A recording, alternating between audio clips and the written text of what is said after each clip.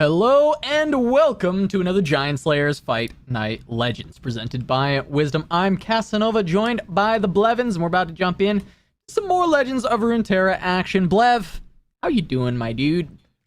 I'm doing good, man. We've got we're in the vast car lot of the Shuriman Desert. There's plenty of Shuriman cars in this the vast parking garage. Yes, the used car salesman of Azir, a little bit of Zillion, some Talia, all I mean, really the whole swath of Shurima champions, or at least a lot of them, are here today. So I'm a little excited to see something different, Casa, than we've been seeing the last few weeks. Yeah, well, we're gonna see a little bit more of the same of something, though. So, Blev, why don't you go ahead and break down the format that we do each and every week here on Fight Night Legends? Absolutely. We've got our good old-fashioned lineup here. We're playing the good old-fashioned Riot Lock here. Same format we've been doing pretty much all year here. Every single match is going to be a best of 3. We've invited 8 players, and it's double elim. So if your favorite player gets knocked out in the first round, don't worry. We've had some legendary runs from the losers bracket for sure. I think Squeeby played like the maximum number of games and still won a fight night many months ago. But players we are going to be playing Riot Lock, so we're bringing 3 decks with no duplicate region, no champion overlap, and you're going to be able to ban a deck, but you still need to win with both of your remaining decks, and winning will get you your share, that sweet $200 prize pool. Casa, let's take a look at the players we've got playing tonight. Let us do that indeed. We got Kever, a 24, going up against Orbmeister, Majin Bay versus Jason Sensational. The Cup is Mine versus Grave Trail, Trevo versus Jason Florent, and Blev. A lot of great names here. A lot of Mastering Runeterra in this week. Yeah. And we're going to kick it off with the Mastering Runeterra matchup in tow. It's going to be Majin Bay versus Jason Sensational. Yeah, this is the first of potentially multiple team kills this tournament. We've got half of the field is Mastering Runeterra team players, Majin versus Jason Sensational here in this very first round. I mean, I saw this match, and I mean, how can you resist? This is a legendary matchup right off the bat, and this is before I even looked at the decks, Casa. We actually have some pretty cool lineup from both of these players. Yeah, these lineups are pretty fun. I like that we do see triple Shurima from Majin. I know we were talking about how just Shurima has been kind of all over the place recently. So the fact that we're seeing Majin just lean heavily into that and just go, hey, Shurima's kind of good. Let's just pick a bunch of different Shurima decks. And then on the other side with Jason Sensational, still running 2 different variations of Shurima, but also just bringing that Pantheon Yuumi Taric that we've seen so much Pantheon in the past, kind of continuing to be a very strong choice in the meta.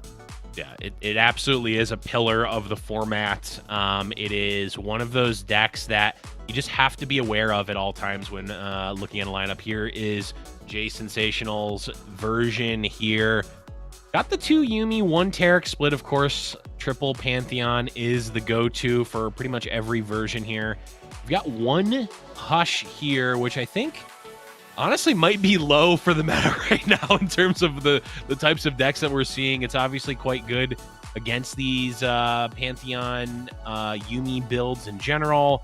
It's good against in general, I mean, it's good against a lot of the Victor decks, so I don't know how many. Just a quick look at the decks. There's a couple of people running, at least one at a quick look. You can check yourself !decks in the chat if you want to see all of the decks that the players have brought. But you know, Hush, Quicksand has really been there it is, 3 Quicksand after that essentially rework of the card, or I mean, it's definitely a buff, right? They just added an additional clause to the card that just makes it so much better and so much more versatile. Now we're seeing it everywhere with these Shurima decks. Yeah, very, very strong card. It's always kind of had those like little sneaky spots where people put a 1-of in, and it's like, wow, that card really hurts. It just like blows out a game, but you didn't want too many of them. Now it's like, yeah, let's just throw 3 in the deck. Let's make it work. Yeah. We're playing Sundisk anyway. We need Shurima cards. This one tends to be pretty strong. Tends to be pretty good. This is, of course, Majin's Mono Shurima. I believe that's the Sundisk list being played. Yep. Actually, they both have Sundisk. Wait. No. There's a lot of Sundisk. Jason Sensational is just not one of the players. Okay, yeah. So I'm looking at my spreadsheet. I'm like, Sundisk. Just not for Jason Sensational. Yeah. So yeah, that was Majin's version that he was playing here. Yeah, and it's definitely it's a very interesting deck. I've actually been playing a decent amount of it on ladder the last couple of days, mostly for the Poro quests, the infernal Poro quests that one of them is like play a bunch of landmarks. So I just been playing this deck anyway. It's pretty fun. It does.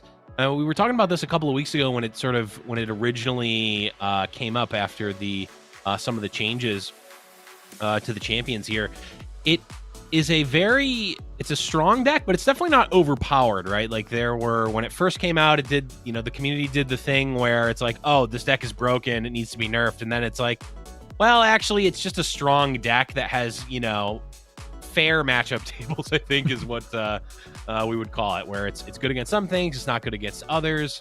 And but it does put forth a very strong win condition with, if you can hit that Soothsayer early and protect the Sun Disc, there's very little that the opponent can do to stop that from leveling, right? Both Azir and Xerath level in the deck, so you don't even really need to put them into harm's way before they're leveled, and they come out, they level up the Sun Disc, and then all of a sudden you're playing with the Emperor deck and two huge champions, and that's just really hard for a lot of decks to deal with right now. Yeah, and they have a lot of early units to kind of help that early game in general, right? So that can help a lot. But we are going to jump in, look at the deck selection phase. We'll get into the bans in a second. We got cars, mono cars, lots of cars here, tons of cars. Yeah, and we even see that other deck, the Ziggs Talia. Now, this is not quite the same variant that Beast Llama has been running on ladder. He was rank 1 for a bit. This is a little bit different. This does run, of course, the Bandle City here. Has the Arsenal. It's kind of a hybrid between the Arsenal decks we've seen previously and the what I call the deck that Shadox made with the Mono Shurima, and it just uses Sun Disc to get a landmark in play. It's kind of like that deck. It doesn't quite have that, but it does have the Unleashed Energies, as well as, the Endless Devout and that sort of in Desert Naturalist, Herald of the Magus, all that sort of landmarks matter package, but in an aggressive package with the Arsenal to finish here. All right, Sun Disc banned away. Get rid of Pantheon, Yuumi on the other side. So we're just going to see a bunch of Shurima, but different flavors, of course. We got the Zillion Echo. Going to be the first pick from Majin. Jumping in there. We'll see what Jason has selected for their first. It's going to be Talia Ziggs. Yeah, very almost card for card the same deck as the one I was just describing from Majin, but of course has the one of Gnar instead of a Ziggs, and there's a couple of singleton card changes here or there, but for the most part, same exact deck. Yeah, it's essentially the same thing, just the classic, in tournament, a lot of players will have their different techs, of course. Just going to see the Feral Prescience to start things off. Just get an early predict. Double Echo in hand. Majin going to hopefully land a bunch of predicts in a row to be able to just turn this on for turn 4, and he should be able to because he's chaining them already, right? Chronomancer from the Feral Prescience into another Chronomancer that he's going to be able to play on 3. Echo's going to be primed and ready to go. Yep. The ultimate joke of Runeterra is that there's a front side to Echo, which there just isn't. He's always leveled. Always leveled. Every time. If you're building a deck where he's not leveled, you did it wrong. Try again. Yep. And this is actually one of the decks, like you said, Casa, that used the sort of one of, maybe sometimes a 2 of Cheeky Quicksand before the change. Yep, absolutely. Now, of course, is like, hey, this is a real card now. Let's just run the card. Yeah, it's like, funny enough, Majin actually has this Echo not level. He can level it, though. He has the time trick. But does he, though? But does he? Like, it is very funny that it comes down like that. Probably the first one we've seen come down not leveled in a very long time. Yeah. But there we go. Yeah, it's just going to be a time trick. Go ahead and get that through. It's still going to die to the right of the Arcane, but you might as well just go ahead and throw that out. Get the Chrono Breaks in. Get that ready to go. But yes, this was a deck that used Quicksand because it was just trying to find good cards that could help delay, help protect from the big units that you would play against. Because that was a weakness of it, was dealing with that. Quicksand was a good answer, and ended up running a one of because it would just be nice. Plus, Bag of Tricks cards are great in a deck that you're predicting all the time. So it's always kind of nice in this list. And now, yep, now it's just a good card. Just a good old card. Yep. So here is a it's a little thing, but it does make sense. Now, we knew that Echo was going to die to the right of the Arcane anyway, and Echo levels in the deck, so there's not necessarily a reason for Majin Bey to use the time trick there to level up Echo, except for that Absolver in hand, which needs to actually see the champion leveled in play. It can't just be leveled in the deck. That doesn't turn on the Absolver. Now, because Majin went through that motion, and that one right there, showing off the ice. He's got some little Mickey Mouse earrings. Little Mickey Mouse studs. Okay. Majin out here looking a little cute on cam. But nonetheless, does end up getting that Absolver turned on because he went through the motion of having the Echo level up with that time trick in response. And now, I mean, granted, Majin probably still able to, have the Absolver with that second Echo, but it wasn't necessarily the case. Well, Blev, I'm just gonna take a sec to I'm gonna give you the internal monologue that Majin was having there while he was showing it, because I've been in TFT world for a little bit recently, and a lot of times one of the common trash talks is calling a tournament a Mickey Mouse tournament if they think it's gonna be easy. So I think Majin, what he's saying there is he's saying, I've just brought my Mickey Mouse earrings for these Mickey Mouse opponents that I'm about to just dunk on the entire tournament. So that's Majin's thought there, I think, with the Mickey Mouse earrings. Yeah, he's ready to go. Ready to bully Jason Station on the other side. Yep. Just like Mickey Mouse. Echo. Just like Mickey Mouse does. Yeah. Mickey Mouse is a bully. Now here's the question, Casa. How good is your Mickey Mouse impression? You want me to go ahead and just cast the rest of this tournament as Mickey Mouse? Absolutely not. I want nothing less than that. I look, realistically, no one wants that. Not a single person wants that. Yeah, that would definitely be a little sus. Oh yeah, chat pointing out that we're gonna now get DMCA'd by Disney. The mouse is coming for us. Mouse comes for us all. True. I'm getting word here. We are now presented by Disney, so this is now a Disney production. And no. And this is the Mandalorian. This is the way. Moment here. Why is that set up? Why is that ready to go? Because Casa. This is the way. You just got to have these things on deck. Sometimes, you never know. Even though I couldn't possibly have known that Majin was wearing Disney-themed earrings, and sometimes you just got to have that foresight,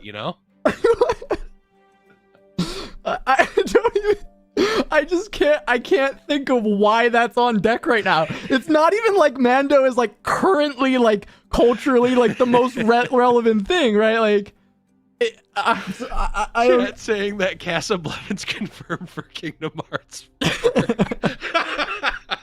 True though. True. Oh God. We were wondering where we were going to be pulling inspiration. We were both a little lackadaisical coming in to the beginning of the cast, and I think the Majin earrings have brought us life. Leave it to the mouse.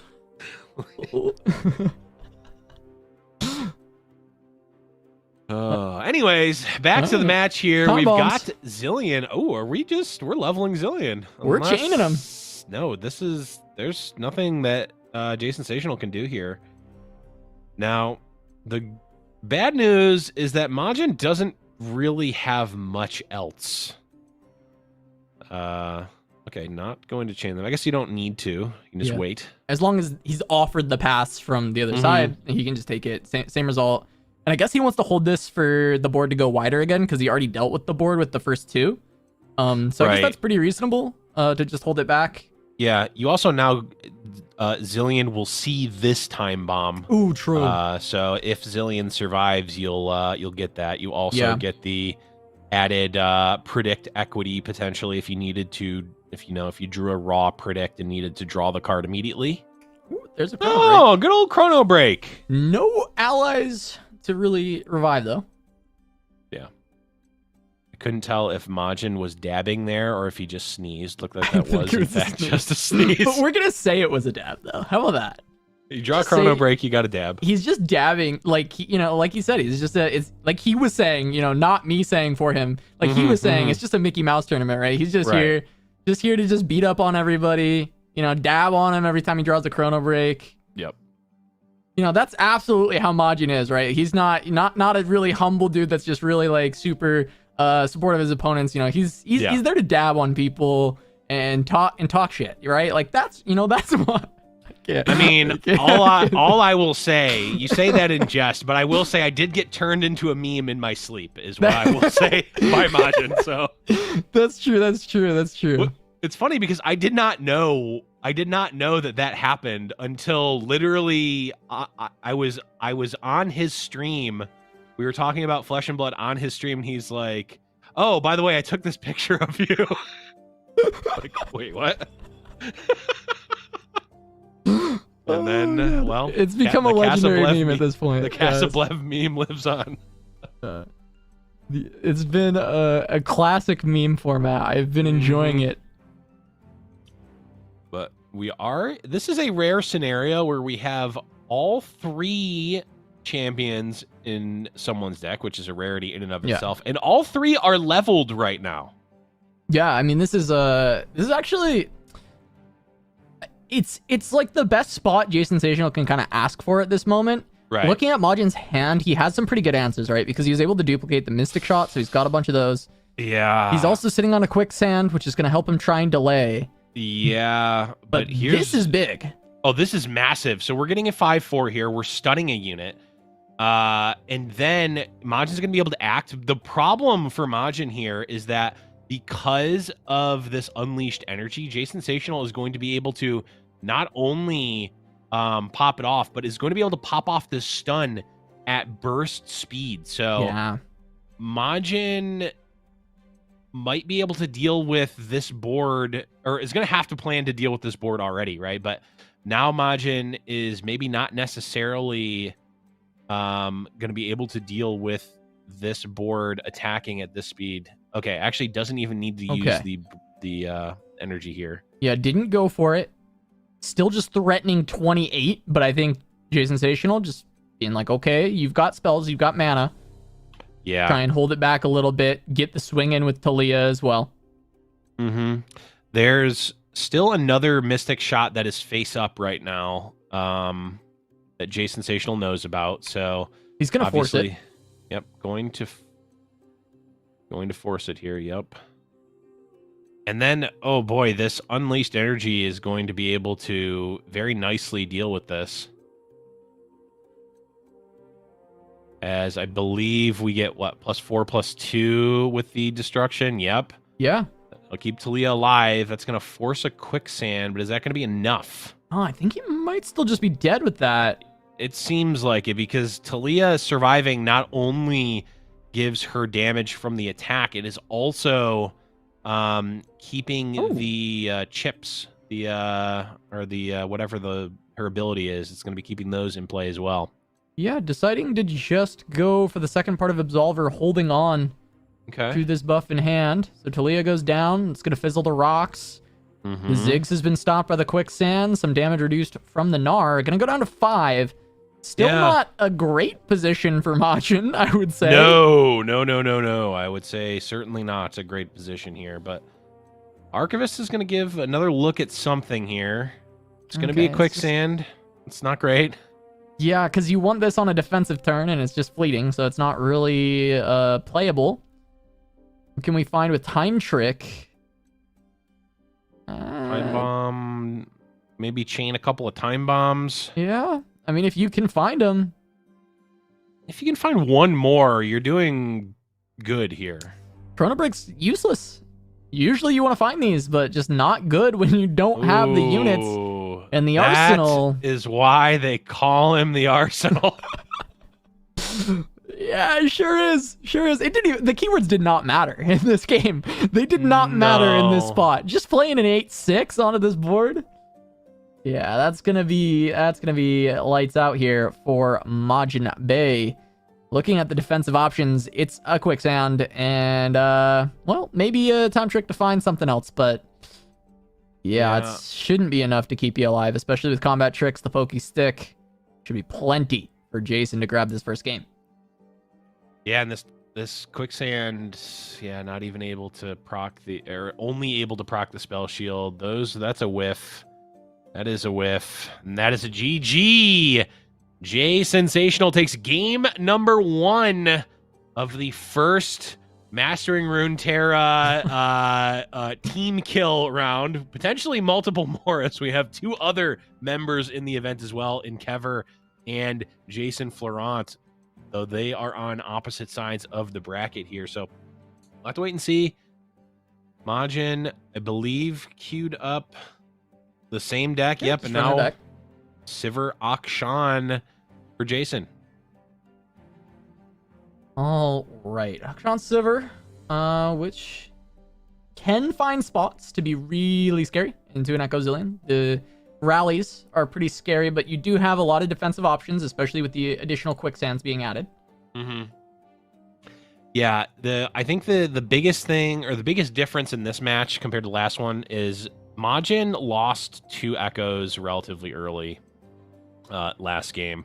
Unfortunately for him, it's going to be a little bit harder for Jay Sensational to deal with the Echoes. This deck, the Sivir Akshan deck, also really susceptible to the Chrono Break. So we saw Majin draw 2 Chrono Breaks, which were effectively just blanks, right? We literally just 3 mana do nothing cards, or 3 mana rally with 2 power in play cards. Going to be potentially quite good in this matchup. Wow, and Majin finds just a time bomb right away. Mm-hmm. Goes ahead and take that block as well. So now this Akshan just going to be able to die to a time bomb when it hits the board. Yep. Another one just drawn by Jay Sensational, though, so we'll be able to refill and continue to put pressure on that level up. Time bomb also going to be really nice in just reducing the attack value of this Petrotype Broadwing. Of course, Zillion being at only 2 life, though, will still die to it, however. Mm-hmm. I'm kind of wondering why Majin didn't want to use one of these Feral Prescience to draw a card to predict before he drew there. He just took a random card. I'm not 100% sure. Maybe he just wants to... Like, we joke about the Echo always being leveled up, and if your opponent plays it, it's usually one off, and let's be honest, they always have the last one to proc it. It's a different story if they're 3 off, right? I think. Yeah, because then maybe you think, like, it could bait an attack, like, from this Broadwing or something. But if he's playing an Echo into you, he's got to have, I don't know. It seems very unlikely that you're going to trick someone in an event like this, with even if it's like 0 of 4.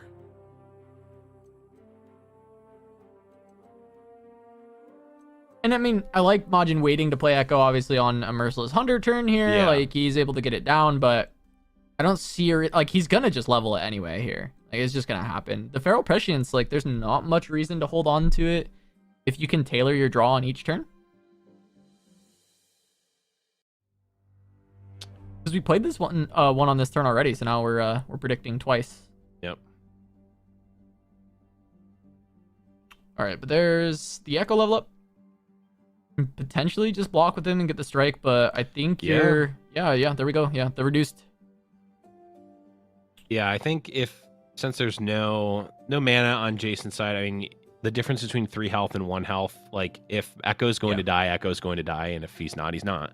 There's a chrono break here. So now, I mean, we're mana starved right now, but potentially have the ability to go wide here, get the Voice of the Risen set up, and we'll have Echo, potentially Voice of the Risen, and other units on the board that can really trade effectively on Majin's side, and then Chrono Break can potentially just end the game on the spot. Yeah, we definitely have a hand for this, and hitting Show Me is insane. Hitting the Show Me there is so good, because now you're continuing to fill this board with the Voice of the Risen, with the Chronomancers. Oh my god, hits another Show Me. And another voice, but he doesn't even need it. Yeah, I mean, next turn, all he needs to do is play Voice, set up to block, and then Chrono Break. He's just in such a good spot. Yeah. Yeah, Akshan comes out, sure. Akshan's such a leveled, crazy series of events for Majin. Yeah. But this is how this deck works. I mean, we saw Beast Llama do this so many times consistently in his run. Yeah, consistently. It's just like, it just looks like kind of a pile of jank, and then all of a sudden you have Voice of the Risen, Echo. Like, none of it looks I mean, this is obviously very impressive, but it doesn't look impressive, right? And then, oh, by the way, I have Chrono Break, and you can't attack, you can't not attack, you can't block, you can't not block. Like, it's just over. Yeah, I mean, this just went from an Echo on board and nothing else to this. Yeah. I mean, like, it's insane. It's insane how much pressure was just afforded in the span of a couple of game actions. Mm-hmm. Yeah, and like, I mean, we can attack with Sivir.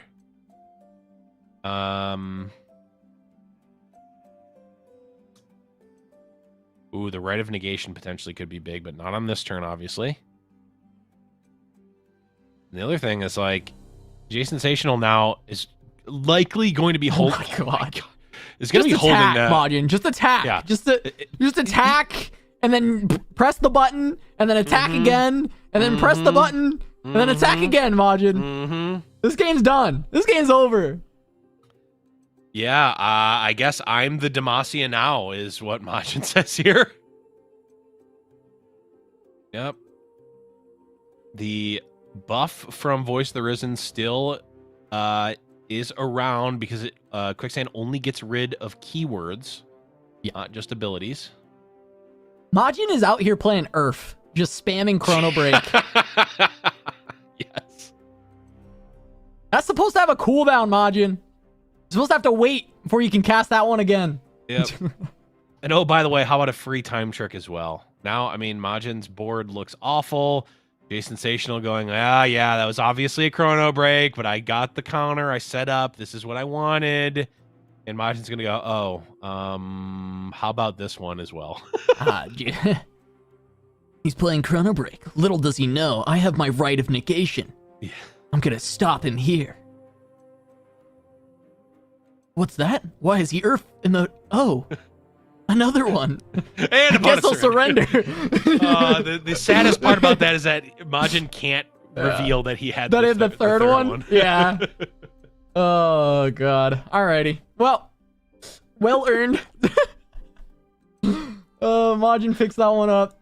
And we're going to go to a game 3. Sensational still has a shot. Another opportunity on Akshan Sivir. Yeah. Sivir Akshan, I guess the old guard of Shurima decks, I suppose, feels like more of a Demacia deck than a Shurima deck. That might just not even be the case. At least card composition wise. Yeah, but it feels that way. I agree. It definitely does feel that way. Yeah. It's let's see. It's like 2-to-1 Shurima to Demacia, but it does feel more Demacian in general. I get what you mean for sure. Like, it just feels very, it's like very unit focused. You got the rallies, some barriers, all the like removal spells are, single combat like it just feels like a Demacia list. Yeah, it's certainly the Akshan and Renekton side of Shurima rather than the landmark side, which is pretty much all of Majin's decks are the landmark versions. Which and funny enough, we rarely see that Akshan or Renekton side outside of Demacia. I mean, Renekton, I guess you'll see him with like Freljord and Overwhelms and that kind of stuff. But in general, right, we still attribute a lot of it that package more to Akshan than to Renekton, even because Renekton's been so rare. True. Even though you gotta find gifts for him still, even though it is rare. That's true. The gifts are all over the place. However, we can't find him to give him the gifts. Yeah, gotta find Renekton should be what she's looking for. This is nice. I got a gift for Renekton here. Any Renektons? Any Renekton's around? I don't think there's any Renekton's. He's not here, Blev. Yeah, I don't think so. Hello, I'm looking for Mr. Renekton. Nope, didn't answer. Nah, didn't get one. Didn't get one. Nope. All right, Naturalist potentially can come down. Rock Bear, plus the stun. It'd be a lot of damage to push on this turn. But I think we can just go in this direction. Set up more vulnerables before going for that. Make sure you're getting really good trades. This gives you a blocker for the fearsome. Mm-hmm. I absolutely love Rockhopper. It just feels so good to play, right? Having the Roiling Sands in play, just like it basically like forces your opponent to play very differently, and it allows you to both develop and punish your opponent's development, which is just, it's not the most common thing to be able to do in LoR, and I just love it. I mean, having 3 power is like very frustrating to play against too, because it's like making your unit vulnerable and it deals 3. So it's like a lot of your targets are getting hit by that, especially if you're playing like an aggro deck. Yep. All right, we're going to be stunning our fearsome here. We've got a 5/4, and the Majin was considering playing the Talia here, and I think it was certainly. I think it at least had to be close here, but ends up going. Ooh. Okay, sure. Another Naturalist to go alongside that Hexplosive Minefield. That's really, really crazy. Setting up some very strong plays in the future for Majin. I'm just gonna take the trades because right now Majin just needs board space. So he's happy to just like trade down on board and then redevelop with the Tolia and with the Desert Naturalist to get another Rock Bear. I mean, we're gonna see the redevelop from Jason pretty strong, right? We see this this nice big Ruin Runner, but Majin's got a lot to say about that in the next few turns. Yeah, Unleashed Energy, build your own Ruin Runner potentially. First doesn't give Overwhelm, but still, I mean, still very strong.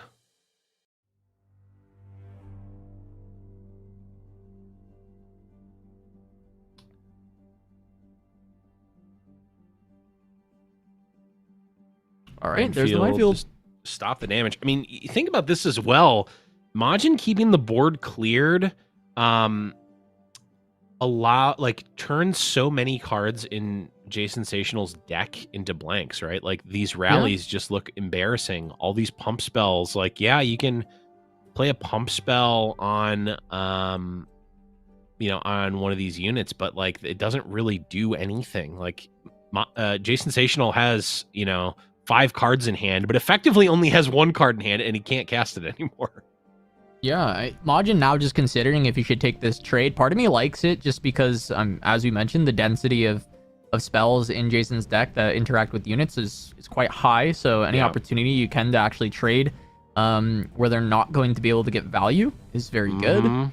So I like this usage, especially because you know how good your refill is right now, right? Right. You have Talia and this Preservarium. So you're drawing 2 more cards. Your opponent has 5 total cards. You're also developing a very scary board with this Desert Naturalist also being in hand and having that Explosive Minefield. So you know how good your refill is. You know Akshan Sivir cannot refill as well as you can. And here we go. And that combo is pretty carry. Yeah. Well, it's certainly going to be close here. Yeah, Desert Naturalist going to do a ton. Unleashed Energy. I guess Majin has to decide, is it like going super wide better, or do you just like do a huge open attack here? Yeah, this is the Unleashed Energy. Again, this is at burst speed, so a burst speed stun, something we don't always see. This is going to be 14 from it's Exacties. There's also an Absolver on deck, and Jay Sensational has does have the Concerted Strike here, but Majin just needs a single pump spell. Yeah, there's the 1 pump. We do have on the other side another Shapestone. Oh, this actually does stop though. That's huge. That is massive. Okay. Well, that went from game ending to, I mean, potentially game ending. Yeah, just gonna go ahead and use this naturalist to get rid of the Ukshan win condition, knowing that Jason's still very low on cards.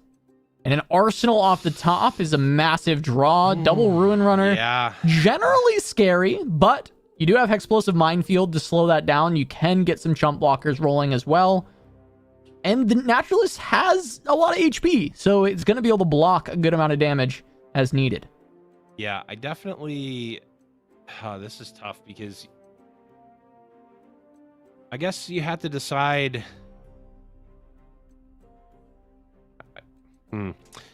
I'm actually not 100% sold on the arsenal here. If like I feel like if you're hand tracking it all, you know that there's been 2 cards in hand for a very long time. There's a small range of cards that those could be. I have to imagine that Majin is putting Jay Sensational on at least one rally here. The arsenal doesn't actually block these Ruin Runners very well. Yes, you can, if there's a rally, you can block the Ruin Runner twice with the Desert Naturalist, but you don't actually kill it because the second attack it's going to have barriers. So this is actually like not even super great. This arsenal basically just came out a turn early and is a 8 mana not going to block. Yeah. I mean, end of the day, though, he's still just going to be able to pick up this win. Jason still gave him the opportunity to jam that Explosive Minefield, and the fact that it was there means these rallies aren't going to do enough. And now you just challenge the 3-2 first with your Scout Attack. You get that impact damage in, you get that overwhelm damage, and then you just do the same to one of the Ruin Runners, and it's plenty. Yep. Also, you know, going back up to 20 is pretty okay here, and Jay Sensational throws out the GG. Golden Aegis not going to be enough here, as that is still going to be 9 coming through. Jason has nothing, and Majin gonna take out game number 3 and round number 1, and wins the first Mastering Runeterra team kill in our fight night here.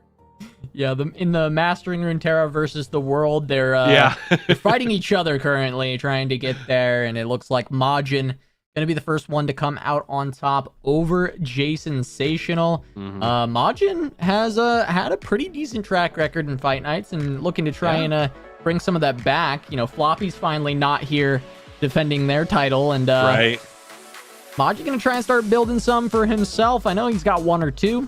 Trying to start a streak, catch up to Floppy Mudkip, and it's working out well so far with the triple Shurima lineup.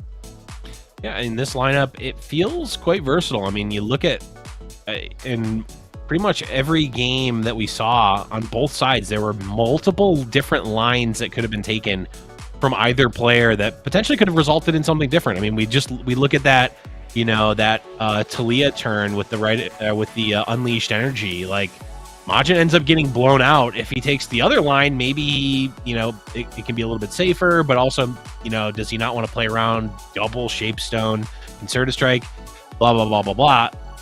What I'm saying here, a lot of agency in these Shurima decks. It's really something new and interesting that we have not seen. I don't think we've seen any sort of lineup composition like this, or at least not in a very long time, and I'm very excited to see it. Yeah, a lot of fun, and as you saw on the bracket there, Kever was able to pick up the win on the top side, so it will be Kever versus Majin Bay. We also saw a victory from Cup is Mine over Grave Trail, and that means we are just waiting on Trevo versus Jason Florent before we have the final decision there, and we're going to jump into Game 3 with those two right now. It's going to be Trevo versus Jason Florent. Game number 3, Sundisk versus Sundisk. Okay, we've got cars for days here. I see 2 champions in the hand of Jason Florent, and while obviously that's very good, the Soothsayer also very, very good here. And honestly, the double sands here, or sorry, double unraveled earth, also quite good because it very quickly levels both champions. Azir quite easy to level, Xerath maybe not as easy, but now with the Rolling Sands in play, it's just a matter of time before Jason levels up this Azir, and you know, it's just a matter of time before both of these champions are leveled. Yeah, I mean, you get there, Sun Disc immediately going to be ready to flip, and you're just setting yourself up for success on this side. We don't know what's in Trevo's hand. Could be equally a strong position, and there we are. True. We got it. And look at that. Yeah, it basically mirrored is. Situation. Yeah, and here's the Soothsayer. This is Jason tapping out entirely, so no mana left here. Trevo could use this time to develop a champion, though. I found that developing the champions play similarly to Echo in the other deck. You really don't want to put them in too dangerous of a spot unless they're already leveled, because you absolutely want that progression onto the Sun Disc. Interesting. Okay. Yeah, that is a very interesting play, and I actually mean that as interesting, not the secret coded language of interesting. Interesting's bad. Yeah. No, that's where I'm at too, because this you're protecting the 3/1 from dying on this turn. It also gives you more progress towards both your champion level ups, and it's a significant amount because the Rockhopper also brings back one of these Unraveled Earths. Yeah, this is Xerath leveling up. This also might be Azir leveling up, and we might be in movie time here. Actually, we would be one off, hilariously enough, if when Azir levels here. So we'll be if Azir levels as early as next turn, we might be in movie time for Trevo here. Now, Jason, and this is the spot that Xerath puts you in right now. Every unit you play, at least the first unit you play, is going to kill one of your units. So you kind of don't want to play a unit out necessarily. Problem is that Azir attacking is going to trigger movie time. Or sorry, it's not. It's going to level up Azir, but the Sun Disc will be one off. So, man, it's tough because playing a unit doesn't even give you another blocker because it will end up Xerath will kill your 1/2 here. Yeah, we're about to watch a lot of movies, is what I'm seeing. It's going to be quite a few movies. There's the Xerath, the Ascended coming down. And yep, net 0 on the blockers. In fact, probably worse in a certain sense here because your Xerath is taking damage. Yeah, and Xerath is going to die because the Sun Disc is going to pop next turn. Yeah, pops kills Xerath because this 2/2 is dying. So this is potentially a huge misstep from Jason Florent here, as we're going to be going into movie time for Trevo, going to have a full board, leveled Sun Disc, the Emperor's deck, the full 9, and Jason is going to have nothing. And I don't even think that Jason can level up Azir next turn. I think he's still off by a decent margin. 10. Yeah, he needs 3. Can play it. 11. Attack would be 12. So you can maybe do it with can get there with this Waking Sands. Waking Sands, but to what end? As your opponent is going to have both in play. Yep, there's level 3 champions, folks. First time in a long time that we've seen them on Fight Night, but here they are, and I'm sure if you've been playing ladder at all, you've seen quite a number of them.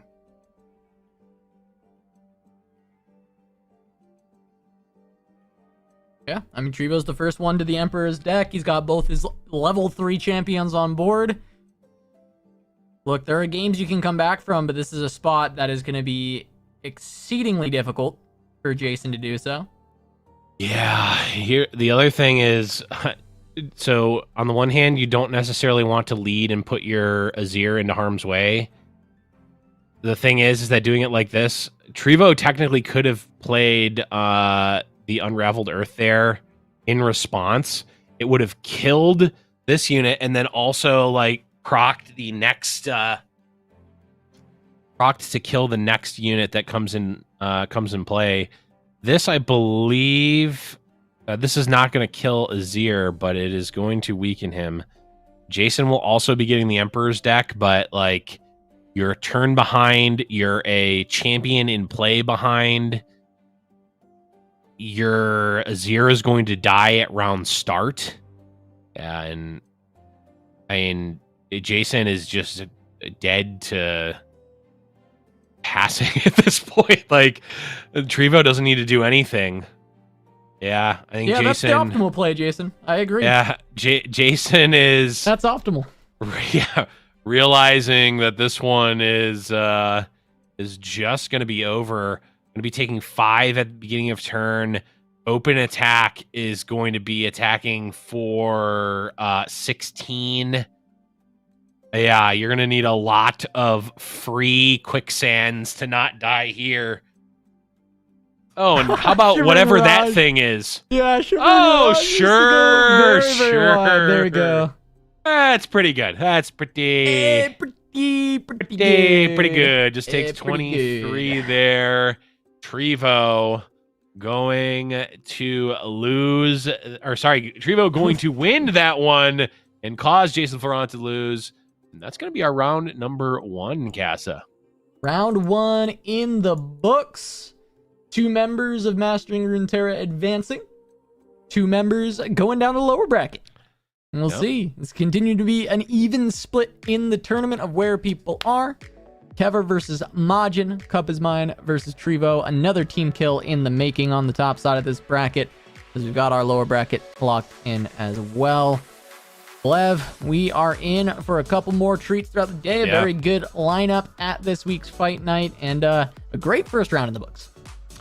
Yeah, I mean, I absolutely think it was a great round, and I'm really glad that we got to see the Shuriman movie, which of course is now a Star Wars universe movie, and this is the way. Of course, you know, still because of course we've gotten bought out by Disney during this broadcast, as we mentioned earlier. Am I joking? Who knows? Type 1 if you think I'm joking, and type 2 if you are now part of the Disney army like we are. Well, that's it for first round, folks, but we're going to have plenty more Fight Night Legends when we return. Don't go anywhere. So much.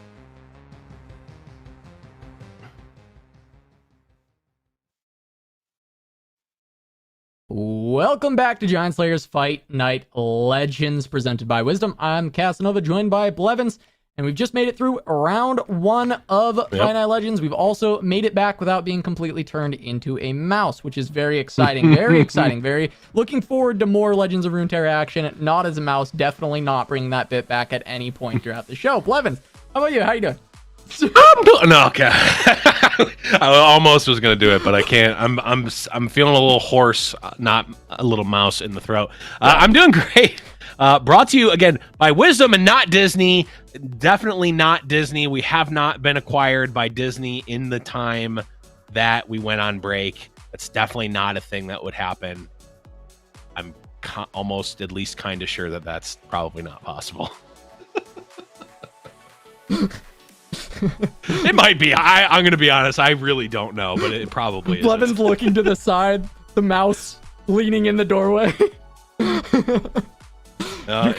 gonna tell him about Disney, and you're gonna like it, Blevins. All right. Anyways, we're gonna get into round number 2 in just a second here. We're gonna be jumping in with Kever versus Majin Bay. Yep. Sticking with the team kills. It's gonna be more of the Mastering Runeterra team. Kever, known for Lee Sin. Did he bring Lee Sin? Drum roll. Yeah, he brought Lee Sin. Lee Sin Victor. Yeah. See, look, maybe I can get behind this deck, right? You know, maybe I can not hate Lee Sin anymore. We'll see. We'll see what I decide after, 10 minutes. But here we go. Majin still on that triple Shurima lineup. Look at all that Shurima. Doubling up on the Shurima. Double dose of Shurima today for Majin Bay, and it worked out pretty well in round number 1. Yeah, absolutely. It definitely did. And now, you know, Majin played against a kind of similar lineup in Sensational. Now playing a very, very different lineup. I mean, we saw last week when Kever 1 brought the triple control deck, what Mo called the triple boring deck, and it didn't run back the same decks, but kind of ran back the same thought process here. When the Victor Lee Sin is the fastest deck that you're running, that's kind of a problem, I think, for at least your clock, right? Like, it's definitely not the fastest. We have, like you said, the old Trundle Ledros atrocity here, Field of Rush, but here, Yep, they have the Zoe. Lux. Zoe Lux, or rather, It's I really guess Aphelios Zoe with 1 Lux. Not the Targon Demacia deck we were expecting. What's she doing there? Why is she in this list? I mean, there's like a lot of big spells, I guess. She's just hanging out though, just like, I guess when you actual get chaining 0 guns, 6 cost spells. I mean, when you're like chaining Aphelios guns, maybe that's like, true. It's like just another Kind late of. game win condition. It's almost like a Nanbo though, because it when Aphelios levels up, the weapons cost less and they proc less for Lux. I don't know. It's a little weird, but hey, I mean, it's only a 1-of, right? And it's probably a good late game sort of value engine. Yeah, I guess when star shaping wasn't enough of a win condition, you just throw a 1-of Lux in there and just be like, we're good. I don't know. Kever always bringing something different, something interesting. I feel like Kever's lineups tend to not look like other people's lineups. I think on average, nothing is looking like this. We have 1 Moondreamer and 1 Swiftwing Flight in the deck. I mean, he's definitely just one of the players that, like, I feel like usually has lineups that are more unique. Even when he's within the same archetypes as a lot of other players, I do feel like Kever's tuning tends to be a little different. And, you know, it's hard to question him with the amount of success he's had in seasonals and ladder and everything, right? Right. Very, very solid player. He plays really well, too. So, gonna be cool to see. I haven't had a lot of experience with this new version of Lee Sin. I know Victor, people have been talking about a lot recently. But yeah, kind of cool to see someone who is so good at the Lee Sin archetype, or at least the previous one, pilot a new one. Viclo as the name of the deck. How you feel about that one? How you feeling? Viclo. I don't even Victor, get it. Wouldn't it be Vicly or Lee? No, that's going to be a pass for me on the name there. Unless like Viclo is a play on a word that I'm not familiar with, which is possible, and if that's the case, then I can maybe, but that's going to be a no for me, dog, off the bat. Either way, bans have come in. Kever, tune up Lee. Yeah, bans the Monoshima, which I think is something we'll see relatively often. Oh, we've got Unhinged in the chat saying Litor. That is a better name than Viclo, I will say. Bionic Kick, also a better name than Viclo. Though the bar is very, very low. It's very Viclo, in fact. That's how low the bar is. It is Viclo. Which I hate that, so you know how bad I feel saying that joke. All right, well, we're gonna throw away the 3 denies. On the side of Kevor, keeping the calculated creations. Just going to give you some early game. You are going to want here against the Bandle deck. It's going to have some potential early aggression. And we find the Victor. So Victor, Portal Cannon, calculated creations as our early options. Can probably throw away a Mystic Shot and grab one of these Poros if you want to defend on turn 1. And I think that's going to be the option. Yeah, there we go from Kever. Makes sense. Icy Boy in chat says Dr. Robot Kick, and I think that right there is the name. Dr. Robotic Kick, right? Like you got to, like Robotic Kick. Robotic Kick, but perfect. Yep, that's Robotic it. Kick. We figured it out. That's the name. Ice Boy, good job. You got there. I don't know if the claps come through my mic, but look, just great. Just really, really great work. That is the way. think it, there it is. We got there. So Kever sleeving up Dr. Robotic versus the, okay, it does not roll off the tongue, but it is definitely the name. But it's correct. It's it is correct. Just like Pinky in the Brain was correct. Right. It may not have been easy to say. People may have hated it, but it was correct. And that is the same thing with Dr. Robotic. Yep. I like it, but Kever maybe not liking it right now as the deck. Well, I mean, this is what you sign up for, right? These are the hands that the deck draws. It is certainly not a Lee Sin deck in the same way that the Targon versions were, which were very much revolving around Lee Sin. This is much more revolving around the Victor and the other augment packages, and getting chip damage and just having Lee Sin maybe chip in the last a little bit of damage rather than the full OTK. I don't actually even know if there's an OTK possible in this deck, or at least not likely with Lee Sin. Yeah, I'm actually, yeah, I want to just look through this deck a little bit. I'm a thumb through it. There's no way to give Overwhelm to Lee Sin. So you're not 20ing with Lee Sin. How messed up would it have been if the unavoidable Twitch ad was Disney? I would have. It would have been maybe just the greatest moment though. It would have been yet another, proof that we live in a simulation, but a simulation sponsored by Disney, apparently. So it very much does seem like the Lee is just a chip in that last bit, right? Like it is, or at least like to slowly take them down, like a slow burn, if you will, over time. I see what you did there. You were delving pretty deep there. If someone might call you a delver. Yeah. Of secrets. All right, Kever is going to jam down the Victor, though. Get that value engine rolling. Ziggs is going to put on a lot of pressure, though, and once you kill this thing and just leave the second part up, it's just fodder for Majin to destroy and continue to make their board stronger. That is the scary thing about the Endless Devour, right? The Sarcophagus is just so strong after the fact when you're running this deck that destroys the landmarks so easily and wants to destroy them. Yep.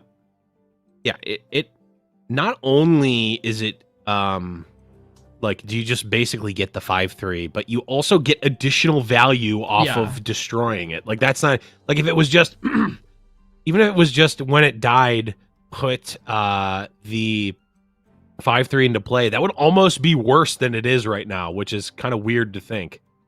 Yeah, I mean, almost, right? It feels so bad to actually kill the Endless Devout. It really does when you're playing against this list. And, at a certain point, like, you kind of maybe have to, right? Like, you can't just let it chip you for 3 every turn for your entire HP bar, or you also need to attack at some point. But yeah, every time you have to, like, think about, okay, if I get rid of it, am I going to be ready for what comes next, right? Ooh, did hit elusive, which is certainly one of the relevant ones, to say the least, right? Like, you are certainly able to chip in a lot, and you're certainly able to keep up a lot with Gatorade Fuel for Tomorrow. Not a sponsor. Not actually an ad. Not a sponsor. Just an ad that we can't avoid. Remember, folks, write your local Twitch politician to get rid of these stupid, unavoidable ads. They're awful, and we can't avoid them, unfortunately. Wow, those are basically the two keywords that you would pick if you're Kever here, I think. Yeah. I really like my elusive spell shield 7 power unit. I think I'm pretty happy with that one. That only gets bigger very, very easily. Spell shield is going to get pokey sticked off, but still, that is, it's a positive for you, right? You play this 0 mana spell shield that you generated. and you force Majin to use a 1 mana ping tool. Now, of course, for Majin, it's a little bit low investment because of the fact that you get to replace the card, but still net positive for Kever, and has this, 7/3 elusive to threaten damage. He's just deciding, is there more to do prior to going in for this attack? Now, I have no idea how the keyword generation works. If you got Spell Shield and then lose Spell Shield, can you get Spell Shield back? I want to assume that Victor? you can. Yeah, I believe that you can, but someone could tell me I'm wrong, but that is my belief, is that you can get it. Mo says no in chat. Interesting. That's interesting. I just have literally no idea. The keyword after. Right. But now someone has said yes. Not until every other keyword. Wow. Yeah, that would technically still be a yes, but not but what I admittedly, you have to cycle all the way through. I will accept a no if that is the condition. I will accept chat, no as the answer. Chat is decidedly unsure. Yeah. Or rather, multiple people are saying different things that they're sure about. No, so it's very I'm interesting. saying unsure. I don't have any anecdotal evidence myself on it, so it's really just a intuitively, I believe that it would be fine. They would be able to get it. But no, chat is completely undecided. A couple people are more sure than others, but I would say almost everyone who has chimed in has been sure, but about a different thing than what was said. Yeah. So that just leaves me in the least sure. It's becoming overwhelmingly in the camp of you can re-roll it and Mo's wrong. So that's what we're getting. That's what we seem to be getting. Someone said Mod is wrong, then More is wrong. We'll see if we get to a Mo is wrong at a certain point. No. Those words, that's a bannable line in the chat after Mo cast last week. It was part of his contract. If you type Mo is wrong in GiantSlayerTV chat, you get auto banned for life. All right, so it looks like definitely Mo's wrong. Okay. There we go. Well, that makes more sense, and that was my initial read, but just Mo was the first person to say something. He said no, so I started questioning it. But we're good. Mo also thought that he could take me in basketball, and he's a foot shorter than me. That's true. He's 5'2". He's half my weight. Yeah, he is 5'2". Kind of cringe, honestly. Yeah.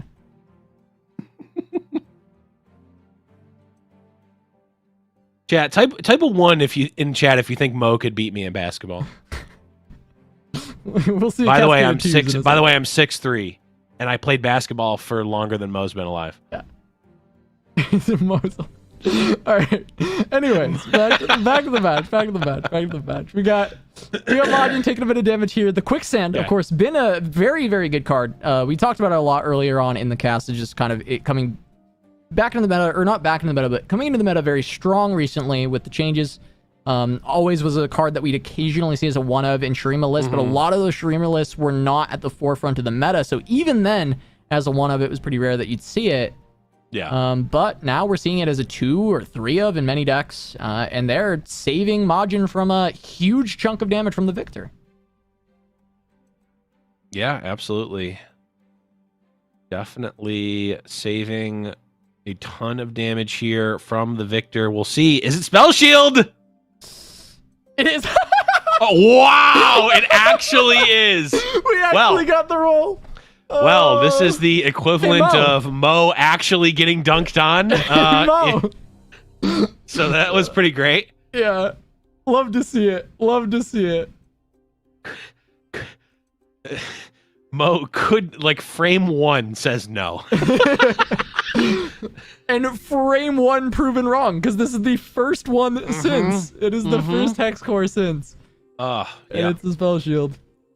Also, can we go back to the fact that Kever has rolled elusive Spell Shield as the Victor? Kever would like you to ignore that fact.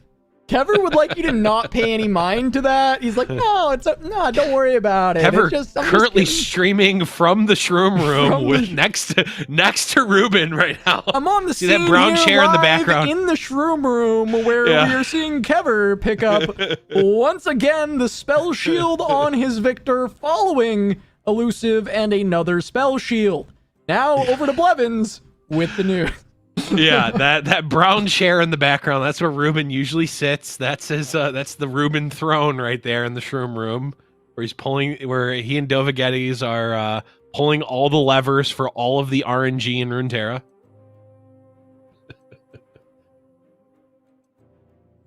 All right, we got ambush coming through. How many more quicksands do you have? Ooh. The answer is none. Kever gonna grab game 1. Love to see it out of Victor Kever. Like really good at selecting keywords. I will say, I think Kever.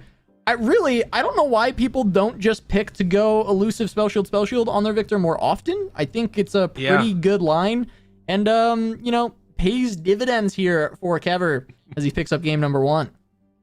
Yeah, that was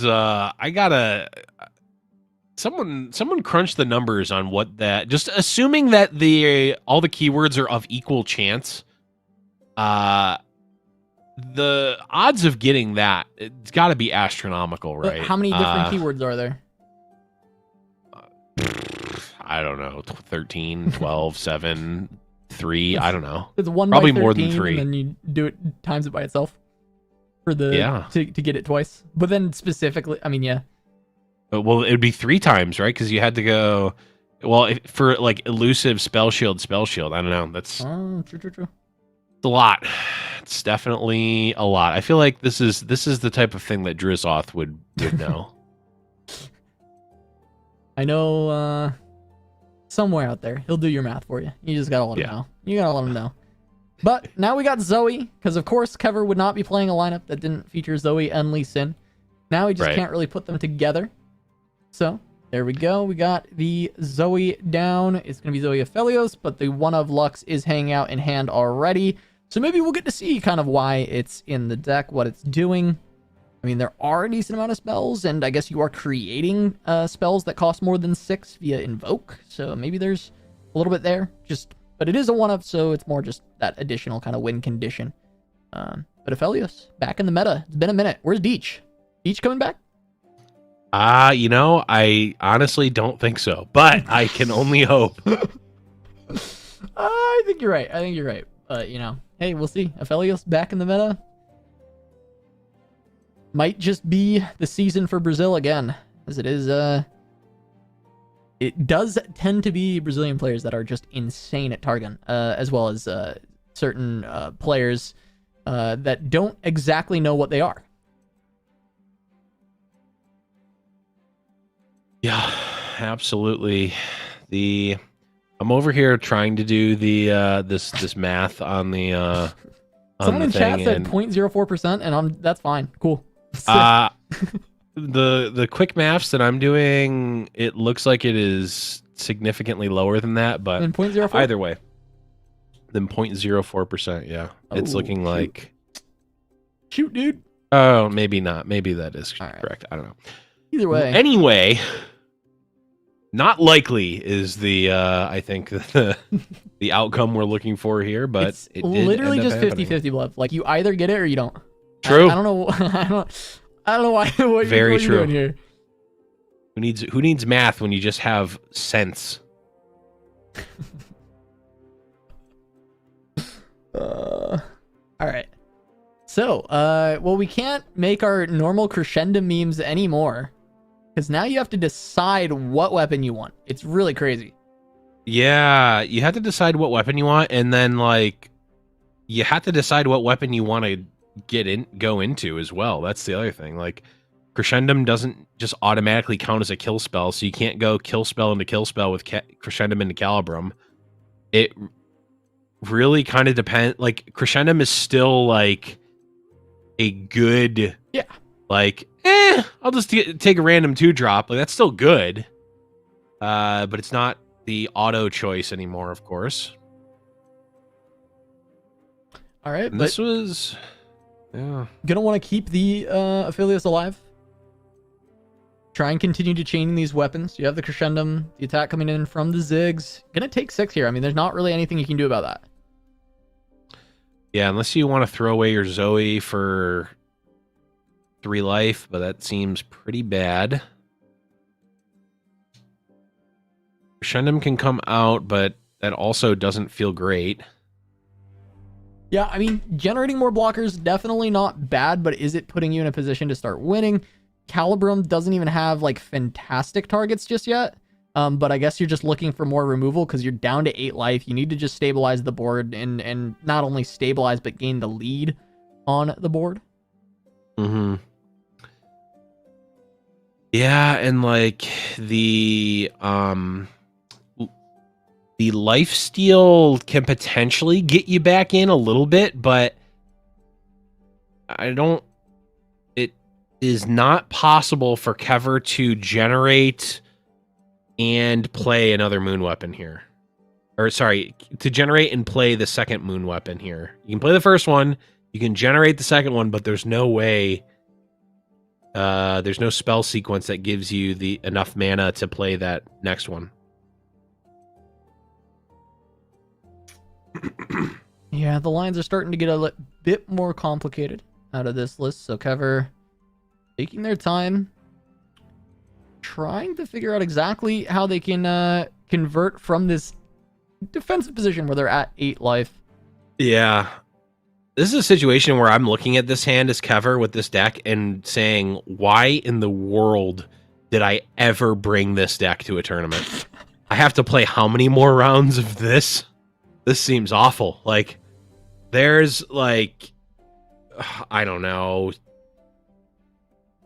7 different lines just off the top that I could think here that are, like, at least reasonable. Like, you can Moon Weapon into Goat. You can play Priestess into Moon Weapon. You can Moon Weapon into, like, Hold Up Pale Cat. Like, there's so much that could be done here. There's actually probably even more than 7 lines here that are all at least reasonable, and I don't know how many of them are winning, but well, I guess that's what Kever is in this game to figure out. Yeah. Also, by taking that trade, there's now only champions left on the board. So Calibrum not going to be super valuable. Yeah, still castable on your own stuff, but that is kind of defeats the point. Yeah, a bit counterintuitive when you need to control the board right now.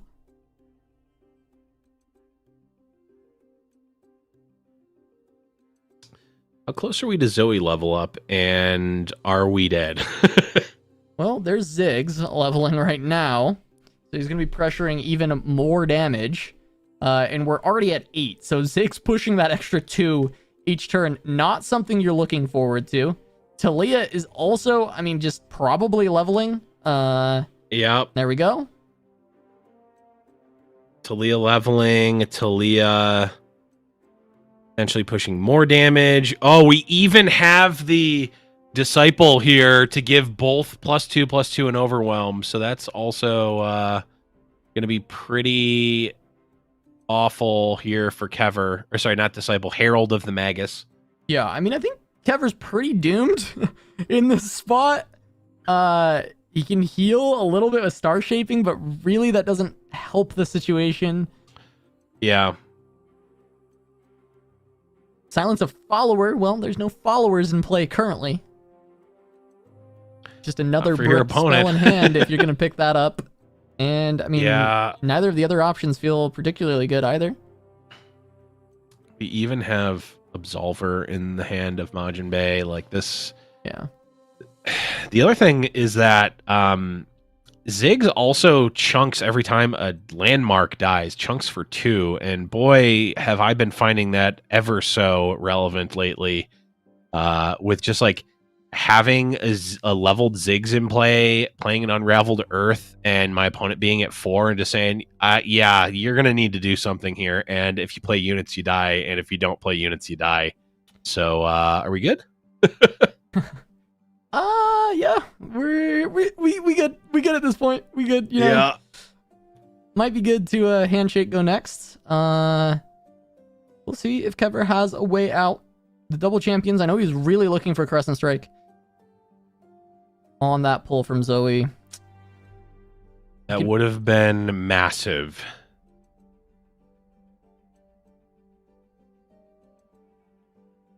Red of the Arcane. Gonna stun the full board.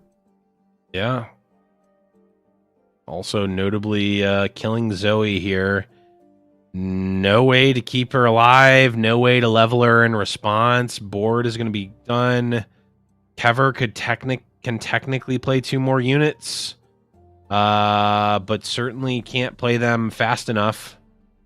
Play 1 unit, have a blocker. Yeah, this one's just donezo.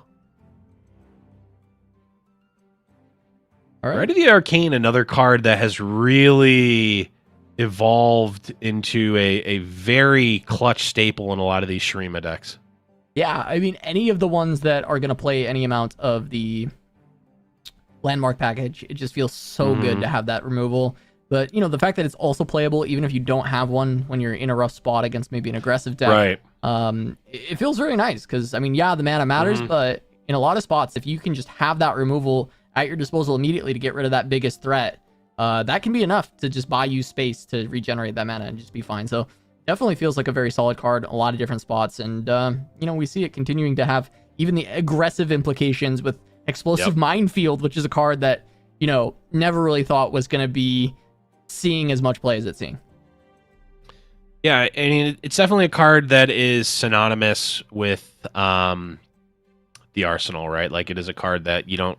I mean, it is a rare Bandle City landmark. That's not the Bandle tree, right? So it only goes in essentially the Arsenal decks, but when you're putting Bandle City into your Shurima deck, it's certainly one that I think you'd like to play more of. I think if it was a Shurima card and not a Bandle City card, I think we'd actually see it played a lot more in the mono Shurima decks for sure.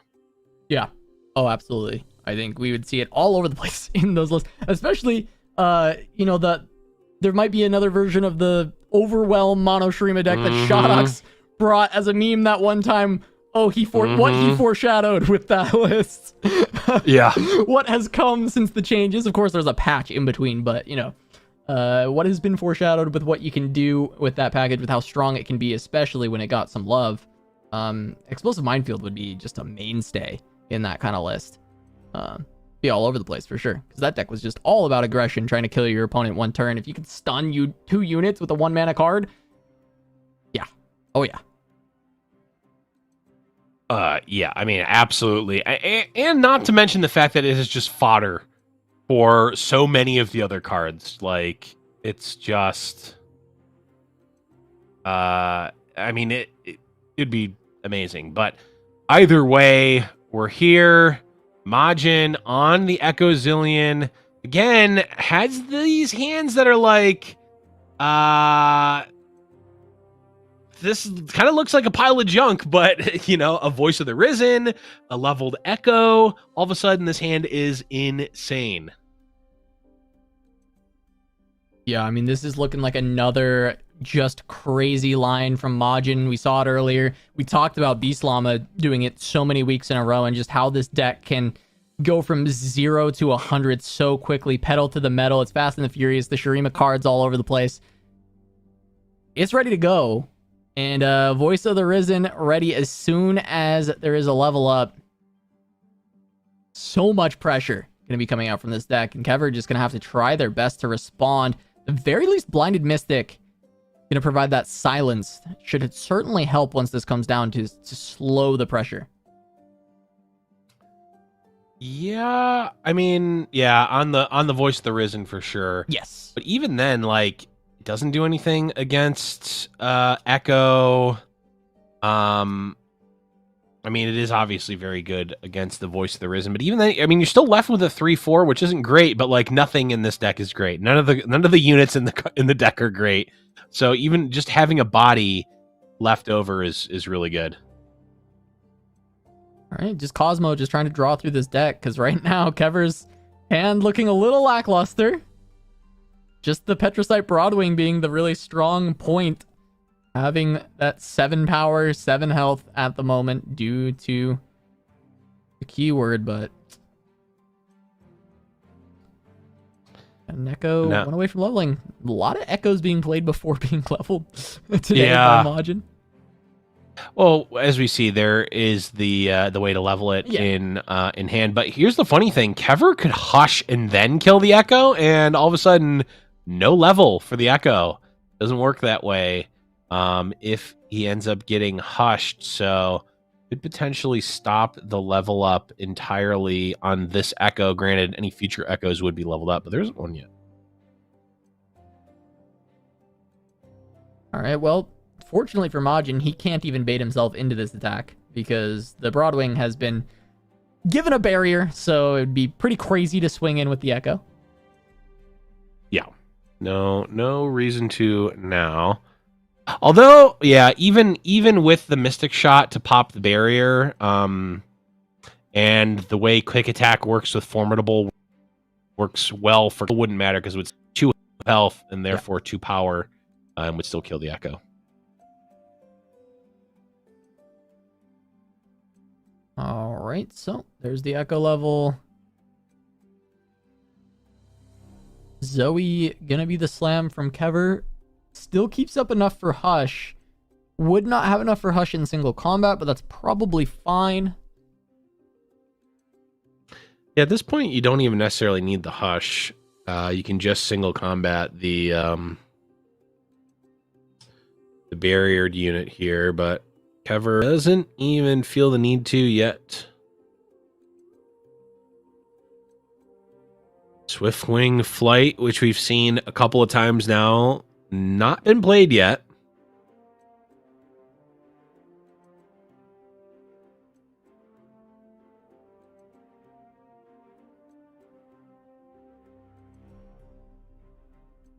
Yeah, we'll give another challenger to threaten the Echo. I mean, that's your main pressure point right now, right? Is like trying to take this champion down. You don't want to allow it to generate value each and every turn.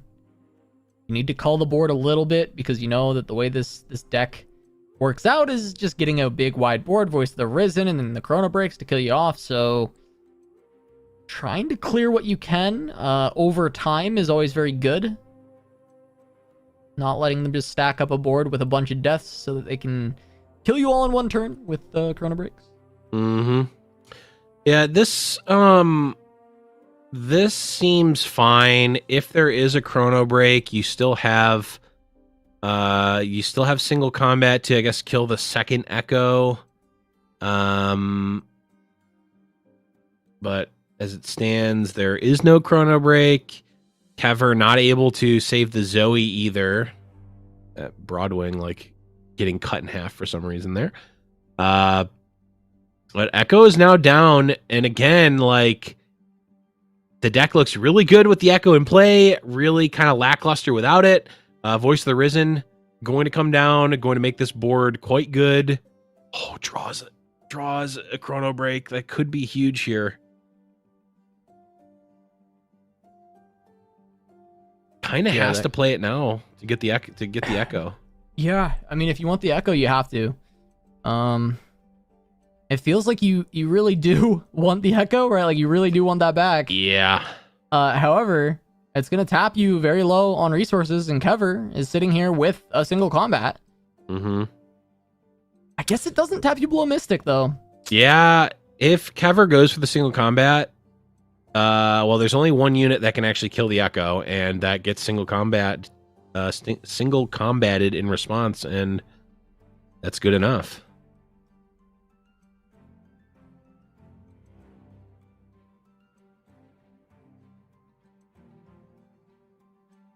Yeah, he's got the way to defend it. Just enough mana with the Mystic, and just no units of high enough quality for Kever. And now he doesn't have enough mana for both the Hush and the single combat, so the Mystic's still going to protect from the Hush. It does mean that single combat maybe on a subsequent turn here will do enough, but at the very least, this Echo is going to look to generate one more time trick and just has full board control right now. Voice of the Risen can put a lot of pressure on, but if that does come down, cannot play the Rite of Negation. So we might see Majin wait another turn before jamming the Voice of the Risen down. Yeah, this is now I mean, it's kind of it's a potentially precarious spot for Majin here. The voice does kind of paint you into a corner now. Blinded Mystic into single combat, and all of a sudden Majin's got a bunch of like expedition chaff in play. Yeah, I mean, it's a good setup, right? You've got both. You know there's only 3 mana. You get blown out by a second Mystic Shot, but at a certain point, you kind of just have to let it rip so that you don't fall too far behind. The more turns you let this Echo swing in and get the value, I mean, you're probably just digging a hole to the point where you are losing, or you're guaranteeing that Majin actually finds the answer to your single combat. So I'd love to see Kever just rip it this turn, and take the risk, right? Whether or not there's a Mystic Shot there. Now, of course, we know there's not, so it's very easy for me to say that versus him to actually pull that trigger. But I feel like this is a spot where you have to, because you're not winning if you let this Echo continue to rain all over you, right? It continue to generate the value. You're not winning either way. So if the Mystic's there, let's just lose now, right? Yeah, Mystic, Absolver also would play around it too. But again, I think it's still the calculus is still the same.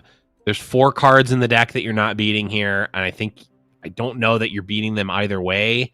I guess Chrono Break is another one. Yeah. But again, you can't, like, the Chrono Break doesn't go away. You're not beating them later either, right? Right, exactly. It's definitely not Chrono Shot, and probably not the Absolver. Maybe you're beating the Mystic Shot later, but now, like, more damage you take, the more the Mystic Shot doesn't need to trade with a unit anymore, and it trades with your Nexus.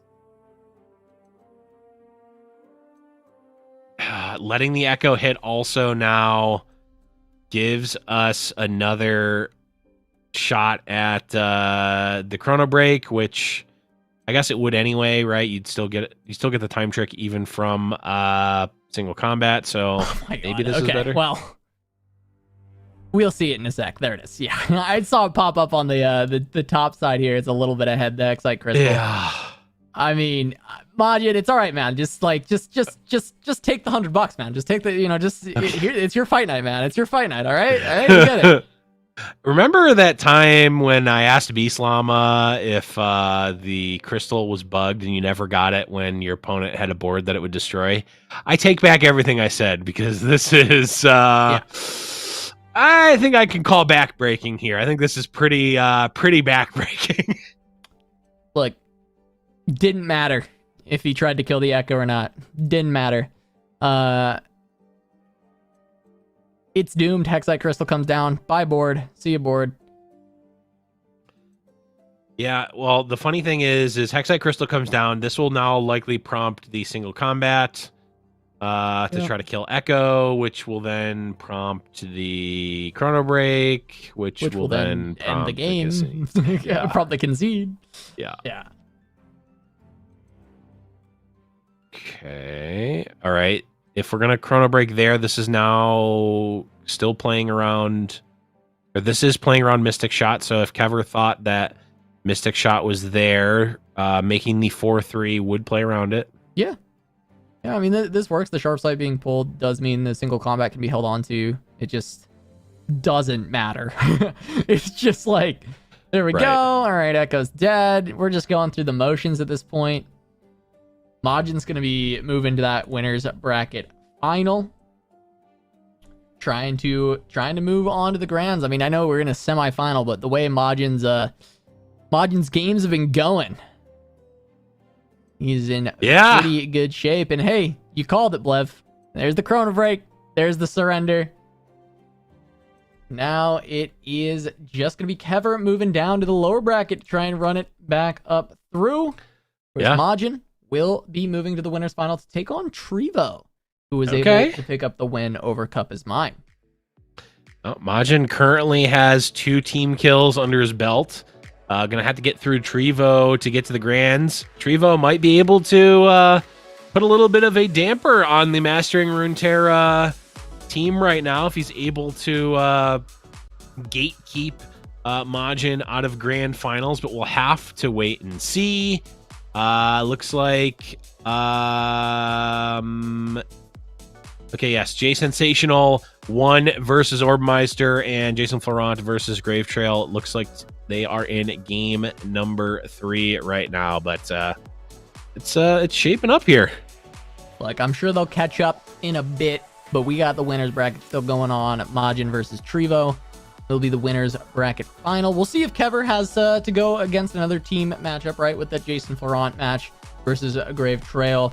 See if any more of the Mastering Runeterra players are going to continue on towards the finals to see if they can get a rematch against Majin, or if it's just going to be Majin versus the world, carrying that torch for Mastering Runeterra in just a moment. But before any of that, before the winners final, we are going to take a short break, but don't go anywhere. We have plenty more Legends of Runeterra to play when we return.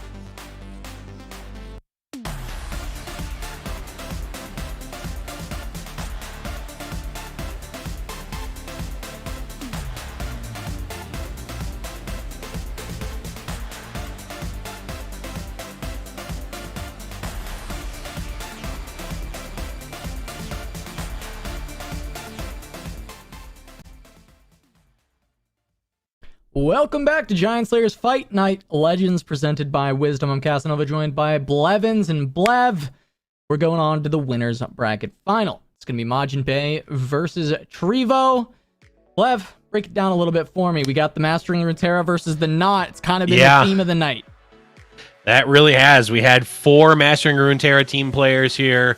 Majin Bay, Jason Florent, Jay Sensational, and Kever. And then we've got 4 folks who are not from the Mastering Runeterra team: Orbmeister, Kappa's Mind, Grave Trail, and Trevo. We are now in the winners bracket finals here.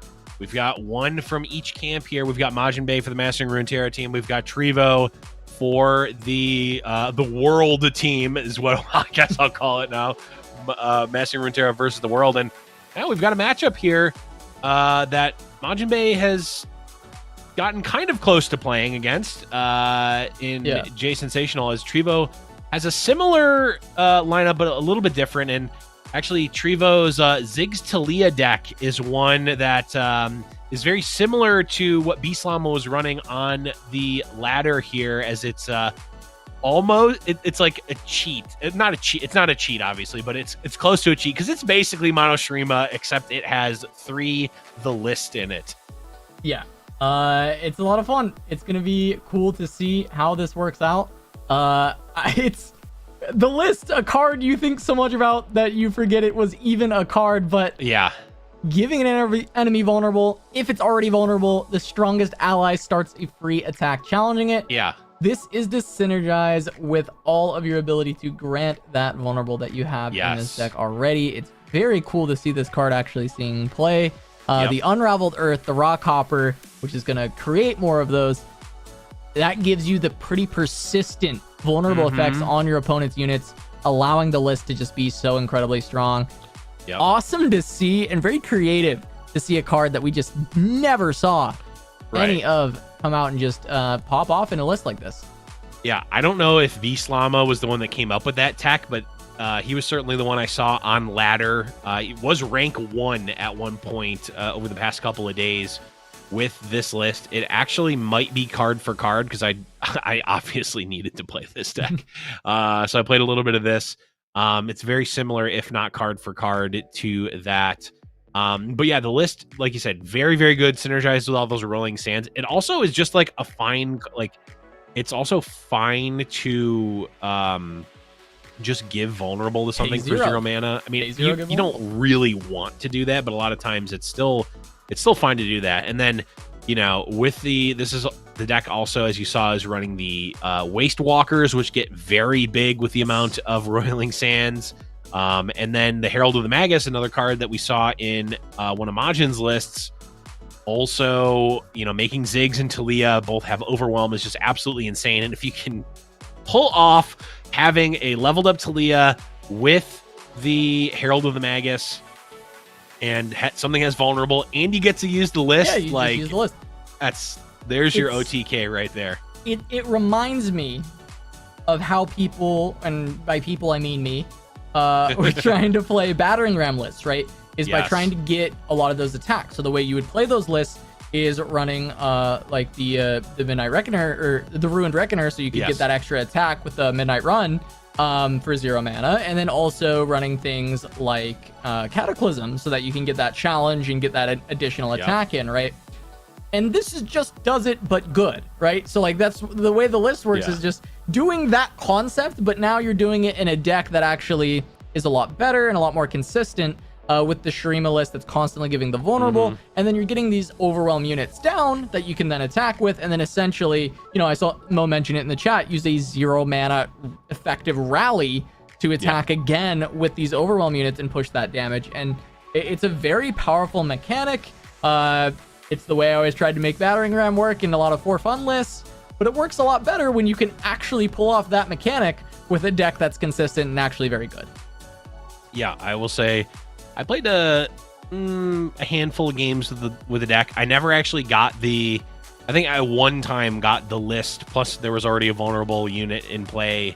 I only got to do that, like, I think one time. But, like, the times that you're not doing that, a lot of times you're either, like, way too far behind and it wouldn't matter anyway, or you're just winning through normal means and the list is just there as sometimes it's an over the top.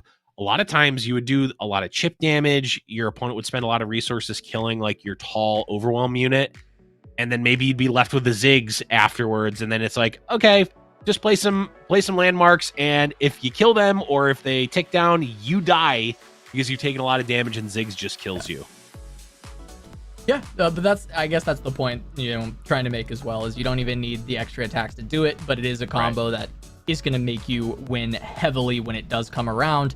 Yep. And, as you mentioned, that 0 mana vulnerable can just be a completely solid function of the list as well. So really, really cool. I hope we get to see it, potential for it to be banned. I'm not sure what Majin's ban strategy is going to be going into Trevo. He did ban the Pantheon deck when he was against Jason Sensational, so I actually anticipate that's the ban, and we will get to see the list come into fruition. The list with the list getting to be played. Yeah, I think I would likely think the same thing here. The Sundisk deck, I think, is really more of a control killer. You probably wouldn't want to ban that. And the Ziggs Talia deck, I mean, maybe that's a fine choice to ban, but I think Majin is likely going to follow the same thought process as before. Yep, and he absolutely does. Yeah. Makes sense. Talia Ziggs, though, banned on the other side. So we won't be seeing that pseudo mirror match. It is the list version for Majin. It is the bundle version. Or sorry, it is the list version for Trevo. Bundle version for Majin. But we do get Mono Shurima is open. It's been banned a lot away from Majin. It's going to be available this time. And I'll let you kind of talk a little bit more about this list deck as we're seeing some of the plays. I know you've got a lot more experience playing it than I do. So I want you to be able to break down some of the stuff for people who maybe haven't seen this list, since I think it is a little bit newer. Yeah, it definitely is. I only saw it a few days ago. I mean, we can see it here, right? You've got the Waste Walker.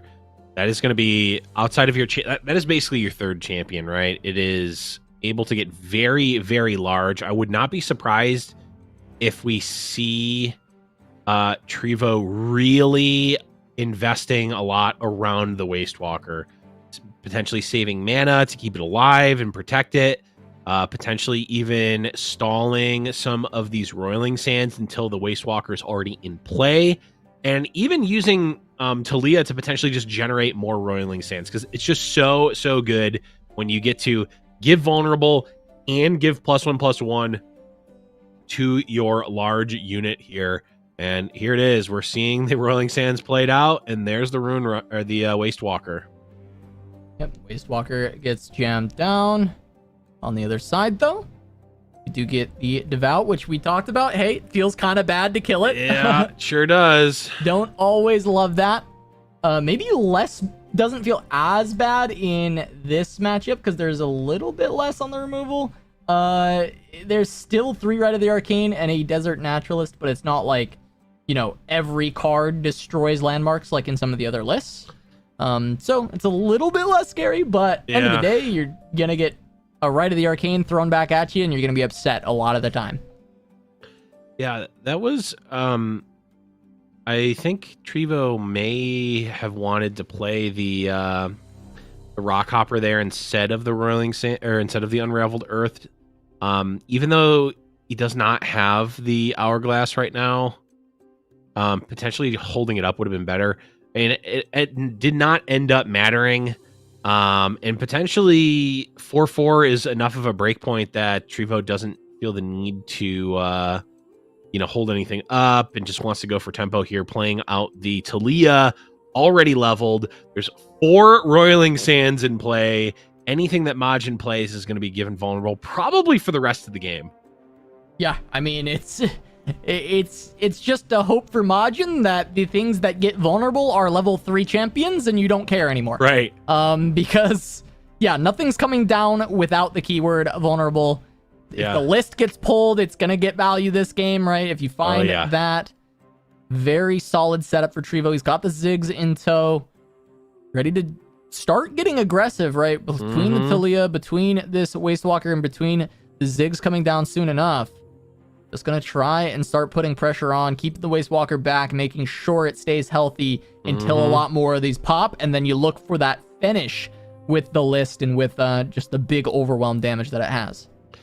Yeah, you can see exactly how this deck is trying to play out and why the list is so good, right? Like, I said it only semi-jokingly. Every unit that Majin Bay plays for the rest of the game is going to have vulnerable, right? Like, we just see, I mean, granted, he did just clear off 3 of those 4. There's still another one left. There's still a Rock Hopper left in the hand of Trevo, but you can see that, like, the list coming out is essentially going to be 0 mana rally.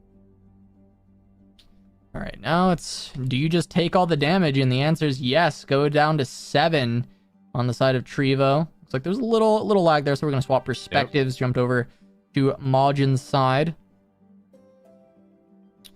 Xerath gonna hit the board, leveled up, start trying to tick this down. Does that get the Azir there too? Are we watching a movie right now? We might be. He's pretty close. It might just be a movie. Might just be, yeah, it's a movie. We're Let's watching all a movie. go to the lobby. Let's all go to the lobby. Okay, I can't even hold it up. We're not even through the intermission. There's the intermission. There we go. And now here's the second act. Okay.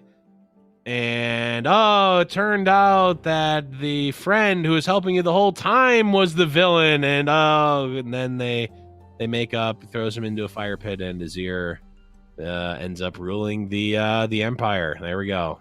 And that was a great film. Happily ever after. That was a great film. Great film, honestly. Yeah, every time this deck plays, I get a Maria Menounos ad at the start. Yes. That is a deep cut for people who go to the actual movies.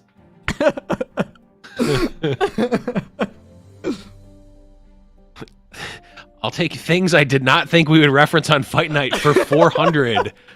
Who is Maria Menounos?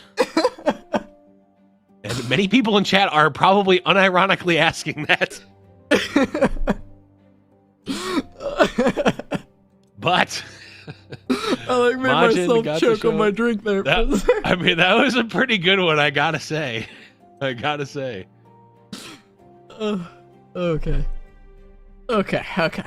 We're good. All right, well, there's a Rite of the Arcane on Talia. Not quite going to be able to take her down straight away, but does set up for the Xerath to finish her off.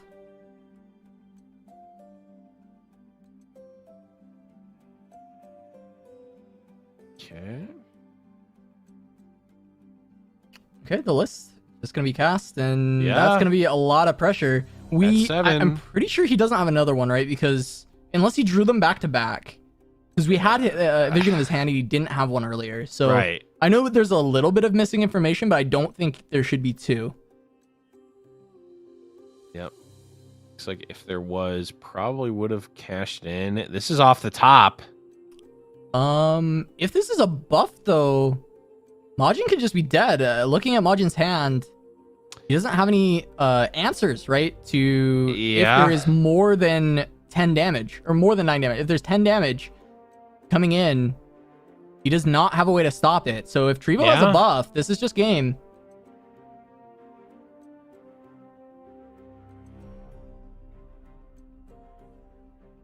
Starts with the list, so that might have just been ripped off the top.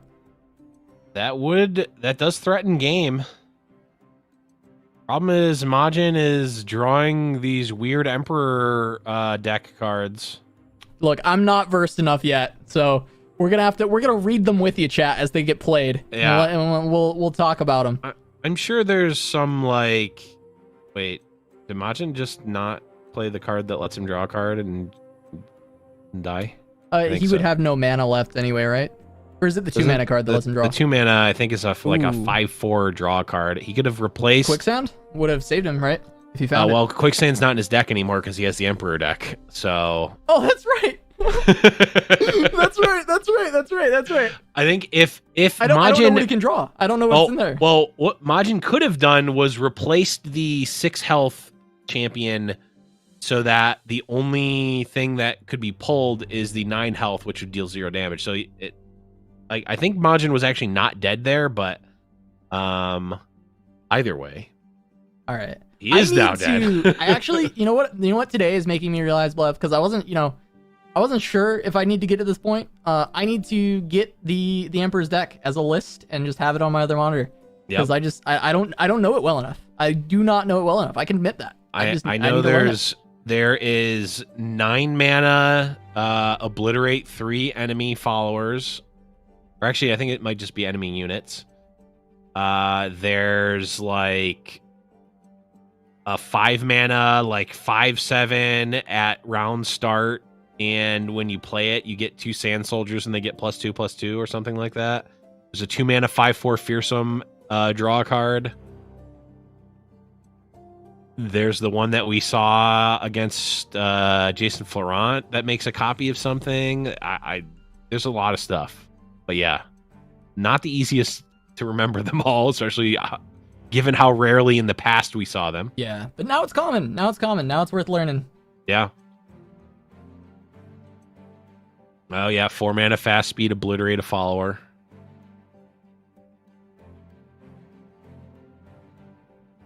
Okay, here's the question. Both players are rushing to get funding for their screenplay, but who is going to theater first? Who's getting greenlit on their script first? And who's going direct to DVD? We'll see.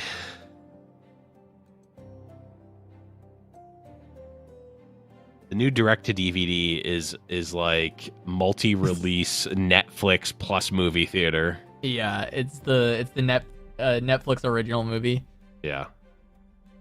Well, not even that, because sometimes those are really good. That's true. It's the like, oh, we're not sure how it's going to do in the box office, but we still want to have it in the box office, but we also don't want it to just die, so we're like double releasing it, which I never got, but we'll see.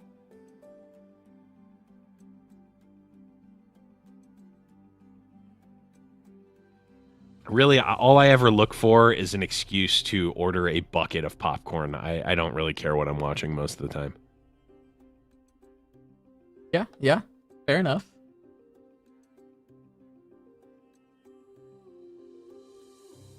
All right, a couple of different options here. Majin looks like going for the Soothsayer. There's not really...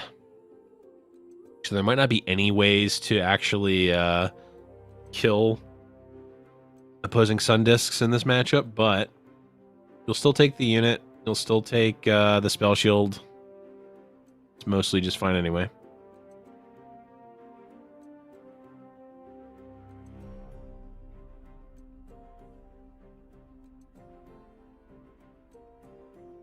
Majin's still pretty far away on the Azir. Ooh, I just missed it. But we aren't quite to the point of the double arrows. Both he and Trevo trying to get closer to that, right? Because we are at the stage where the level ups do just get us there on the Sun Disc. Yeah, the funny thing is... okay. So actually, we're away. There on... Yeah, we're there. Attack plus play the Zareth. The Zareth will get there. Trevo lets it go through. Well, chat's got to grab their popcorn, grab a drink, sit down. Yep. Get your favorite blanket. Here we go. Yeah. We're going back to the movies. One of the movies. Okay, we see the origin story of Zareth. He is a young kid, and also Azir lives across the street. They're best friends. Oh, yeah. They're growing up together, and here's the middle of the movie where they flash forward, and they're not friends anymore. They're enemies, in fact. Yeah, and they're enemies. Yeah, Zareth is Xerath runs into some trouble with money. He's really down in the dumps. It's a really tough time. And Azir comes along, even though they've been enemies for a while, and he's like, all right, just one last time. And suddenly this is a heist movie, and they're going to go rob a bank together. And that bank is Trevos' Nexus health, and they're going to go try and steal all of that. But you know who was there at the bank was the Avengers, and I can't believe it. They stopped the heist entirely, and that's the end of the movie. Okay, sorry. By the way, not owned by Disney. Just happened to have that one on queue as well. I keep getting fed all these clips. It's weird. What were you? Why is there Mandalorian and freaking Avengers on the board right now? What? Do you have a new podcast where you just talk all things Disney? Has the mouse gotten to you? What's happening? This is it's the Disney Minus podcast where we go over all of the shows on Disney Plus. Get it? Because it's like minus. Get it? Yep. Okay. Yep. That was worth a DMCA strike in my mind, by the way. Oh my god! It's not going to be worth the Disney hit squad that's going to show up to my house, but that's okay. Oh, jeez. Ah, shucks. You're not gonna be ready for the next movie that plays. I'm gonna have the Mary Poppins theme going off. Oh my god. Anyways, back to the match here. Majin on the Echo Zillion, a deck that again we've seen Majin just have like a spectacular amount of success with. It is I have to say the most deceptively powerful deck in Runeterra. Now, it's not the most powerful deck. It just looks like the least powerful deck, and the delta between what it looks like and what it actually is in terms of power level is massive. Yeah, I mean, it really is. This deck has been constantly finding just massive damage out of nowhere, and I think that's exactly what you kind of want to beat Sundisk anyway.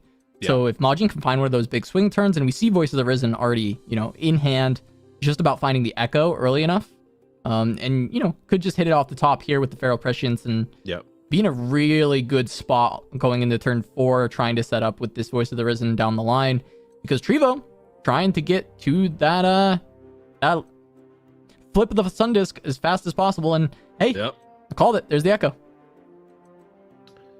Sometimes you get it. I'm going to assume we're at 1 away from on Echo. It looks like we are, which means Feral Prescience is enough. Majin does potentially put Echo into harm's way here. Rite of the Arcane is annoying. Majin going to level up in response, and how about just find another Echo? Yeah. I half expected when that Fallen Feline popped up on my screen, I was gonna start hearing music from the Aristocats start playing from you. But I guess we're good. I guess we're safe from that everybody wants to be a cat. Now that would have been crazy if I had that one lined up. if you had music from the Aristocats queued up. Yeah. What would have been really great is if I had one of the Maria Menounos segments queued up. How dead would you be if I played that during the intermission of that Shurima movie? Like if I somehow on stream got it and queued it up, like just in the preparation for them to play the Xerath, like the movie's starting soon, but here's a segment from Maria Menounos. Get ready, and then on top of that, you also have like the M&Ms, like disarming a bomb or something. Yeah. Mm-hmm. The M&Ms playing Runeterra. Ooh, I wonder. I wonder if we could get that to happen. I doubt it. You need the M&Ms disarming and a Hexplosive minefield. Yes. What's going on? I mean, you think about it, Riot made Arcane. Arcane is Netflix. That's basically movies, right? Like, make a movie, Riot, and have all of these really stupid bits from this specific episode of Fight Night. Yeah. All right, well, as we make these memes, Majin pretty much puts the deck together exactly how you want it. You've got your leveled up champions, you got Voice of the Risen, you have Absolver, you have Chrono Break. You have another Voice of the Risen for after the Chrono Break, potentially. It's all good right now. Yeah, I mean, this is exactly what you need against this list, right? You need the early pressure before the Emperor's deck is online, so that when it is, they don't have the answers to your pressure. They don't have the answers to your damage. 12 damage coming through. Quicksand, gonna slow that. Make it 8. Still gonna have 11 to play with. If Trevo's got champions, might still be in a pretty decent spot, but as of now, they have not shown any. Absolver gonna just try and push the extra damage, and that's gonna be a lot of extra damage coming from the Echo. Gonna put Trevo to 3 currently. He's got 6 mana to spend, though. Yeah, I wonder if there's another Quicksand. It would actually be quite good here because... Oh, there is. Oh, wow. Because... Huge. Ooh, I actually wouldn't have expected it to go that way, though. Because what I was thinking is if you give -4 to... if you give -4 to Echo, like, he's just not... Oh, okay. Well, never mind. Nothing matters. If you give -4 to Echo, then he's just not a threat anymore, and you don't... If he's not dead, like, if you can just take the damage from Echo, you don't... like, he doesn't get revived from the Chrono Break, right? Yeah. Now there's 2 Chrono Breaks. It's ridiculous. Oh, yeah. How does he keep getting away with it? Irrelevant. How does he keep getting away with it? He gets away with it like this, I suppose. Majin saying, you know what? I don't like movies, and I don't want to see them, so I'm not going to the movies. We're not going to movies. This is just like in Indianapolis after The Calling when I was trying to see Batman, and Majin was like, you know what? Screw you. I don't want to go to the movies. I'm going to instead not go to the movies. Just personal beef now. Yeah. It's just a personal Why wouldn't you go to the Majin. movies with me, Majin, huh? Yeah, huh? Majin. Were you too busy? Yeah, Majin, go to the movies with Blev. Come on. Anyways, Majin just advanced to the grand finals here and is securing his spot in the next fight night here. Trevo, unfortunately for them, falls down to the losers finals and is going to have to await their opponent on the lower side of the bracket. But there it is. Majin. Yeah, that is a lot of Shurima.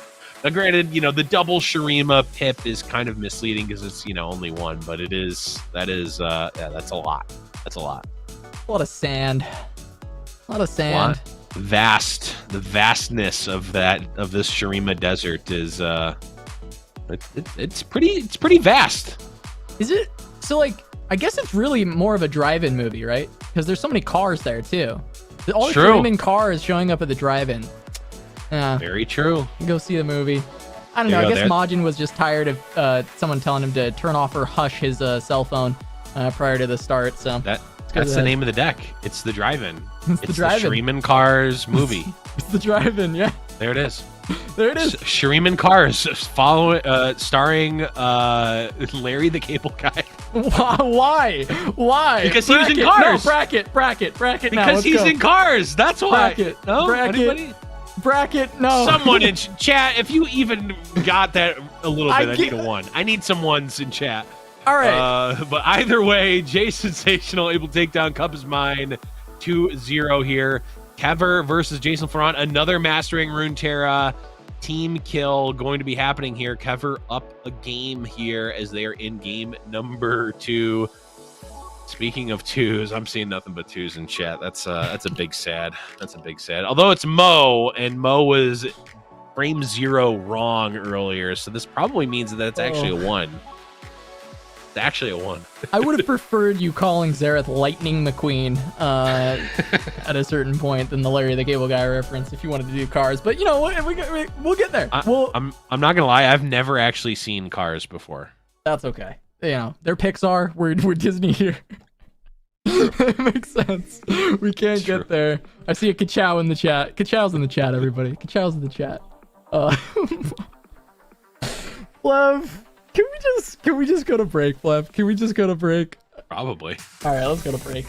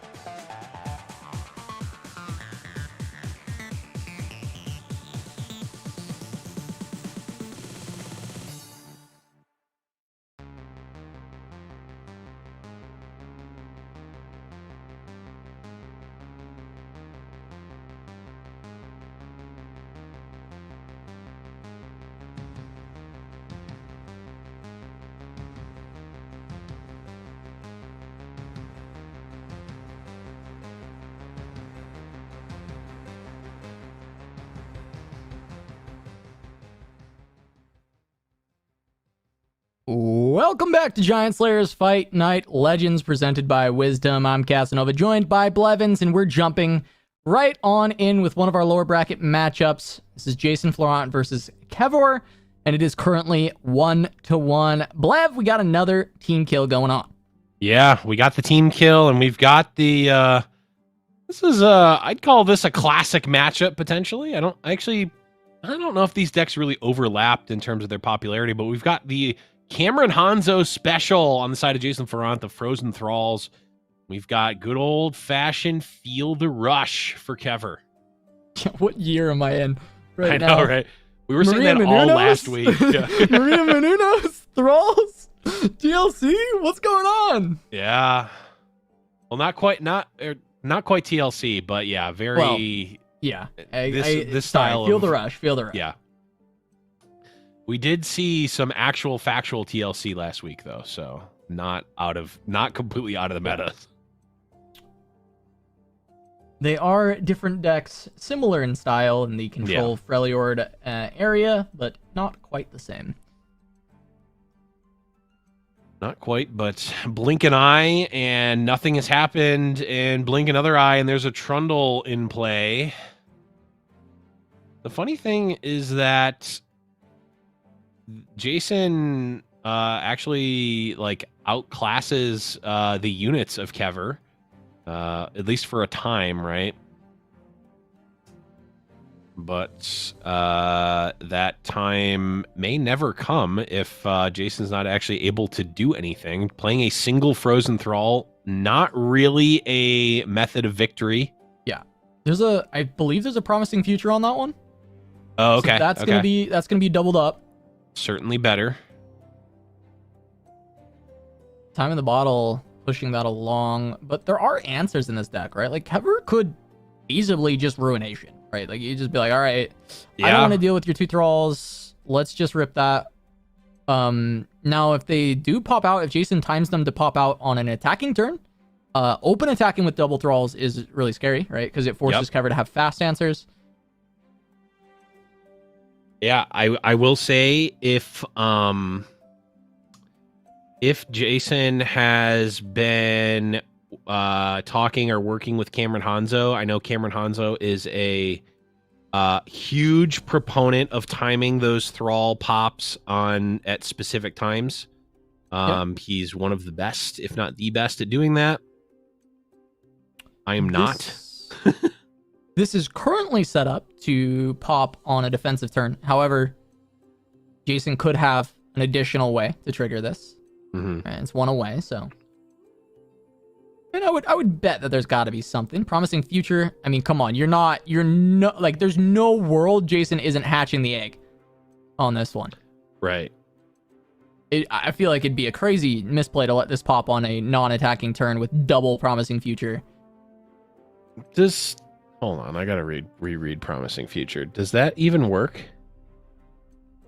Double Promising Future... Yeah, it works. Yeah. Does it? Yeah. Because it just says your completion effect activates twice. Yeah. Okay, it does work, huh? That's weird. Okay. The way it reads, it shouldn't do that, because it says it activates twice. It doesn't say it activates an additional time. Well, they should just fix the wording then. They definitely should. Either way, we have 3 Thralls. And that's pretty good. I mean, the old 18 ball, that's pretty close to just getting there on its own. Yeah, I mean, Kevor has a freeze and a vengeance, so can, stop most of the damage here. Trundle blocks 6 of it as well. If you freeze, are you freezing the unblocked Thrall, or are you freezing the one that's killing Trundle? Okay. Well, it's just kind of determined. It's determined on, do you want to mitigate damage, or do you want to keep your board integrity? Is your Trundle getting anything done if it stays alive? Right. Probably not. But it looks like Kevor just wants to go for the Ruination play. So just goes for the freeze, take the damage. Since I guess even if you Vengeance 1, you're still not really dealing with the other 2 just yet. So I think I like taking the damage going for the Ruination. Yeah. Yep, you even get to use, essentially a They free pass here by attacking. 4, 6, 2, 4, 6, 8. 8 cards. So yeah, you can stand to draw a card here. Yeah, I mean, this should be relatively telling for Jason, that there is a ruination, but he's gonna just wait, and he doesn't care about that 2 damage, so he's just gonna let it in anyway. Yeah. And just go for the pass. Force Kever to play this ruination outright. Yeah, there's basically no reason for Jason to do anything else anyway. Like, this board is obviously very threatening. It demands a ruination. So make your opponent play that and then have literally full mana to try to set up an open attack. Yep. 10 mana for Jason to work with into this, though, and, you know, of course, ruination taps you out, so Kever not going to have any responses to whatever Jason has. It's just a matter of, does Thralls have anything in the tank currently? Right. This deck is known to just try and win on these, like, cute plays of triple Thrall. Like, that is game winning in a lot of matchups. That's just going to win outright. And what is the follow-up? Kindly Tavern Keeper. 4 mana left. Yeah, that is the downside to the Thralls deck, is that if you don't win with that initial pop of Thralls, unless you had a very heavy landmark opener and like you turbo 1 or 2 Thralls and then still have another one ticking, like Jason essentially had all of his eggs in one basket, and now that basket is gone, or now that your eggs are gone, you're left with a basket with like a bunch of cracked eggs at the bottom of it, and you're now trying to like take handfuls of omelet out of your basket and eat that for lunch. Just like shards of glass in your mouth. It's very awful for Jason right now. Yeah, that sounds pretty rough. It's pretty tough for Jason for sure. That was an image to have put in my mind. Withering Whale. Good answer here to just keep a lot of HP. The card doesn't get much better, but I think the question for Kever is, do you want to play Tryndamere? Yeah. Or just Trundle Blighted Ravine, I suppose? Trundle Blighted is good. You also like get to go next turn. You get to go Pillar, Tryndamere, attack for a bajillion. Or you could just play you could play Pillar, Feel the Rush, attack for 2 bajillion.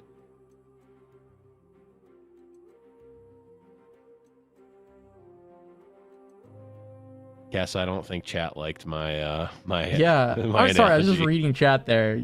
You've heard of Pocket Full of Sunshine, now get ready for Basket Full of Omelet? Yeah. Because, your basket is full of eggs, all the eggs crack, and obviously you're going on this picnic out in the sun, so they get turned into an omelet, and now you're just trying to salvage your day by scooping out handfuls of omelet out of the basket that you put all of your eggs in. Come on, chat, keep up! I'm stun locked, actually. But, we still got game to play. Yep. We got a Trundle. We got a Tryndamere coming into play. And Kever down at 5. However, Jason only at 16. And Kever does have a lot of aggression that can go through, with both of these having vulnerable and being only on 1 health each. 1 health apiece. It's a lot of damage that can come through. It's a lot of damage, but is it lethal damage is the question. And is there... There's no giant, or there's no, oh god, what's the 9 mana spell? I can't remember the name of it, but there's... Buried in Ice. There's no Buried in Ice in this deck. So there's not like a huge punish. This attack is going to be Trundle for 5, 6, 7, 8, 9, plus 8 is 17, minus 2 is 15. I guess, with the Vile Feast, you're pushing lethal. Vile Feast or the Fury of the North, you're technically pushing lethal. Yeah. No, wait. You can just pull with though, the. No, you can just pull with these. Yeah. Pillars. You could pull with the pillars. You could do that. The question is also, why not FTR? Well, that's what I'm trying to figure out. Like, this attack is lethal. So now, because this attack is lethal, you don't necessarily need to FTR. Like, you don't need to have double lethal with a cherry on top here. Like, if there's a freeze, Jason is probably still alive, though maybe that's not the case with FTR. If it's one freeze, FTR was probably still lethal, right? Because it's one extra unit? Almost certainly. So, if it's multiple things, then it didn't matter either way. But beating one freeze is pretty solid. I'm just curious, like, what the merit is of not FTRing, right? Like, I don't know. Like, it looks like he's trying to keep up some of the healing, but why? Yeah, I'm also wondering the same thing. Okay. I was trying to think through that, and I figured, yeah, I guess if you're pushing lethal anyway, you might as well not go for it. But yeah, there's not, like, there are ice shards in the deck, but you can't play 5 ice shards. I believe. Wait, is there right in this? Actually, I didn't think there was, but maybe there's right in. There's not.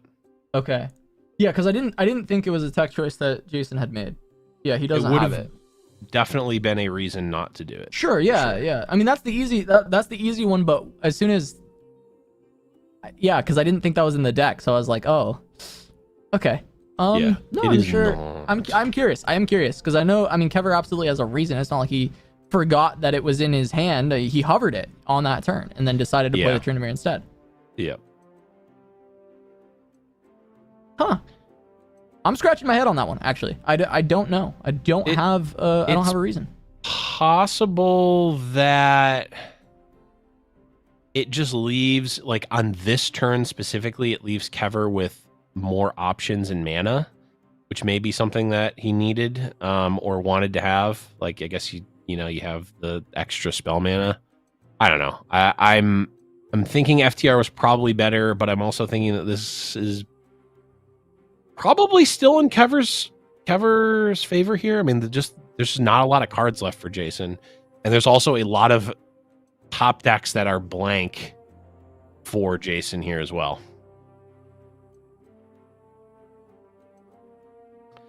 Cool. The clock hand is cool, but so we got something because it looks like Drizoth had that stream open as well. So we've got the line. Thank you, Drizoth. Appreciate it. So just gonna read this for people who are ice shard. Listening. Kever was talking in his stream about not wanting to die to 2x Blighted Ravine and Ice Shard, and didn't realize Jason couldn't live with that combo. So Kever, like, acknowledged that it was a mistake, had a line that he thought existed, realized too late that it was not something that could happen, and thought he was winning with Trynd anyway. So I mean, technically still be winning was, from this spot. He should still be winning from this spot anyway. Yeah. But that explains why he didn't FTR, because I was very confused. It seemed like an easy FTR. Guess he had a thought process that he needed to keep healing up, and didn't realize that he didn't actually need to do that. Makes sense. So just a miscalculation into was still presenting lethal, but ended up not getting lethal with a freeze. Makes sense. Yeah, and I mean, he's not losing here anyway. He's got the healing, he's got the vengeance in case there was like some craziness, but Thralls doesn't really have any way to have turned this around from this spot. So Kever will still have it, and Kever's going to advance, knocking Jason Florent out. So in other news, Kever has been removed from the Mastering Runeterra Pro team. Oh no. Oh no. And that is going to be it. Kever getting that dub.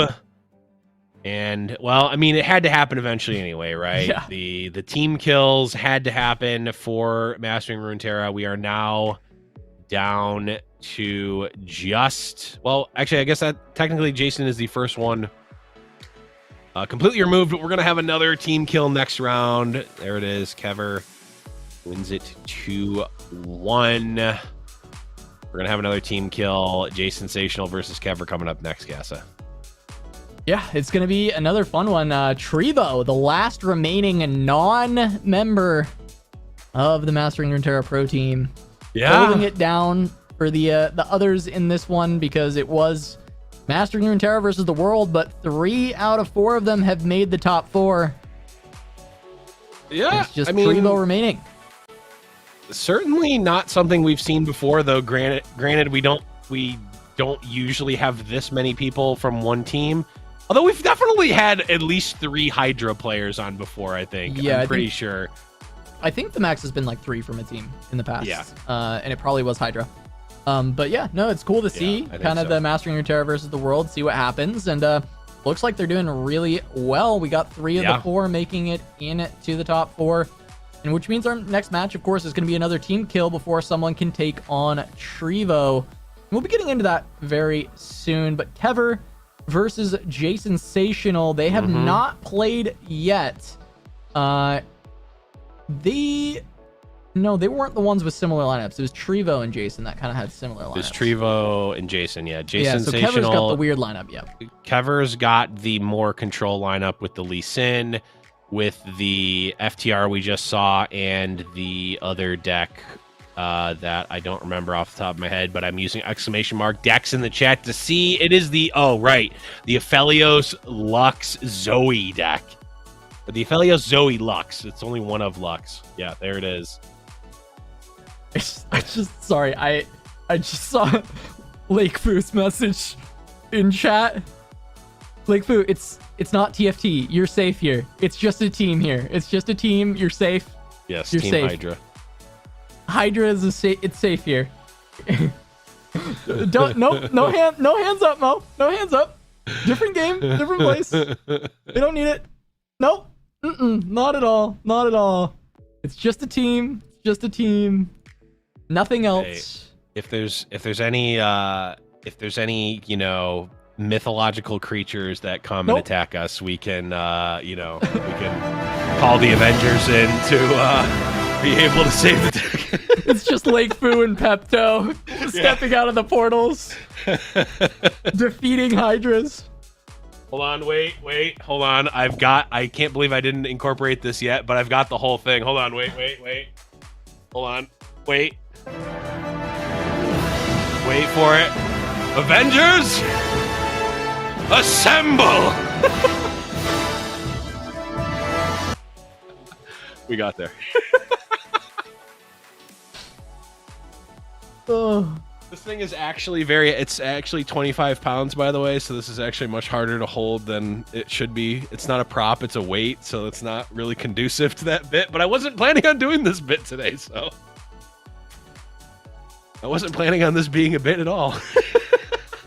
But here we are, and we have to fill between games, so this is what happens.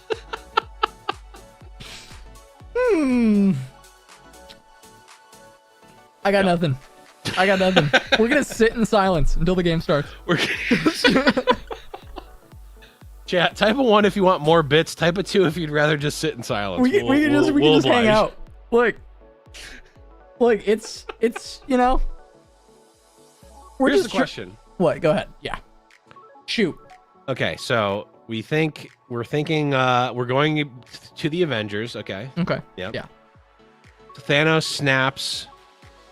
Half the people are gone. Okay. Those half of the people that are gone, are they being put through an isekai? No, I knew it. No, I knew it. Because, we're not doing this today. We don't know where they went, right? Okay. No. All right. We're not quite. Unless, chat maybe wants to do it. There's some people in chat that are begging for the isekai discussion. They're immediately jumping onto the back, isekai conversation. As soon as you said it, chat's like, well, we got to come back to this one. It's an important Anything discussion. but the Avengers bit, please. Not the we're being bought by Disney's bit. Yeah. Don't have Cass talk like Mickey Mouse again, please. Anything but that. Please stop. Yeah. Yeah. Yes. Today's cast is brought to you by Mickey Mouse and the Mandalorian and Maria Menounos. If I had a Maria Menounos button, I would press it. The three M's of the apocalypse: Mickey Mouse, Maria Menounos, and the Mandalorian. Yes, there it is. It's actually 5 M's at that point, right? Yeah, that's a lot of M's. Anyways, we're going to be looking for some W's and some L's here in this match. I don't know where I was going with that, but Jay Sensational versus Kever here. We shall see what the bans are. I can't ever imagine banning that Zoe Lux deck. It just seems like dog water, and I want to play against it as many times as I possibly can. Yeah. That's how I feel about it. It didn't look particularly good in any of the matches we've seen it so far. Aggressively medium is how I feel that deck is. Yeah, I agree. Aggressively medium is a good definition for it. I mean, it's got an opportunity to maybe prove us wrong, right? Because he's gonna have to play it again in this set, unless he just gets 2-0'd on the Lee Sin list. But we've seen Kever play Victor today already, and it looks pretty good. Yeah.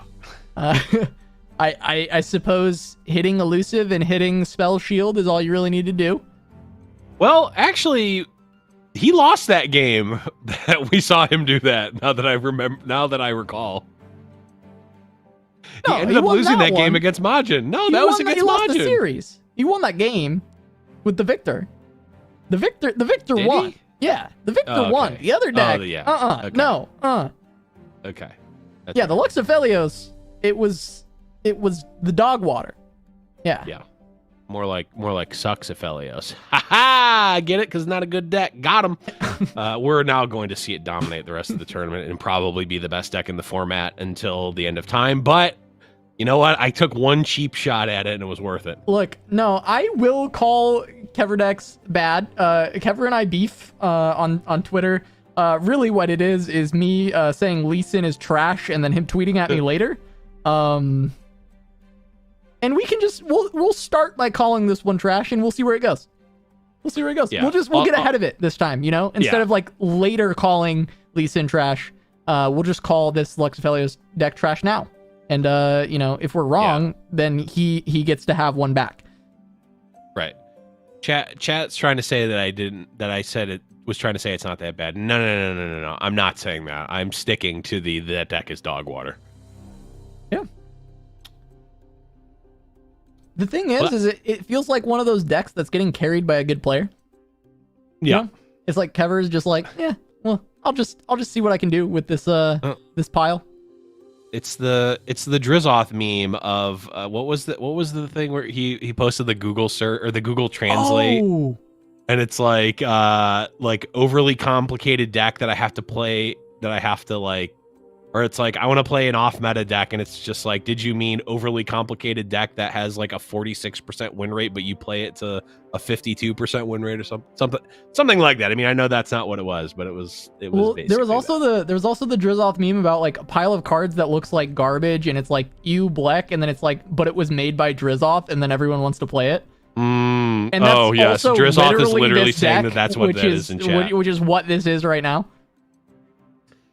I've never I think the only time that I can ever remember being a fan of a deck with Lux in it is a very specific time before Bilgewater came out and Mogwai made I remember this Lux Thresh anti-Bannerman deck that did really good super well in one of the, I think it was either a door or a Jam Fest. I don't remember. Yeah. But I think he ended up losing to BBG, but he won the Bannerman matchup like, it was an EU 5 one, rounds. And BBG wasn't in it. I'm trying to remember who actually won that tournament. I can't remember if that's the one that was won by Cactus with the Yetis or not, but it was a long time ago, yeah. It was a long time ago. Yeah. Like literally before Bilgewater came out. Was that a lobster win? if Tasteless, I mean, I believe it. Lobster won so many of those back in the day. I mean, I definitely believe it. You're certainly favored to pick. You pick Lobster or BBG or Winding God. You could just throw those out, and you've covered what 60% of the events. Gotta love when we can throw out a reference like that, and some people in chat know what the hell we're talking about. Yes. Back when Mogwai actually played in events. Those are the people who've been watching us for too long. Yep. But yeah, no, that Lux was really cool. That was actually a really good list. The only other one that had like similar success as a meta call was when Mage Seekers first got buffed, and Prismaticism brought a Lux deck to a DOR, had a really good run with one. But yeah, I mean, Lux is, I mean, Karma Lux was good as well, I know, but I never loved that deck too much. You were not a fan of that list, if I remember correctly. No. Yeah. No. Luck, I've just never been a fan of Lux in general, or that type of deck. It's just, she's very feast or famine with the way that she works, and I don't know. Never bought into it. Well, we'll see if it even comes up in this matchup, because it is just a 1-up for Kever, and right now we do have the Victor that has been ramping up. It's got Overwhelm, it's got Impact and Challenger. Not actually the most impactful keywords currently, because Challenger, there tends to just be one unit on board, and it's bigger than Victor when playing against the Pantheon Yuumi. The Overwhelm, again, the unit's just bigger, and then the Impact is pretty negligible, so not finding the keywords you exactly want, but the fact that the Victor is getting buffed up enough to potentially start to match the Pantheon is relatively good, because I think if Kever can deal with some of the big units, can be in decent shape overall, especially if he finds a way to protect the Victor on the swing. Really, he's just looking for the elusive, though.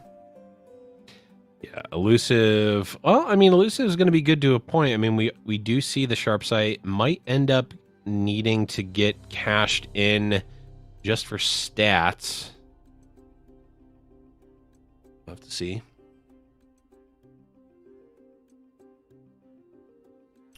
Yeah, I mean, this Pantheon's huge. We do have the Taric available, but Panth level up should be coming in just a moment as well. Yep, it's here. Take a look at what keywords we get today. Let's see. Open up the bag. We see Challenger, Scout, Fearsome. Scout elusive. That's what you were looking elusive. For. Oh, I guess you can still make, you make this trade. Also, so yeah, you might as well. Just in case. Yeah. Also, this second attack should level up Yuumi, I'm assuming. I don't know if I actually don't know if the Pantheon attacked already. Okay, there's a Conch Bomb, so that's gonna get through. There is a Bastion, but I suppose just holding on to that for now. Yeah, you still have an attack token. You have Cataclysms as well.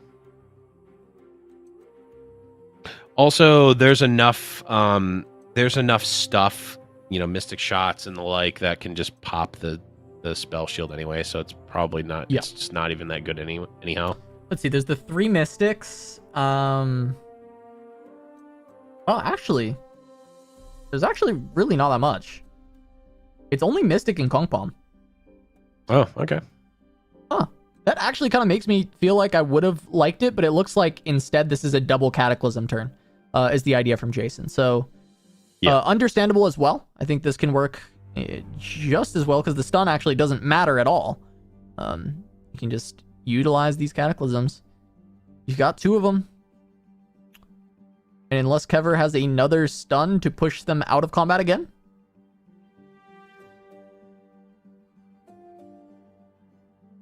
There we go.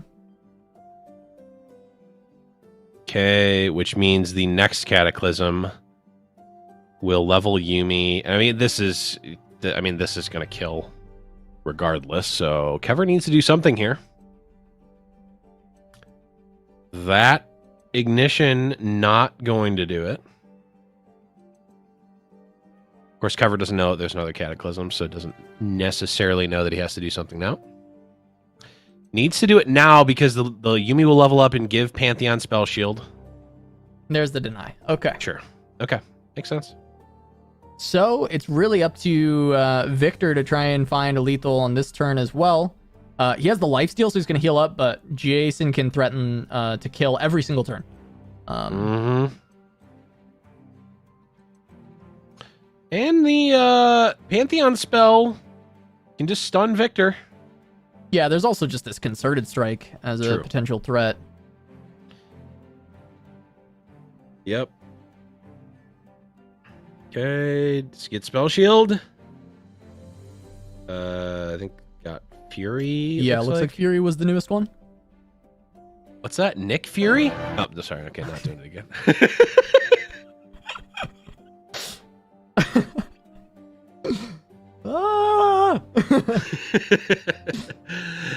Okay. We are gonna stun here. Kever can do a number of things. Probably not going to mean too much though. Notably, Jason does not have Bastion plus concerted up. Seems like it'll probably be a very minimal difference.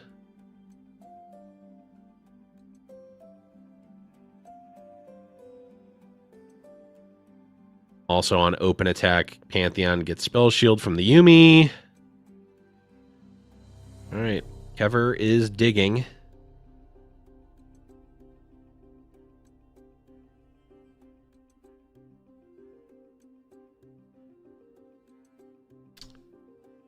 I mean, Conch Palm's like the only thing that can stall for more. And he's not Conch Palm killing doesn't here even work. because...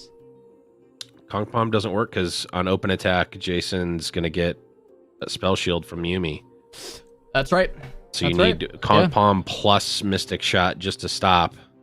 Yeah, you need both. I guess that does mean that the Bastion still doesn't make a difference, right? You're only getting the one spell shield because you cast both at the same time. Yeah. So yeah, but you're absolutely right. It has to be both. It needs to be Mystic and Conch Palm to stall for one more turn to then look for elusive on your Victor again, which even still doesn't quite end the game because it can be blocked by the Pantheon. Yeah, it's doomed. I mean, it's not great. It's dusted. Yep. There's a Yuumi level up. Yuumi. We get to see Kitty. Oh, so this is where the Aristocats should have come. I knew I should have gotten it on the break. All right. That's 2 spells. Conch Palm plus other spell that targets. That's it. One more turn. You get yet another turn of reprieve for Kever.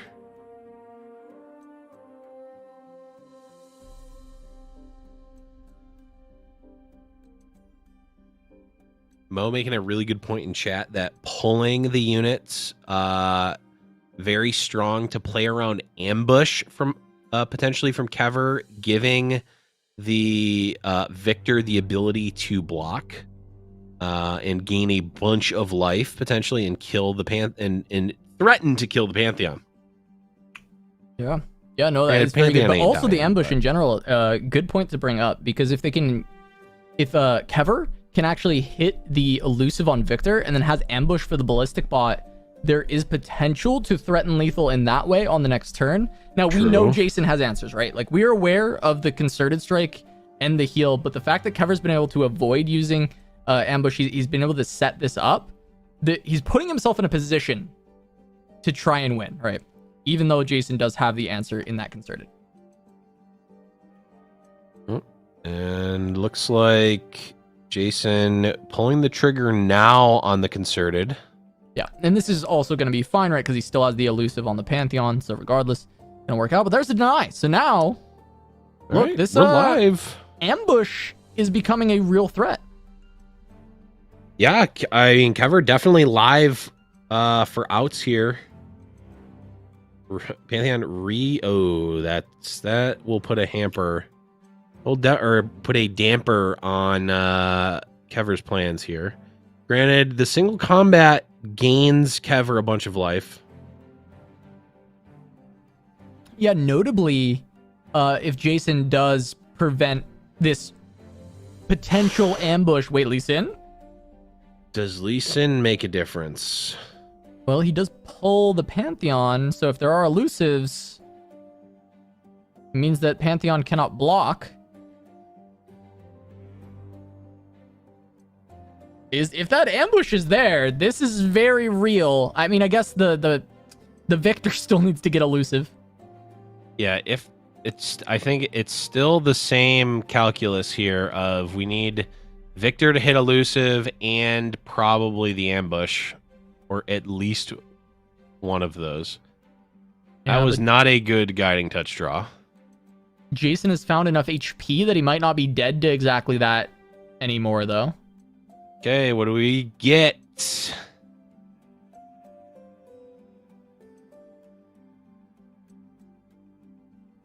Looks like regeneration. So that's a miss. Okay. Victor is Challenger and Overwhelm. So can pull the goat here. Chat calling it out. Yes, that is true. The ambush was always for the ballistic bot, though, chat, but it's still a good call out that the Victor doesn't actually need to hit elusive either way. True. But the ambush was always for the ballistic bot. Pull, that's going to be 41 coming through, sure. Yeah. That seems... So, I mean, the single is going to have to come out to stop the Victor, and you block this. This kills Pantheon, though. Yeah. Keeps you alive. It keeps you alive, but we are threatless at this point.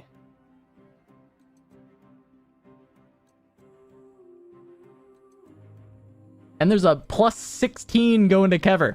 We're going to full health. Mm-hmm. Looks like he's turned the corner completely. I mean, Jason's not going to have a way to turn this around with just a Yuumi in hand. Bastion doesn't keep the Taric alive. What was the point of doing that? There was no point, I think. It was a misplay. It was a this game is over play, it looks like. From Jason. Because it is. I mean, it is. It really is. You only have the Yuumi to play onto the goat. It's not going to ever get through. I mean, it's the same thing as always, right? A Pantheon with perfect keywords potentially does it here. Yeah. All right. You're right. You're right. That's what we need. And even then, I don't know that we're... Well, Sharpsight definitely not doing it. All right. Well, Kever lived. I mean, the Lee Sin weathered deck the storm, proving to be as annoying as all the other Lee Sin decks that we've ever seen. Just continuing to stall out that game until the essentially OTK came through. It wasn't really an OTK in the same sense, but it accomplished the same feat, right? It completely blew up the game in a single turn with that Victor at the very end after slowly ramping it up, getting it to the point where that attack would do so, and there we go. Kever now one game away. However, that game is with Lux Aphelios or Zoe. We should stop. It's not a Lux deck. It just has one Lux in it. She's just hanging out. But we'll see if he can lap up another victory with this dog water versus GiantSlayerTV. Yeah, we definitely are going to have to see. I mean, I still think that the deck is absolute dog water. I can see Kever being the caliber of player that can play a dog water deck up to viability. But I mean, and obviously that's what we've seen in this tournament so far. But yeah, I'm not buying what's being sold here.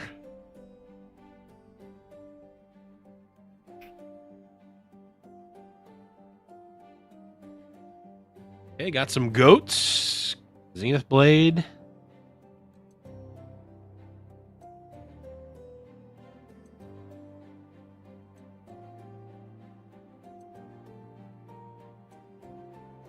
All right.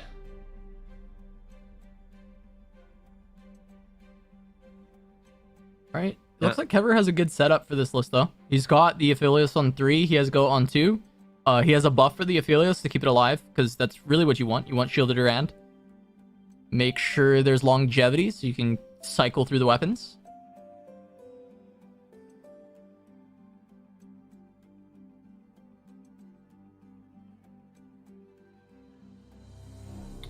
Comet gonna be the pickup. Hey, that synergizes with Lux. That sure does synergize with Lux. It also synergizes with actually killing giant units, which is a good... Pretty useful in this matchup. Yeah, pretty useful in this matchup. As we see here, you know, this may be a scooping omelet out of your basket scenario here. We don't need to go back to this. It's not... Oh, come on. Chat loved it. Chat absolutely loved that metaphor because it made so much sense and painted such a realistic and vivid picture for them. We don't need any more baskets of omelets. Chat asking what dog water is. Well, if you've ever seen a dog, they drink water and they don't usually drink all of the water in the bowl. There's usually like some leftover water. And as you might imagine, after a dog, you know, has slurped down, you know, like 67% of a bowl of water, the remaining water compound is not 100% water. It's potentially even upwards of 40% dog drool. And if I were to pour you a glass of that remaining dog water, that is what I think of this Lux deck. Right, yeah, that is what I say about this. That's what I think this Lux deck is. So basically, it's another way of Blevins politely saying, no, thank you. I would not like that deck. That's all. I will pass. Even though this may provide me with the essence to live on, like I probably wouldn't get actively sick. Right. You know, most of the time these things aren't going to get you sick. You know, it's not poisonous, but it's going to be a no for me. Dog, water. Things I never thought would happen on commentary for 200. I don't remember what category we already had earlier. Oh, we had reference, but we're still in that category. We're definitely still in that category. Defining dog water was definitely one in that category. Yeah. Don't call it wisdom media. I can't, dude. All right. Anyways, there's the Aphelios. Did you see what he phased into? Absolutely not. I was too entranced. Yeah. I painted myself it's okay. such a vivid mental picture. A chatter will get us. A chatter will get us. It'll happen. Anyways, Pantheon gonna get jammed by Jason. Just gonna try and set up stacking that faded. I can't. How am I supposed to cast this game when Goodaddy comes in saying he wishes he had a glass of dog water to wash down his dinner? How am I supposed to focus on this high-level Runeterra gameplay when I got people talking all sorts of shenanigans all around me? I just have the overwhelming feeling that I'm going to have an awkward conversation with Kever about this deck and how I called it dog water in the winner's interview that he potentially is going to be going into. I hope he wins. It was crescendo, by the way. He phased into crescendo. Oh, okay. All right, I think Chad is turning on dog water. I think that they actually like the idea of drinking it.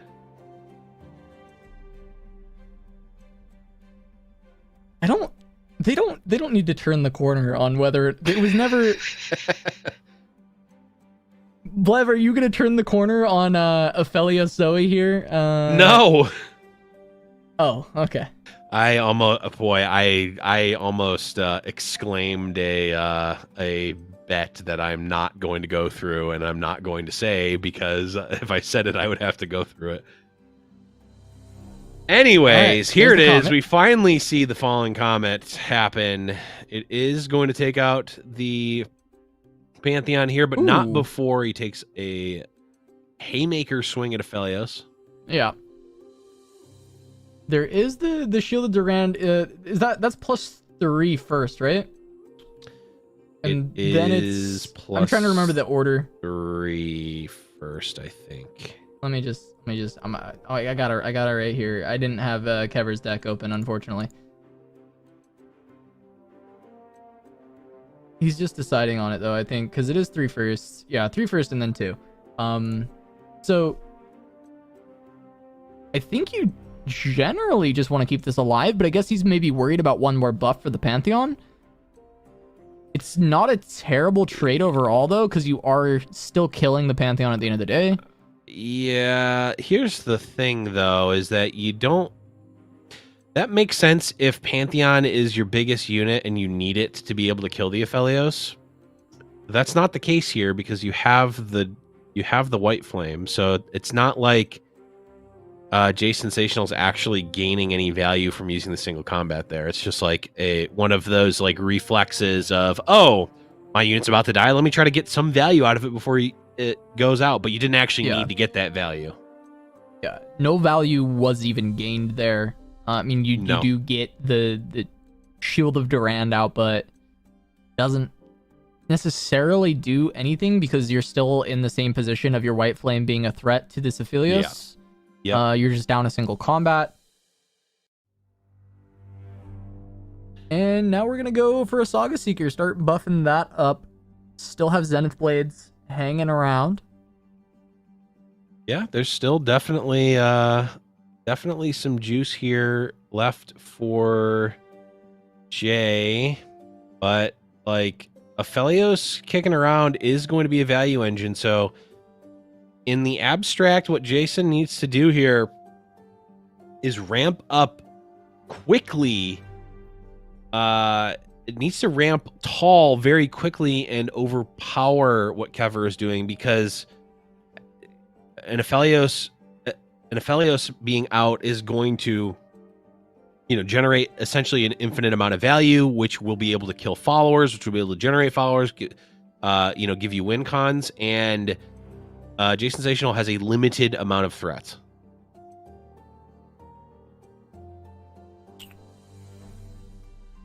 Kever seems to have a lot more answers in this matchup than it has looked in any of the other matchups we've seen of this deck so far. We've got the Hush to deal with the big units. We've got a lot of ability to kind of go wide with small things and just kind of generate value. Seems like there's enough roadblocks for the bigger units that Kever has been in a good position to just generate value, versus a lot of the other matchups where things have gone way too fast before Kever can get anything going. He just runs out of ability to do anything. But right now he's in a reasonable spot. Jason, of course, does have these Saga Seekers that are going to continue to grow, but he's running out of cards to actually make them grow. He's almost in a position where he wants there to be a threat that he can play this Concerted to just get faded value, remove something, just trying to get value out of each of these cards. Yeah. And Aphelios is kind of the only big target in this deck. Honestly, you kind of need to use it on Aphelios, right? This Hush coming out beforehand should probably feel pretty good for J Sensational here, as now I think you can pretty reasonably take the Concerted here, put it on the 2 left side units, kill the Aphelios. You're going to save your Saga Seeker. You're going to pump up both of your units. You're going to push an extra 2 damage. I mean, the window closes very quickly here, especially if Aphelios lives.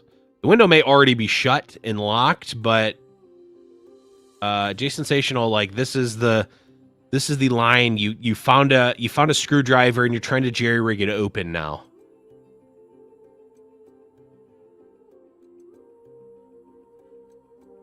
Yeah, I'm trying to set it up. I mean, it's a lot of damage being pushed through. Kever has already expended the Hush.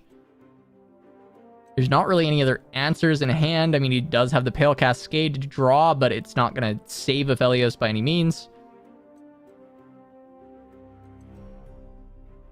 Calibrum is at least relatively good. It's going to find some value. Actually, it doesn't quite have a removal, but he could remove the Hush Saga Seeker at the very least, so that doesn't come back powerful once again. Yeah, that is true. it at least has a target that's not one of your own units, which is not great. All right, we see a counter concerted strike. Yeah. Jay follows up with a sharp sight, which keeps the dragon alive, and therefore the Aphelios dead. That's going to be enough. Yeah, Aphelios dead. Big damage to the face, dropping Kever to 5. Okay. This is what we were saying. Can be answered by the sharp sight if Jason wants, but that is his last card. It feels like you got to keep this alive. Looks like that was a Severum that was chosen by Kever. Yeah, there's no Aphelios in play, so it doesn't. Oh, that's right. Yeah, he's gone. Yep. He's but gone. this is what Jay needed, right? Like, this is okay, you've found the window, you've cracked it open. Now you're pushing through, and like you've got a little bit of runway, but there's Kever is been awakened from the ruckus you've caused and is chasing you now, and you need to get to the sanctuary before Kever is able to find you, but there's a screeching dragon that Kever is riding, and it is catching up to you, and I don't think there's anything that Jason can do here. Yeah, he doesn't have any response to a screeching dragon. It's going to take out one of his last few remaining units. All he's got is a goat, and really, he just needs a big old man falling from the sky in the form of Pantheon to bail him out. Or else he's just going to be forced to drink the dog water. Cataclysm, absolutely not what was needed here. And yes, Kever pouring a nice tall glass of dog water for Jay Sensational to drown his tears in.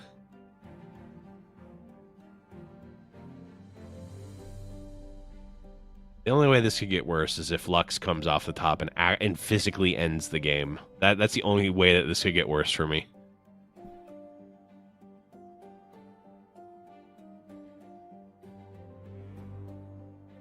It's actually so close to this Saga Seeker being able to kill with the Cataclysm, with that Lux being played.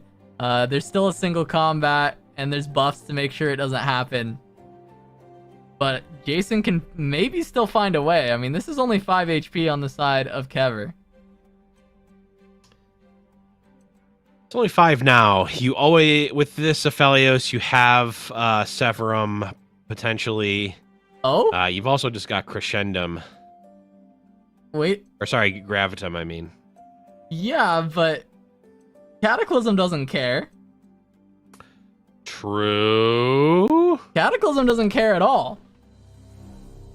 Wait. You can cast this on the Zoe right now. That's threatening lethal. There's a single combat, but there's buffs. Wait. There's a buff on the other side, though. The Pale Cascade for Aphelios. Is that just enough? It's going to depend on what one short? Is drawn. It's one short, right? On what's drawn. It's one Oh, because of Faded? Yeah, because of Faded, it's one short. It's going to depend on what Kever draws.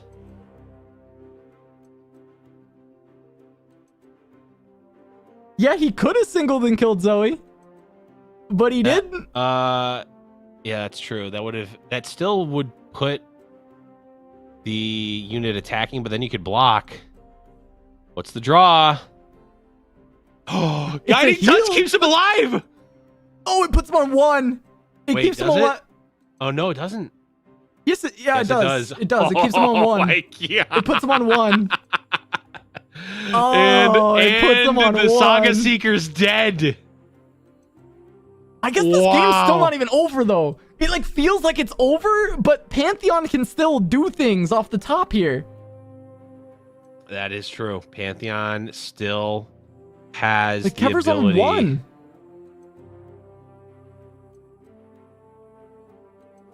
Yeah. Crescendum.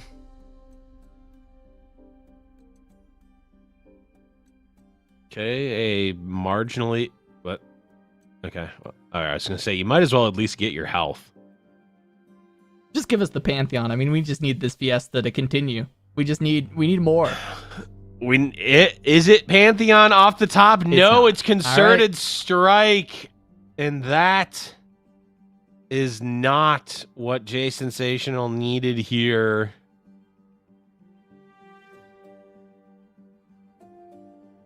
Blinded Mystic.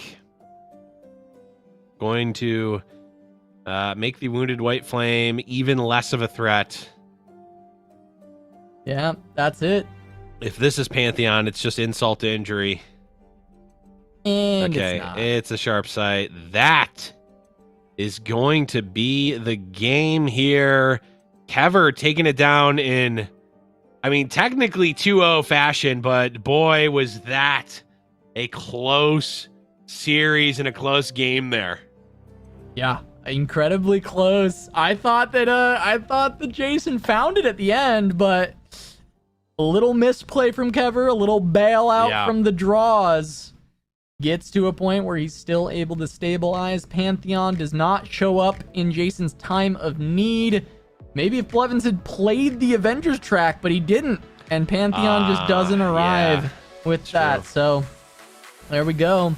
Kever picks it up 2-0 over Jason and moves on to the losers bracket final to take on Trevo. Yep. Trying to hold it down for Mastering Runeterra to guarantee a Mastering Runeterra victory if he moves all the way to the final. Yeah, well, we'll have to see. I mean, Trevo doing his best to slay the Mastering Runeterra players here.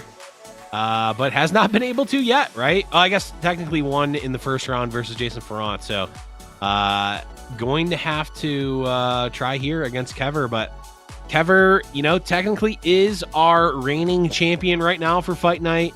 Playing a very unique lineup that has the Drizzoth stamp of approval. But is also playing a deck that... The Blevins stamp of disapproval. Which honestly might be more valuable for the deck than Drizzoth's stamp of approval. My disapproval might make the deck even better, so who knows? We'll see. Yeah, as soon as you start speaking ill of a deck, it tends to do pretty well in our tournaments, I feel like. It's like a pretty average thing.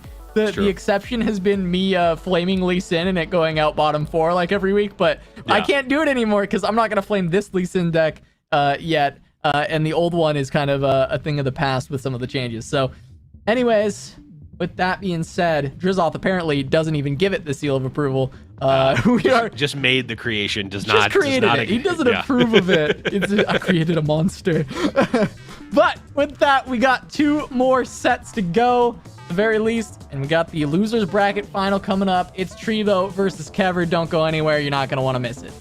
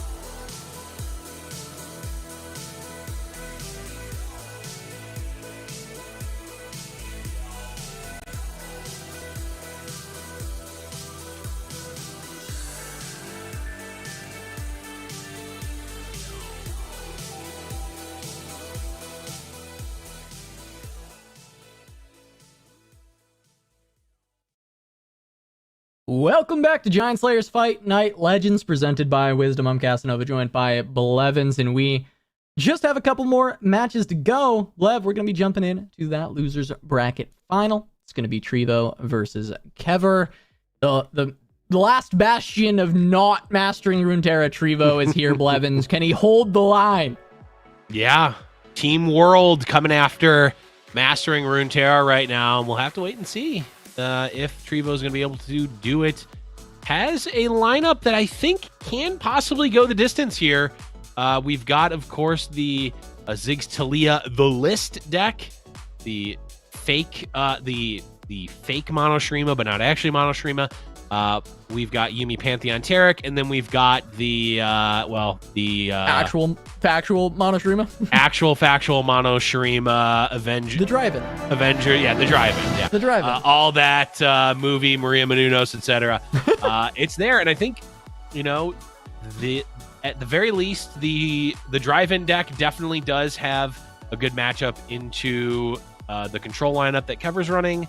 I would think, you know, Pantheon, Yuumi Taric in general should have a pretty decent lineup, or a pretty decent matchup against the control lineup, though we did just see this Lux, this Zoe Aphelios Lux deck do pretty well into it. I didn't notice that the first time. Yeah. Oh, boy. Yeah. Well, we know who to blame. We already knew who to blame. We already knew, yeah. We already But now it is on camera. Caught in 4K. And the ban on the drive-in, so no more movie references, no more Maria Menounos. Wow. And Trevo respects the name of Drizzoth here and says, you know what? I at least know what FTR is doing, so I'll try my hand against that. Yeah, fight the enemy you know. Trying to deal with the Victor Lee instead, and now we got on the other side, it's gonna be the list. It is the list. We saw how scary it can be earlier on. Didn't quite pull out the win in the matchup.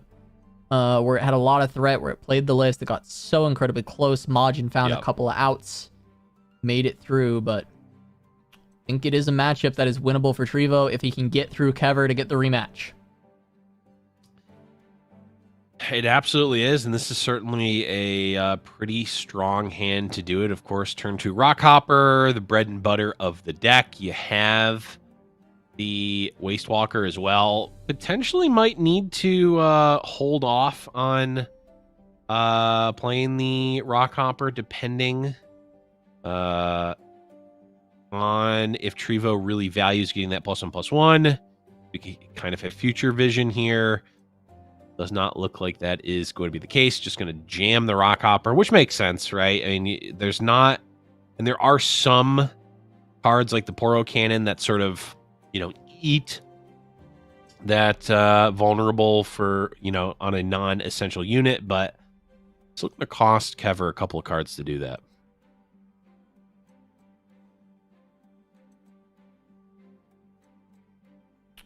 Okay, so Kever just going to go for the Poro Cannons. A lot better than jamming a Ballistic Bot into a vulnerable.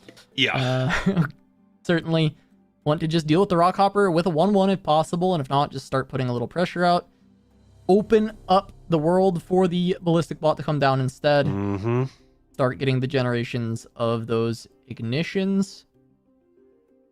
Devout gonna hit the board as well, so the 3/3 from Trevo will create a lot of pressure, and that looks like a Rite of the Arcane was picked up on the right side of that hand for Trevo, so if this Devout ever goes down, that's gonna be a lot of pressure coming through.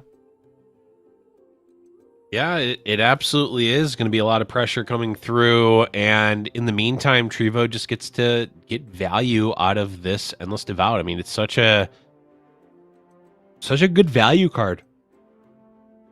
Does so much here, and, you know, unfortunately for Trevo, there's not a ton of other vulnerable generation here, but you know, this Preservarium into Talia very well may get Trevo back up and running with a lot of different tools.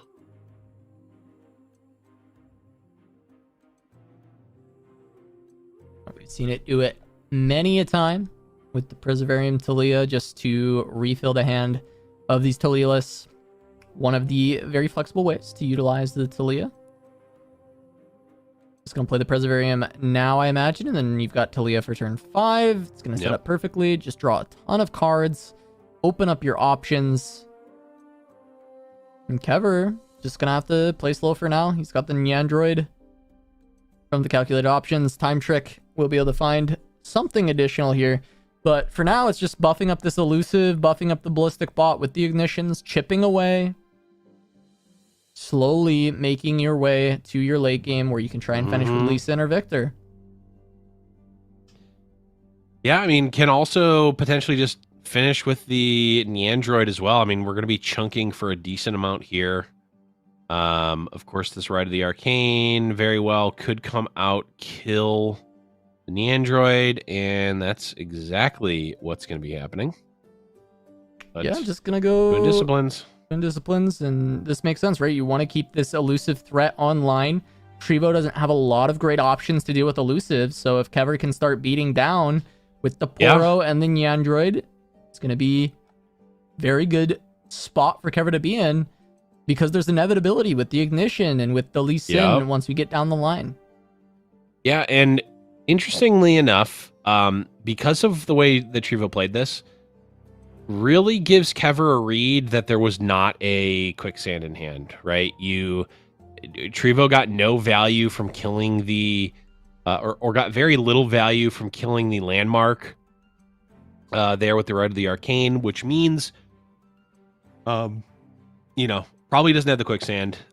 In fact, lost a draw from killing that Preservarium. So, there obviously are a couple of extra draws here for Trevo to potentially have found a quicksand, and Kever's not really in a position to be able to play around multiple, to play around another quicksand, but at least for the time being, can likely put Trevo on not having a quicksand in the cards that he already knows are in his hand. Yeah, very likely. And we're going to see the Talia get the level up here. And it's just going to be kind of Trevo trying to turn the aggression around and force Kever to use these elusives to block, because there's not a defensive way to deal with the pressure from Kever. So now you need to offensively just create a situation where Kever can no longer just patiently wait and play the beatdown game plan. That Lee Sin is in range to level up from cards in hand if Kever goes that direction. And that can start to put this in a spot where Kever can be looking to win on potentially the next attack token. Yeah. Trevo, though, does have a lot of pressure in response. That's 19 damage. I think that's a quicksand in hand, just peeking in that corner. Big draw. That sure does look like a quicksand. And I honestly, that is close to game winning. There's really, in the same way that Hush can create these situations, there's really not a ton that Kever can do about the quicksand here.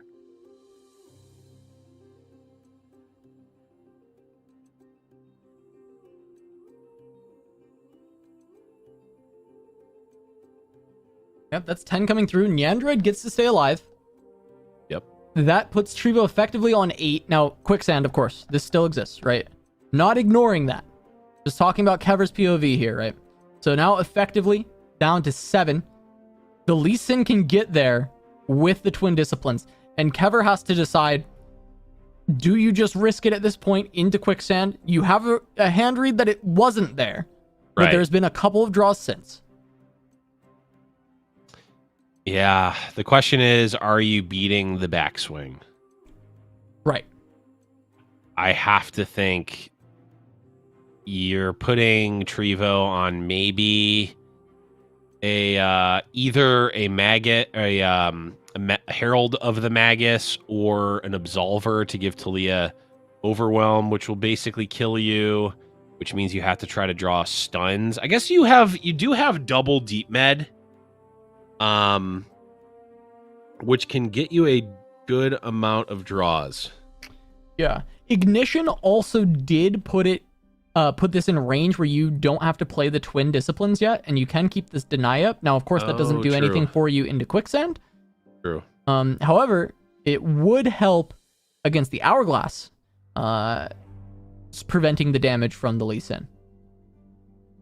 True. So it keeps options open. Gonna go in. Kicking Talia back to hand is a reasonable option. Kever's deciding if he wants to eat all this mana, it seems like, and I feel like, no, you need to attack. I feel like you kind of have to at least for sure. lethal, right? And there's the quicksand, though.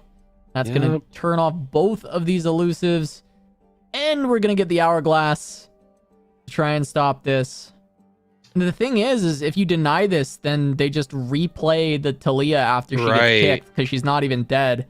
Yeah. Become pretty much a disaster scenario.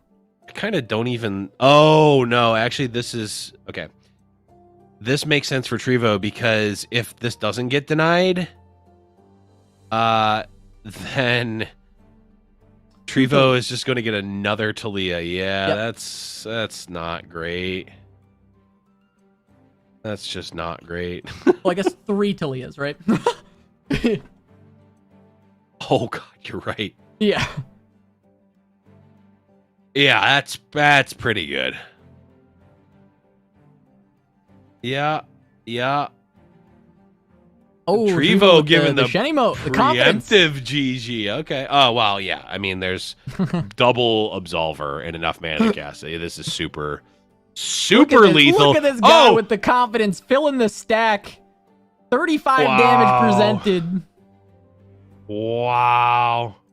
Trevo locks it down in game 1, taking it over Kever. Does stun do anything? Wait. You can't play it. The stack's full. Oh, you can't stack's even play full, it. Oh, the basket is full of omelet.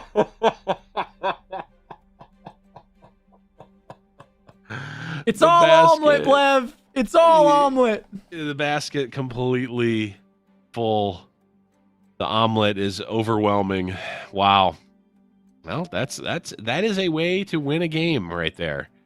That is hilarious. It has been a long time since we've seen a full stack, and I think it is old Karma Ezreal's the last time we saw that.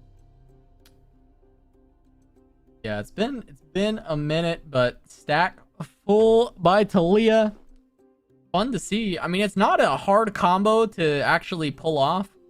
Yeah. With the 3 Talias on board. As you saw there, it just required having a Talia on board, Talia in hand, and an hourglass. Enough mana to play it. Yep. And the funny thing is, like, Kever could have technically stopped that from happening with that deny, but then your Neandroid is dead, and you're basically dead, so... Yeah. I think Kever played it correctly. It was just unwinnable at that position. Yeah, no, it was a spot. Trevo gotten into a very good spot there. Able to secure the victory, and Trevo just trying to fight their way to a rematch against Majin. Pretty rough hand, just going to cycle a Guiding Touch. Doesn't get any healing from it, just going for the card draw.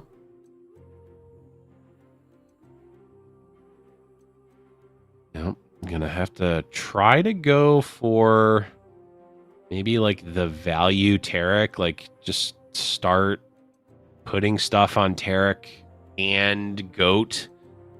That is going to be tough.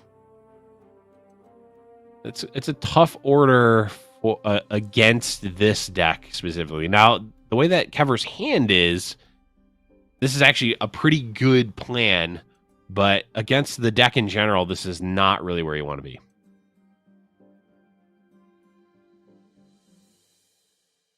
For a second there, I was like, did Trevo unironically put a Blessing of Targon in his deck? Because it's a little delayed, and so the Tarek wasn't on board on our screen yet. But no. Be a little wild. I don't know if I've ever seen that card main decked. No, almost certainly never. Not in Fight Night. But Trundle on 5 for Kever. It's what you want to see. It's making your way towards the FTR. And no faded units for Trevo still. That might be a Saga Seeker just picked up, but either way, it's a bit late. Just going to be Tarek trying to carry for now. Yeah, and like this Trundle gets to block for free, but Kever doesn't know that necessarily. Like these blocks work out. Trevo still has to make this play, right? Needs to draw the cards, needs to generate the gem from the goat. Needs to get something going.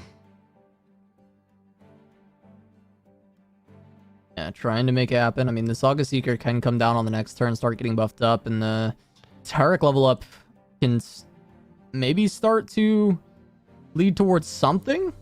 Going to buff up the goat with the Sharp Sight doesn't kill Trundle, it just keeps it alive. Sharp Sight nerf in action here for sure. I honestly, given the amount of given the spells that Trevo had access to, I almost would have liked playing the Saga Seeker there and getting the buff on the Saga Seeker instead of the goat, but maybe it just doesn't matter.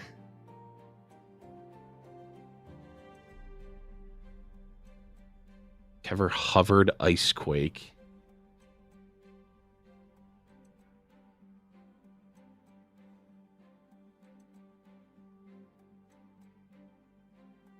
Okay, just healing up the Tarek.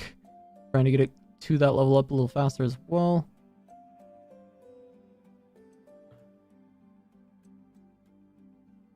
Are we going to see the Saga Seeker hit the board, though?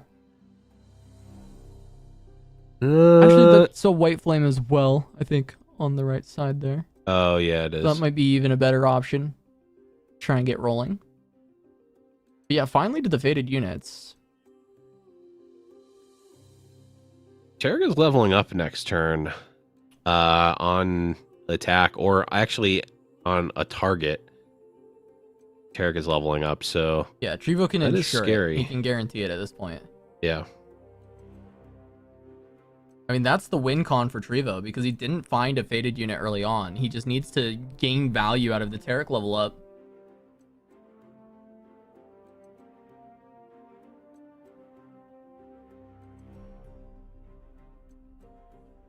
Now, this pass from Kever reads like a Ruination. Right. Which, of course, Kever doesn't have. But that does give Kever a little bit of breathing room there. I mean, that even though it was a mana disadvantage when you compare the two, it was still getting a Demacia deck to not use their mana on a turn where they could have developed. Yeah, and I mean, Trevo still looks like playing respectful of that Ruination. Not developing, looking to just heal up the Tarek, get the level up, and just go for the attack. It looks like there's consideration of playing something, though. Yeah, the problem for Trevo is that this attack's just not even that good. Like, it's not... like, obviously it's free because your units are invulnerable, but it's just not that good of an attack. You're pushing 3 damage. You're getting... you're not killing the Trundle. You could kill the Trundle if you wanted to, but you're not currently doing that. Yeah, I guess it protects them from a Ruination, but I don't think Kever cares to ruinate this board. Yeah, as you said, it's not getting anything done. Trundle's still alive.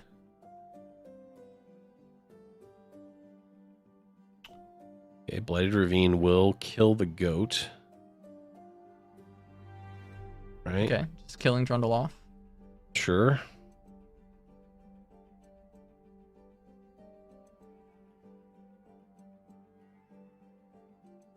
Kever really wants a hard piece of removal here. A Vengeance would be good to kill the Tarek. The problem is that there's like... And Trevo is loving this BM. Kever muted him.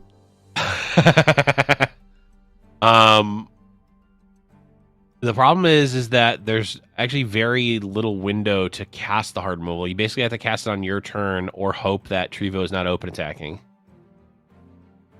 Goat is now down, which will almost certainly cause Kever to play which will almost certainly cause Trevo to commit something else. Yeah, I guess at this point, right, like, even if there's a Ruination, Saga Seeker is pretty low commitment. Yeah. If Kever taps below this, you could even try and go a bit wider. But you don't need to go too wide, of course, with this deck. And just play to buff a single target. Yeah. Trundle coming down does give Trevo a decent amount, or really makes the coast clear here.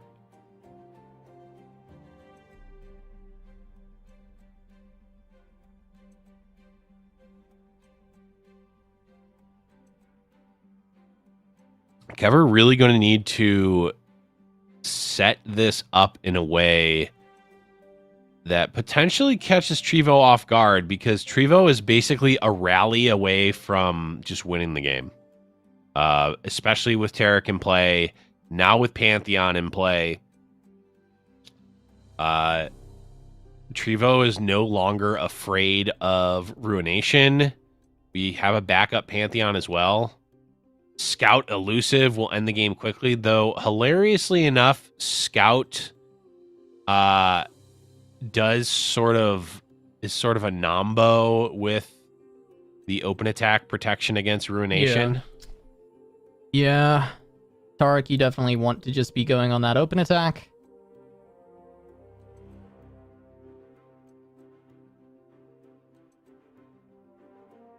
Especially with the Blessing of Targon, like, that's actually a ton of damage. Oh yeah. Very good with a level Tarek.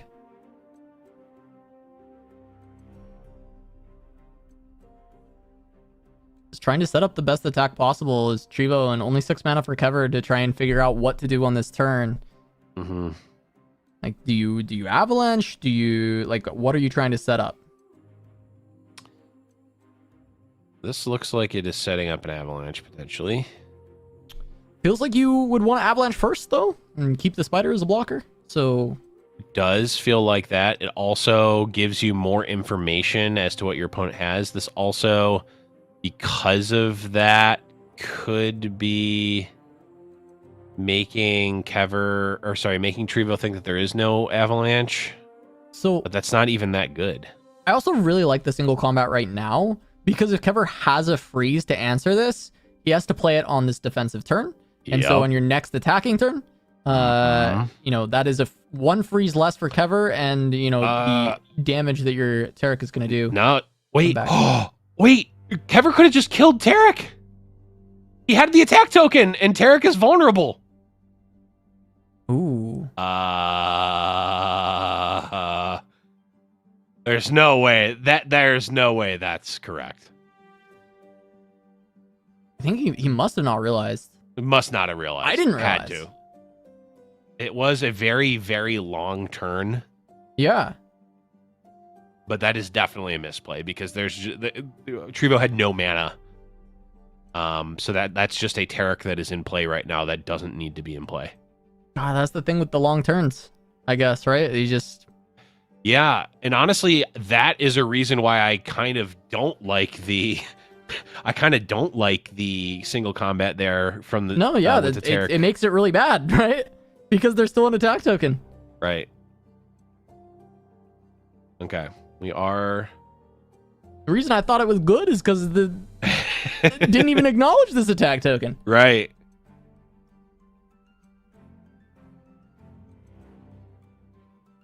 Wait. That's got to be a visual bug. Yeah, I was going to say, there's no way. Okay, yeah, definitely a visual bug. Okay, there's a Golden Aegis that we could not see in the hand.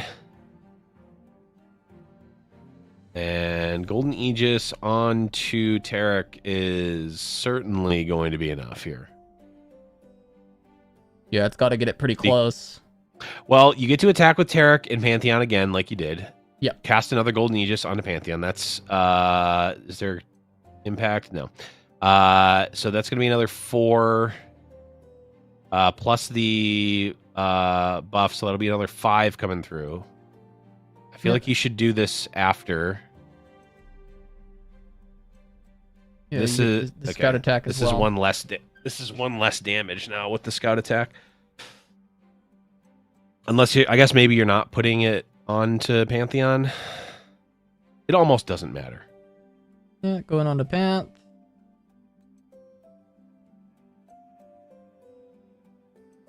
Yeah, this is just 1 less damage on the with the scout, because you could have made this attack. You're going to rally again. You get to attack again, and then you can still scout attack. Yeah. Or yeah, you can scout attack after. You could scout attack after this attack, I guess. And when the Pantheon gets the +1, but it doesn't really matter. I don't think here. Yeah, is he gonna be 1-off lethal at any point here? I don't think so. That would be pretty unfortunate. The answer is unlikely. But I guess maybe. Yeah, especially with the math of this withering while adding the +3, but right. Yeah, I don't think it's gonna be 1 off. It might be off of lethal, but I don't think it's gonna be by 1. Right. I mean, it can never be 1 off, right? Right? Nah, couldn't be. It couldn't be 1. Couldn't be 1 off? Nah, 1 off? There's no way it's ever exactly 1 off. No.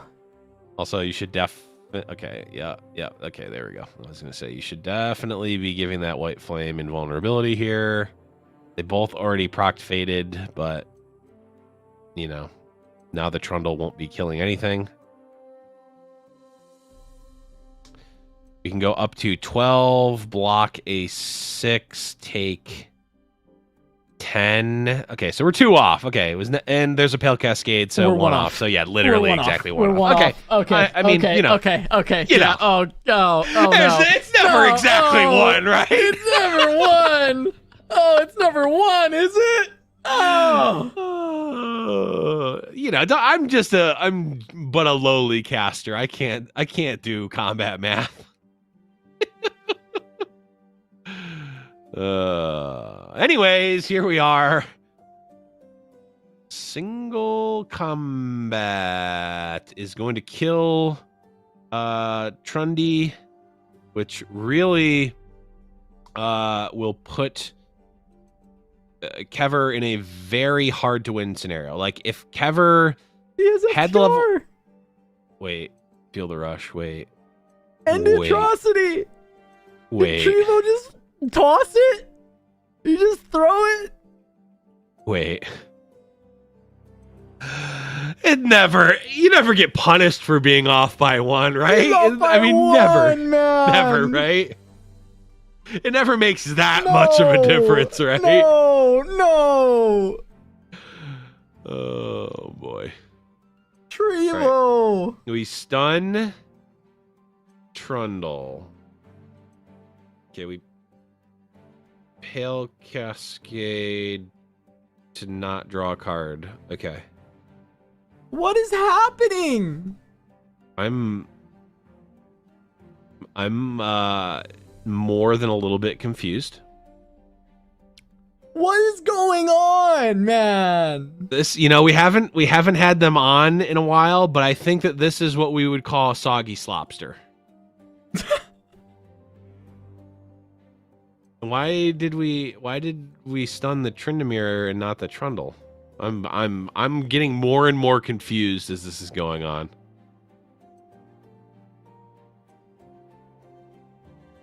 Go to 2. I mean, yeah, this is just gonna be it's just gonna be atrocity to win it. Bro. Well, there it is. Kever squeaking it out somehow. Bro. After what we determined was lethal, Kever says, no, you.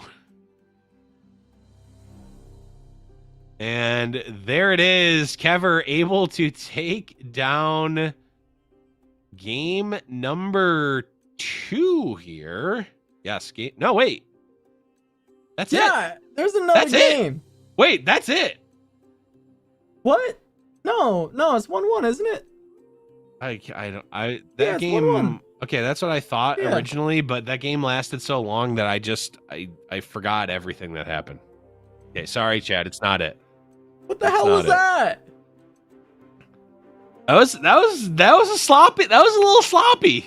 Little From both sloppy. sides too. I know. But Trevo, you're better than that. All right, that's fine. That's all right. That's all right. That's all right. He just thought it was over. He thought it was done. He thought it was like guaranteed one. All I'm saying is that I called out the misplay and it ended up being just so immensely relevant.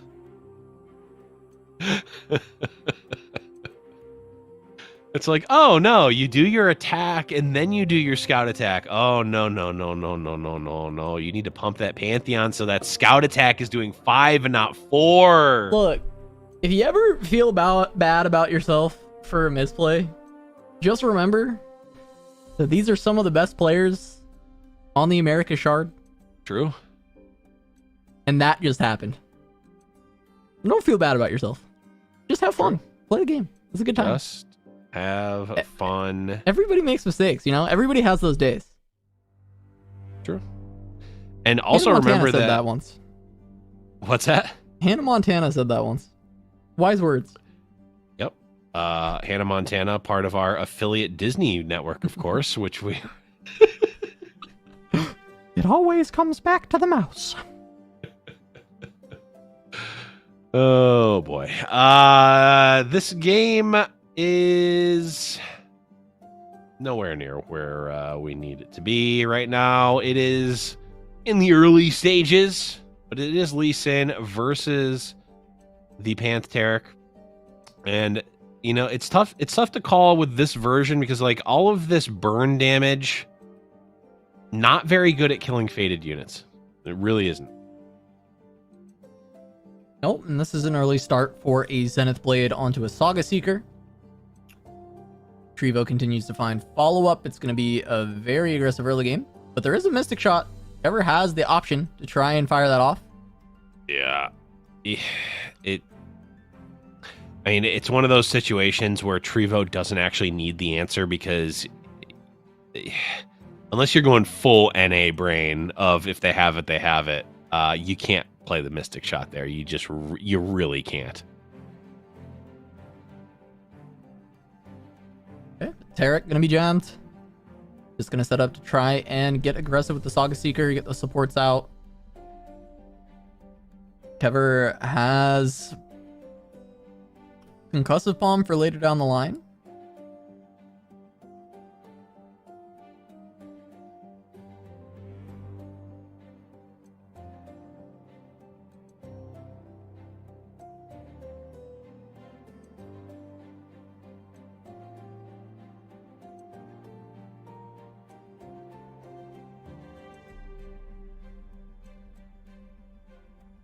Right, so Eye of the Dragon, obviously, usually good against aggressive decks, but this is just not the type of matchup where it's going to be super relevant.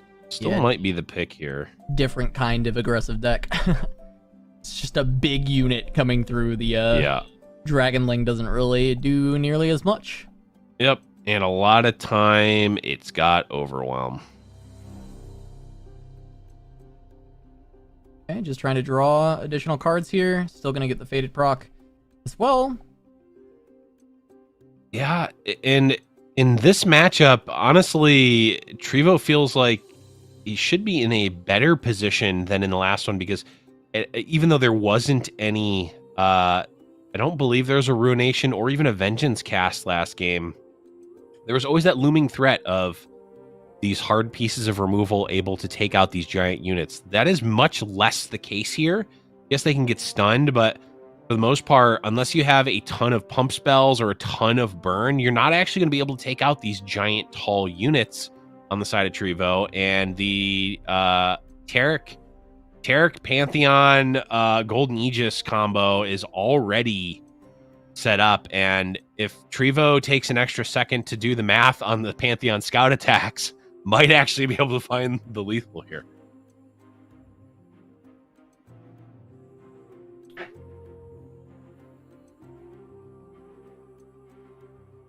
Yeah, we're almost to that point already, and Kever just gonna need to try and get more pressure out. I mean, he's looking at this Conch Palm, trying to, I guess, figure out the best time for that use. We constantly see him, like, kind of moving that mouse from the Conch Palm to the Taric, just trying to figure out, okay, what do I do in response to the kind of pseudo OTK that Taric likes to do. If he sees the Aegis, he can go ahead and slam that stun onto Taric to try and prevent the second one from coming through. Right.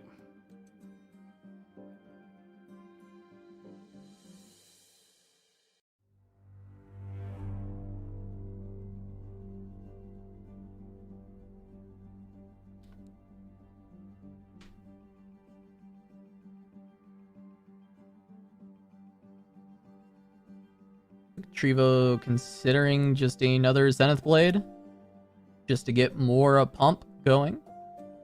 Yeah, you want to get more pump. Oh, it's going on to the Saga Seeker. Okay, that makes sense. You want to go tall here. Ever no longer needs to keep up the 4 mana for the Conch Palm in hand, or I guess the threat of the deny.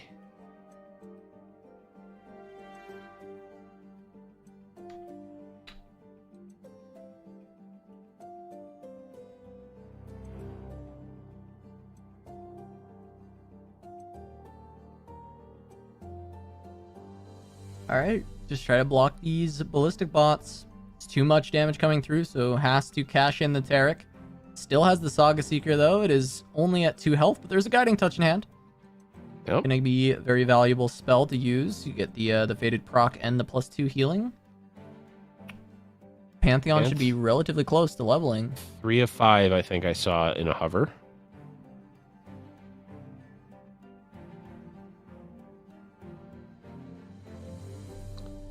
Okay, open attack. I mean,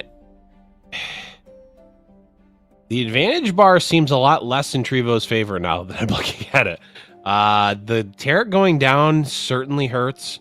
Obviously, there wasn't much that could be done on the side of Trevo. You really couldn't. You really can't afford to take that much damage. All that burn that is not good against the units. Boy, Trevo's Nexus does not have faded. And does not have all this ability to get much higher. There's only very limited amount of healing. Okay, but single combat to just try and take down the Victor. Twin Disciplines does not save it. Nope.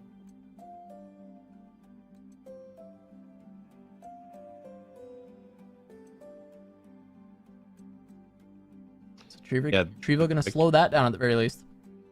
Yeah, Victor is going to die here.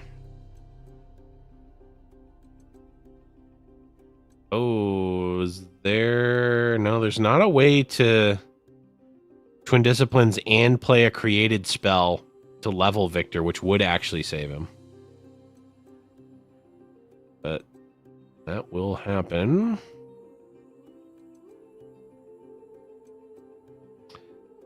Playing Iceborne Poros, maybe? I mean, as it stands, this is a 3-turn clock. With the Twin Discipline and Mystic Shot, that actually doesn't change the clock. Still 3 turns. There's another piece of burn that might change it by 1 turn. But this Golden Aegis is certainly going to make it hard for Kever to live.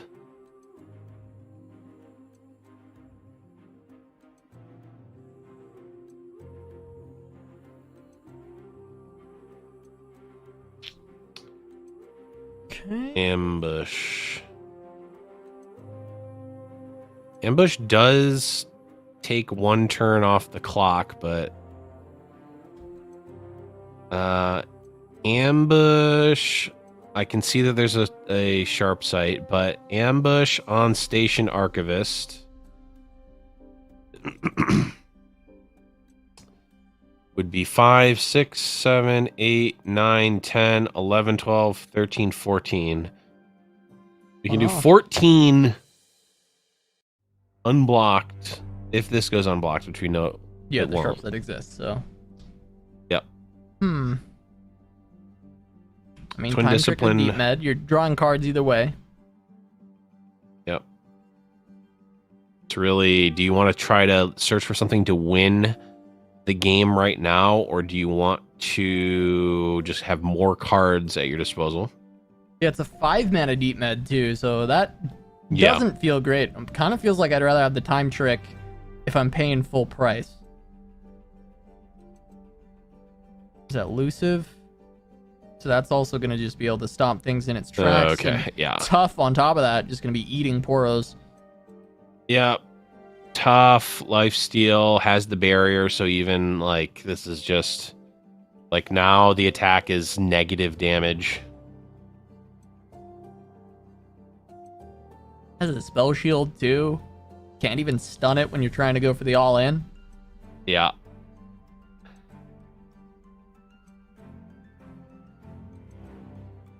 Yeah, the ambush does nothing. Ambush into attack is literally just 0 damage dealt.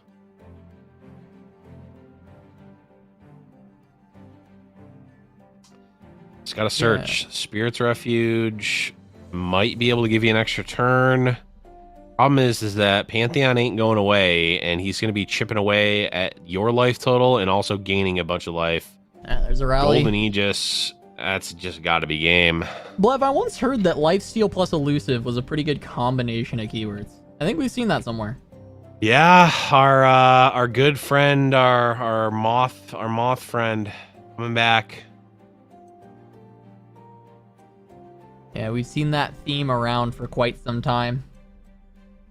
There was the Kinku, there was the Moth, the Sparklefly. Sparklefly, Moth is the same thing. Mothman, Mothra, Sparklefly, same thing. Yeah, yeah. Trevo able to take down Kever here, which means we're not going to be seeing a back-to-back champion this week. We will be seeing a new champion. Both of our finalists from last week are now officially out. To take a look at the match score here, maybe chalk that second game up to a little sloppiness, but Trevo ends up being able to take it down in the end. 2-0 versus the Lee Sin deck, no less. Yeah, 2-0 versus Lee Sin. Lee Sin's still bad out here. I get to say it because Kever did not make the final with it, but of course Kever put on a good show these last 2 weeks, and I'm sure we will see him back soon enough. However, Trevo has earned their spot into next week's fight night alongside Majin Bay. Gonna be looking for that rematch, try and take one home for the others versus, it's for the world, right? For the world, because it is Mastering Runeterra versus the world. Trying to take one down versus Majin Bay. And after their first match between Trevo and Majin, I think it's really doable for Trevo. Felt like that was an incredibly close match, and he certainly could pick up back-to-back wins in the series. So, hey, we might have that bracket reset in for us, Blev. Yeah, I mean, very well it could be. It was not a domination by any means. Very, very close set there. So we're in for a good one here, guys. Blev, Soggy Lobster is here. I love it. I love it. We have to go to a break really quick, but we will explain the origins of the Soggy Slopster when we return right before jumping into the grand final. So don't go anywhere. You won't want to miss it.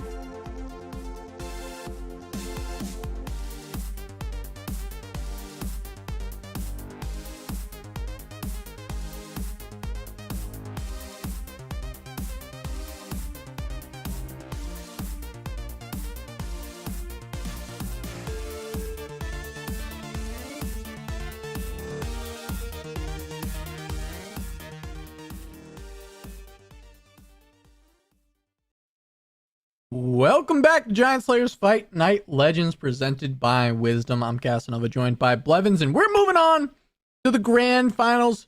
We're going to hope that it's a Soggy Slopster Blevins, which of course, reference to the boy Soggy Slopster. Yes. We'll get into that more in a second, but let's go ahead and break down that format real quick for us, Blev. Absolutely. Same format that we've been doing for a long time here. Double elimination bracket with 8 invited players. Every single match is going to be best of 3 players, rank 3 decks with no duplicate region combos, no champion overlap. Players will ban 1 opposing deck.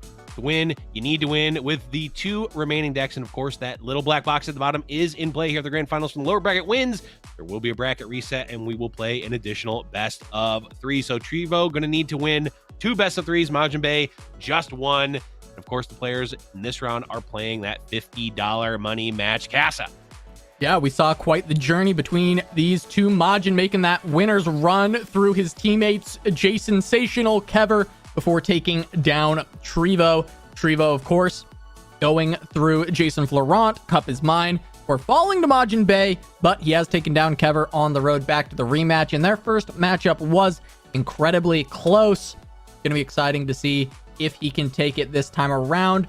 Had a little bit of sloppy play in the round coming up, but still made it through, and I think Trevo's going to clean that up once we get here into the grand finals. But Blev, tell the people what a Soggy Slopster is. I mean, Soggy Slopster is just the name of a player that we've had on Fight Night before, but it's a hilarious name. And, you know, if a game's going on a little long and the players aren't, you know, maybe making perfectly optimal plays on turn 30 of a game, it's a little bit of a Soggy Slopster. It's okay. It happens to the best of us. It's so funny because it had nothing to do with his gameplay. It was just how his name sounded to us. Right. Sounded like a game that was a slog. Because he got like, he said in chat he got second. Yeah, I remember he had a good run. Yes, he had a good run originally. I think he it's so funny. Got second in the the first so one, and then I don't know if he made another finals, but yeah, definitely nothing to do with how good or bad Soggy Slopster played. It's literally just, you know. It's like he's a player who got something named after him, not for anything that he did other than existing. Yeah. And that's perfect. And that's beautiful. That's just how things are sometimes. Good name. Good name. I mean, honestly, Cannon, you were thinking he did something bad on his run? No, it's literally just because his name is Soggy Slopster and it sounds like a match where both players are playing for a long time and making mistakes. That's it. What is that? What is the word? It's not onomatopoeia, is it? Where like the word sounds like what it is? Well, no, so because the onomatopoeia is like bang or blam, right? Oh, yeah. Am I right? I think I'm right. I think so. It's one of those. I don't remember what.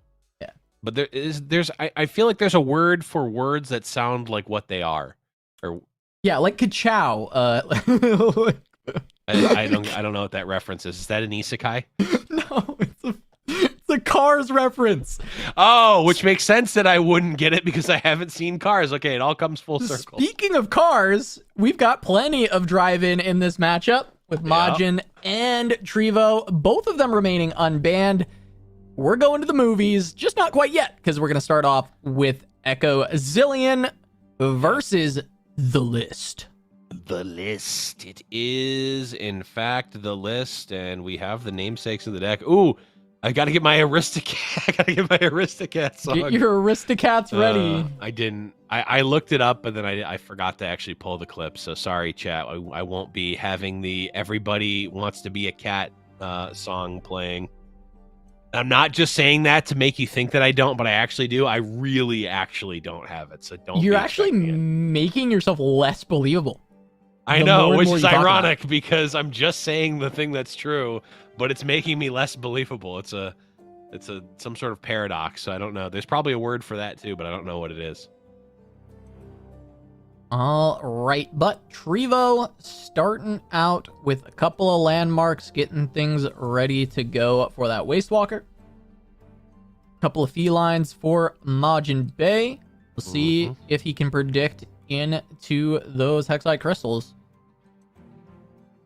Oh, get a little bit of chip. I mean, every little piece of chip damage definitely matters here in this deck, especially when there's multiple of the Hexite crystals in play. You know, we're just looking to really set up. Oh my god. Okay, hello. Yeah, I mean, I said it earlier. Majin, do you want the $100? Like, we're just at this point, we just gotta give it to him. Yeah, sometimes it just be like that. Yeah, well, I think fortunately for Trevo, this matchup is probably less relevant. The Hexite Crystal, it's still relevant. It's always relevant. Very strong card, very strong ability. Also is. But you're not just playing a go wide deck that completely loses the game if your opponent finds it. Right. All right. Let's fire off a zillion. Let's get some time bombs in there. We get to predict. There's a time bomb if you want it. We're at, what was that, 1 of 4? No, it has to be at least 2 of 4. 2 of 4 now, for right? Echo. 2 of 4 for Echo. We have Prescience. I mean, we have it in hand. We have the ability to get there. Okay. Okay, so didn't effectively just pressed a skip. Didn't matter. On the first one, that is. This actually would be a fine time at 1 mana to fire off the crystal if you wanted to guarantee the kill on that first one, because there is no Shapestone in the deck, so no 1 mana spells, nothing that could have pumped in response there. Okay. Quicksand is currently online for Trevo. There's an option here, but that is the Echo level up. Gonna look for the Absolver. You got a level up that you're gonna see. Might as well. The Chrono Break's going into the deck as well. Now, if the Quicksand comes out, you're actually still fine because of the Hexite Crystal. Hourglass is a good answer here. Yeah, I like this. I'll just fire this off, try to kill the other one.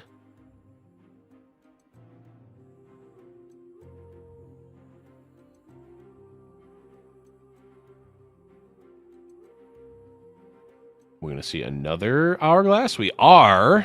Okay. Well, and it's not bad. You're still getting 2 damage through. These, of course, are going to be much bigger now. They both get procced from both. Oh, sorry. I guess they don't? I don't know how that worked. Did one get... One did get buffs. I don't know how that interaction exactly played out. I believe... okay, the second one that was cast proc... Oh. They both got buffed. They still had this Scryer's thing. -2, yeah. Okay. That's right. That That's makes right. sense. I'm like, it being a 3/3 with missing health doesn't make sense. And it had the white text too, so it's just like, yeah. It was one of those things where, like, what did we see? We saw an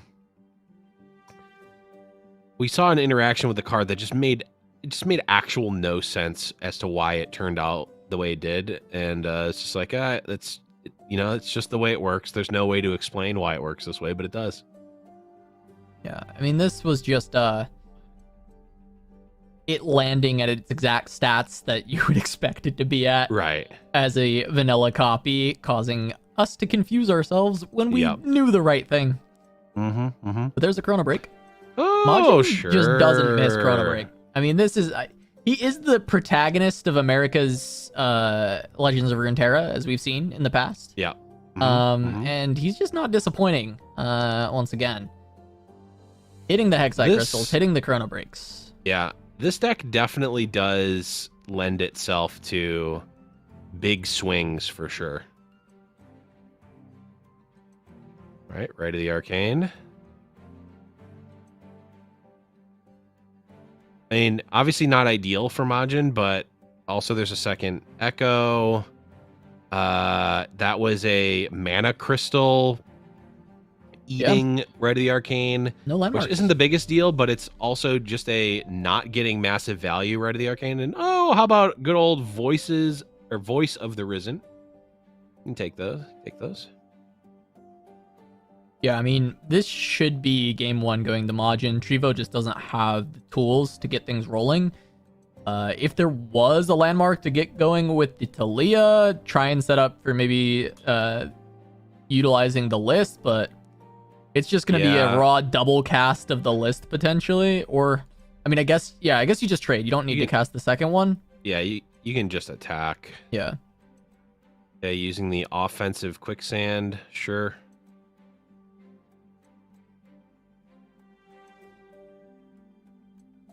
Trio can be losing this heavily and still throw out the Nasus emote, and I love it. You love it. I mean, sometimes it just is that way. May actually unironically see the Chrono Shift played here.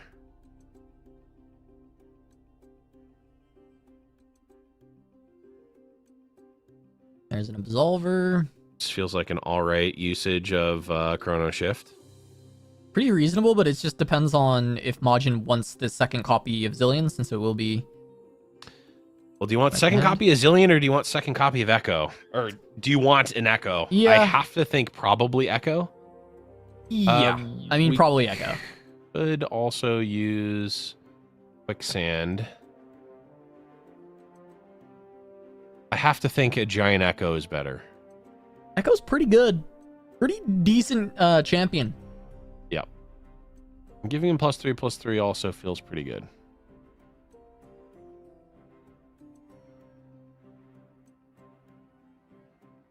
Zillion certainly feels more replaceable. There's a draw border. Sure. Free Station Archivist.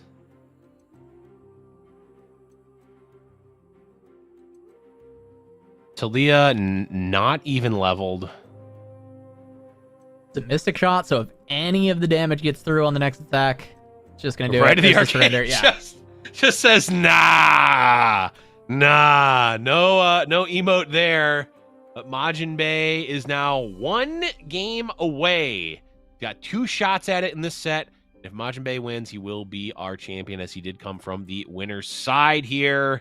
Trevo still has a shot to put up a fight, but I can smell the popcorn popping. The overpriced Pepsi products are in the lobby here, Casa. We're going to the movies. Yeah, we're at concession stage right now, right? We're walking on through, getting the popcorn, getting some candy, a drink, something like that. What movie we seeing? That's the question. We'll find out shortly. I still want to see Batman, but Majin. But Majin didn't want to go. He didn't want to go in Indy. It's okay. It's fine. Look, I'll go see Batman with you, Blev. Okay, well, I got you. I think by the time we will be in the same proximity, it will already be out on the HBO. run will be done, yeah. So. Oh, but you got want to see it in theaters for sure. But I guess Majin just didn't want to. Yeah. No, he didn't. It was sad. Can't believe it. Unforgivable, honestly. All right. Well, Endless Devout is a potential option here because of that vulnerable on the Waste Walker. Mm-hmm. Actually, no, it's not, because it would blow up one of those things on the board, and then it'd be a 4/4. That's True. How that Waste Walker works. That's cool. Waste Walker is a cool card. Yeah. Kind of cool. All right, but Golden Ambassador is going to get the champion out, so you've got a Zerath. Make sure you've got those. With the double Golden Ambassador hand, you're guaranteed to have your champions, and even with the second one, Majin can be a little bit more loose with the first Zerath to just try and get value out of it in the early stages. Yeah, it depends, because you don't know what that second champion you're going to draw is, so you don't necessarily want to put all of your eggs into that Zerath basket, because you might just you might get omelets. Yeah, it might be omelets. Might just be omelets. It's not what Majin's looking for, because they do not allow a basket full of omelet into the movie theater. Don't ask how I know that. Blev, how do you know that? I just said don't ask. Blev, did you just say bring all this a basket of omelets into a movie theater? Let's just say all this even happened in the first place? Let's just say all this talk of the Avengers is because I'm upset that I didn't get to see it in theaters, because I got kicked out for bringing a basket full of omelets. Okay, well, the lore is now I've completed the circle.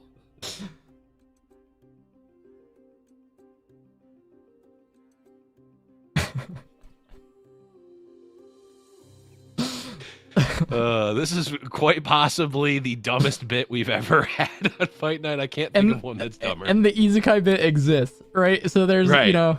Yeah. Knowing full well that there are other very dumb bits, this is the dumbest one. All right, Herald of the Magus. Certainly going to make this a little bit harder for Majin here, as there is no quicksand. So this is Talia is going to be hitting pretty hard. Yeah, I mean that's 18 being threatened by the attack. It is, but with blocks, it won't be 18. It'll just be 12.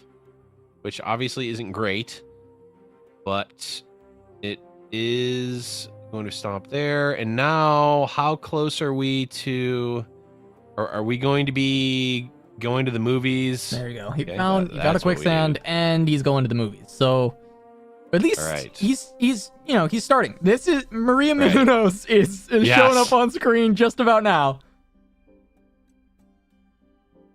Yep, we're doing random celebrity trivia right now. Oh, there's the M&Ms. There they are. Yep. Turn your phone off in the movie. What movie? Are we in a movie right now? That's the type of thing that they would do in those M&M commercials. Yeah. Yep. All right, here it is. We were seeing the opening credits here. Another Fast and Furious movie. Yep, just got to the Malton Minute, and now we're moving on. Yeah. All right, Arcane 3. Yep, okay, yep. Here we go again. Yep, we get it. Some guy just spilled a basket of omelets in aisle 3. Oh, I got omelet all over my shoes. Oh, it's disgusting. That's why they don't let you bring these in. All right, and there it is. Avengers are assembled. Yeah.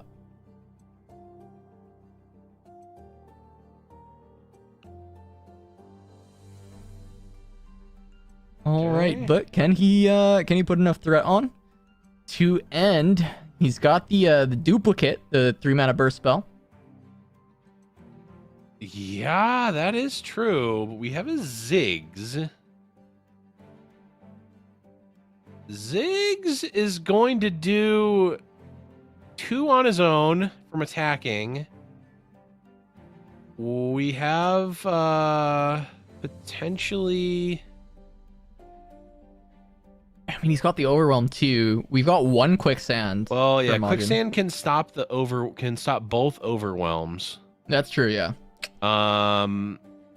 But we have an hourglass, which is going to do 2 with Ziggs.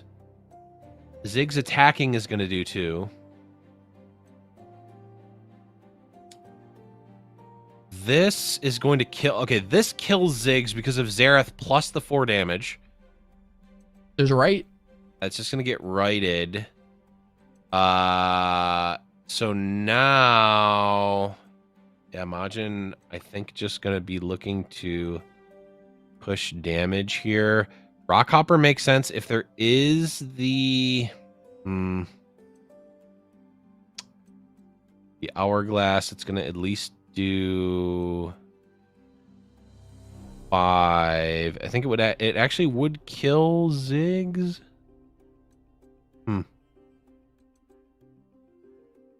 I do like the Rockhopper here. I think it gives Majin the best chance.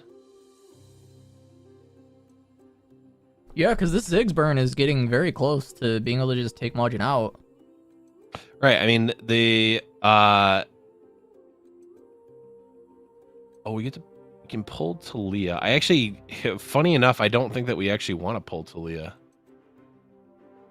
We want Ziggs to die here, not Talia.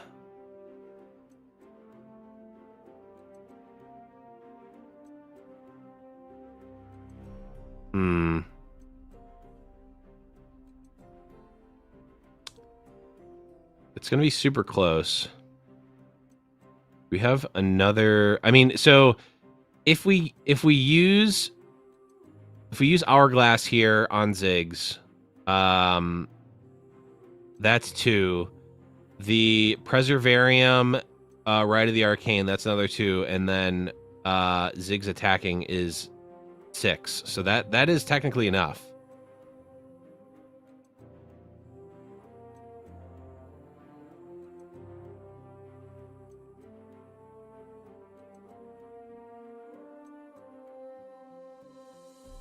Okay, Preservarium. Throwing the list onto Azir. All right, pop. We kill Talia. Ziggs is not dead. Yeah, if any unit is played, then Ziggs dies, right? To this, Not if the unit is smaller than Ziggs. Gotcha, okay. There's... I guess the Waste Walker is smaller because it's power first. So everything's gonna be smaller.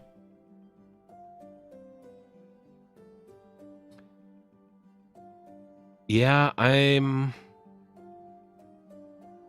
Rite of the Arcane. It's gonna do 2. I wonder if we needed to use the... We needed to use the Hourglass last turn. It might not matter.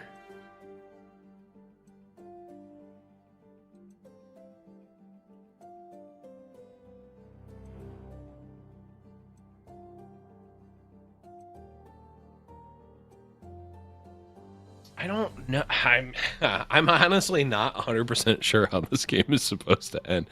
I guess actually, wait, this might come down to...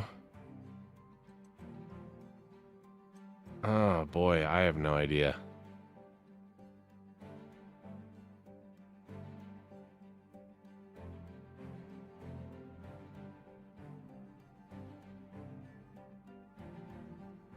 Yeah, I think Treeville just has lost. I think there's... I think so. I don't think he yeah, can get there's the 4. I'm trying to like find it with the Ziggs, but I don't think he can get the 4. And he can... I mean, he doesn't know that there's a quicksand, but yeah, this is going to be 2. Xerath will die, but quicksand is going to come through. Oh wait, no, this is...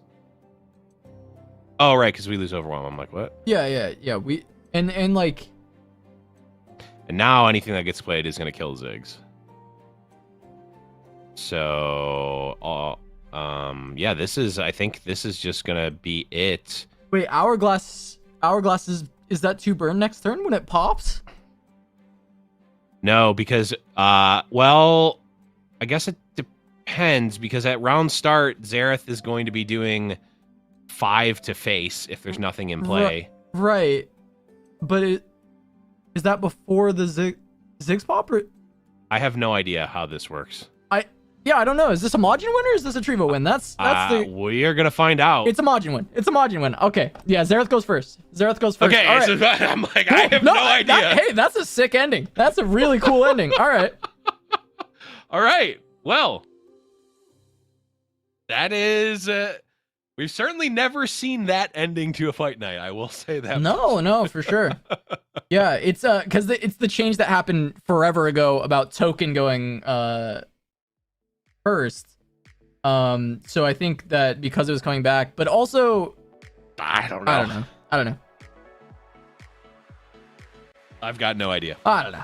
But either way, what I do know Bay is that Majin Bay is the winner of today's fight night. Takes it 2-0 over Trevo.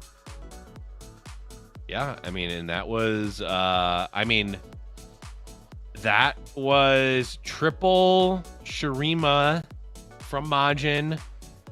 None of those Shurimas were Azir Aurelia, which is, not that we would necessarily think that they would be, but none of them were Azir Aurelia. The Shuriman Desert is vast, and I think people are actually pretty on board with the vastness at this point. Like, these decks are pretty sweet. Yeah. I think this was a fun fight night. This has been a good one. There's a lot of good little interactions, a lot of cool things we saw. Some missed plays, some really good plays, some really cool things happening.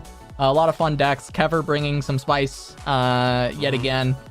And seeing Shurima win, just showing us how vast the desert really is. But we're gonna have a quick chat with Majin Bey and see how he's feeling after that win. Majin, we got you here. Hello, Yep. Majin. Can you guys hear me?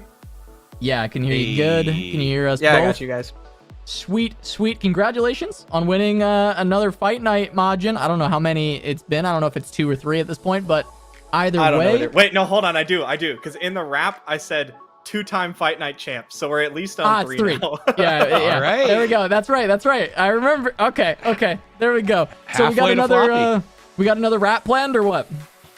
I don't know. Maybe someday. All right, fair enough. You enough. just want to feature on it. I know what you're doing. Look, hey, yo, we'll get in there. The wait for that rap will be as vast as the Shuriman Desert, I suppose.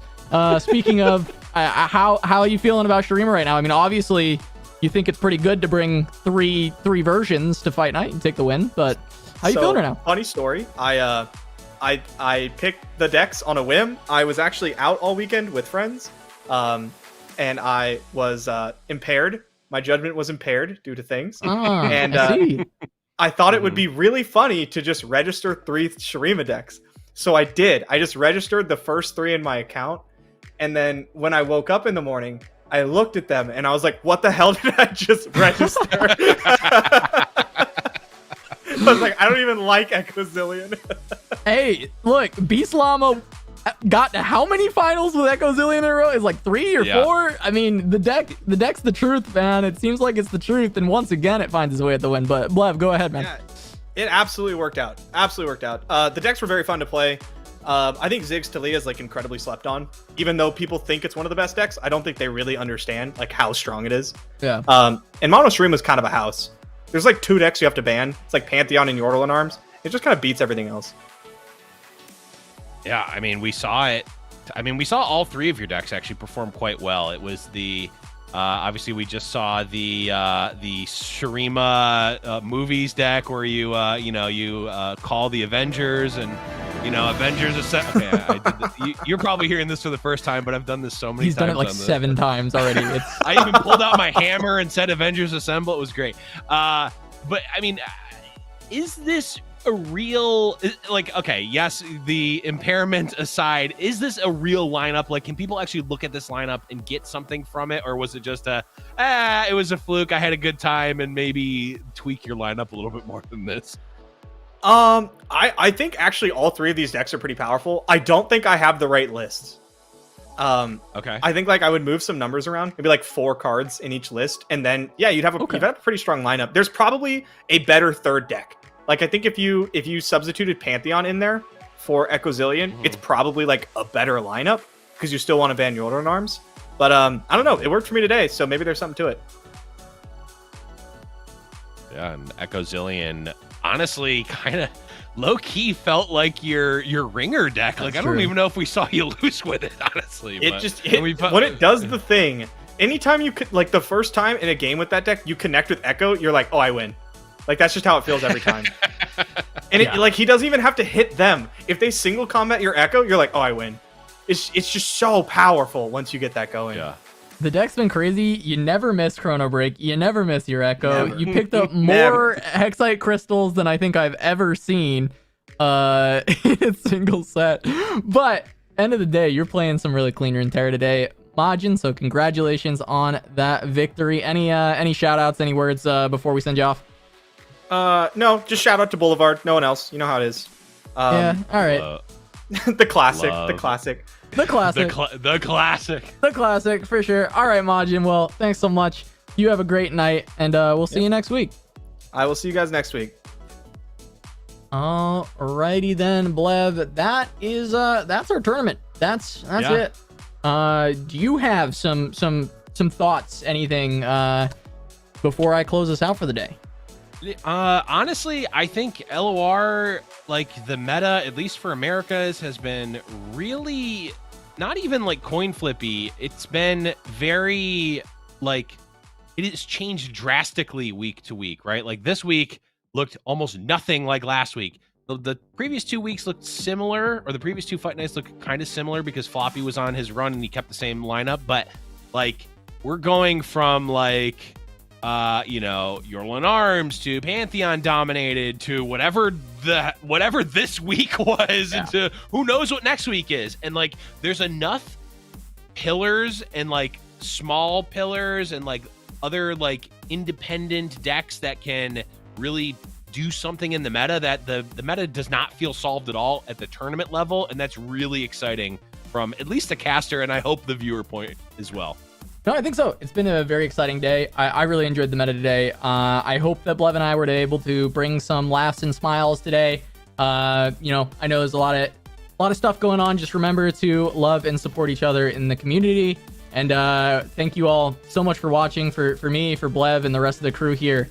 We love you all, and we'll see you next time.